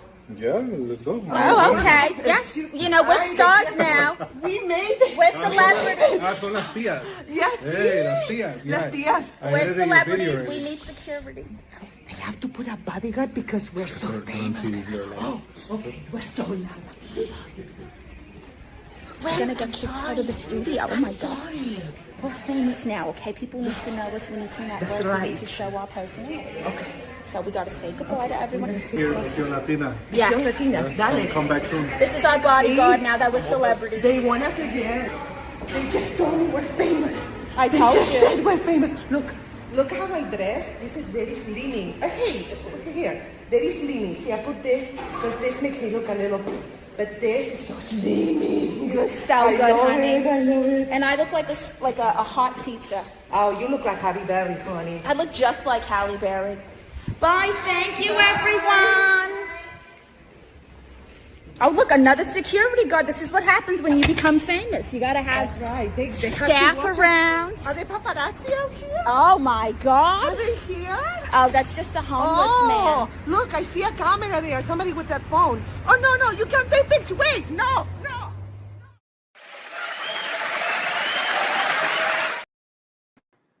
All right. That was when the Tias were on a TV show on Mañana Latina. Can you believe that? They're famous. They're legends in their own minds. Aren't we all? Aren't we all right? It's so funny.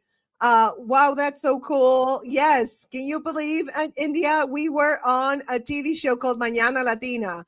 And James says, Las tías, hi, Jaime. Yeah, Jaime. You've been to our lives, I think, Jaime, James. Yes. We have so much fun on the lives. So you guys, we are exhausted, but actually exhausted in an adrenaline way, which means we're going to crash as soon as we say goodbye. And I have a huge announcement. First of all, I told you the tias, we are submitting them to like Amazon, Tubi, etc. Also, I have a new show coming up called Maurice, the French Ladies Man. And he has a mannequin, that's his girlfriend, and he shows people how to treat women. We already shot it. I'm in the editing process, and I will release it on my Patreon first and my OnlyFans. So I am going to put up the banners, the ticker actually, for my Patreon. If you subscribe to my Patreon for free, you can do it for free. And then if you subscribe, like if you want to check out like a trial, I have a 7-day trial that you can check out and binge watch. I have tons of videos there. All the shows, the Tias Golfing with Jose, Bale, Consuelo's tips, Jose's tips. I mean, it's like a million shows. And Maurice is going to be there. He's going to premiere as soon as I finish editing, because it's a lot of editing because we shot a lot. So anyway, those are my announcements. Any announcements on your end, Carlos? Well, actually, as a result of working on this show, I am going to bring a more live stream version of Zordy's World. So that was inspired by you. Awesome. I love it. Well, and don't tell anybody, but you're going to be a guest on there. Oh, shh, keep it quiet. Keep it quiet. Yes. We're not going to tell anyone. Until we book it. Yes. Then we're telling everybody. Yes. Well, and that's a wrap, you guys. What a ride. 8 hours of laughs, insane comedy, and epic moments. And we hope that you had as much fun watching as we did putting this together. A huge thank you to all comedians, film creators, and expert guests for bringing their A game. Did you love it? Well, then don't forget to subscribe to my channel so you never miss out on any more comedy goodness. Comment below with your favorite joke or moment, like, share, and also follow me on social media for behind the scenes and updates. And if you're craving more comedy, stay tuned because we have even more amazing shows coming soon. Until next time, keep laughing, keep shining, and as always, stay in the state of grace. Mwah. I love you guys. Good night, and thank you so much.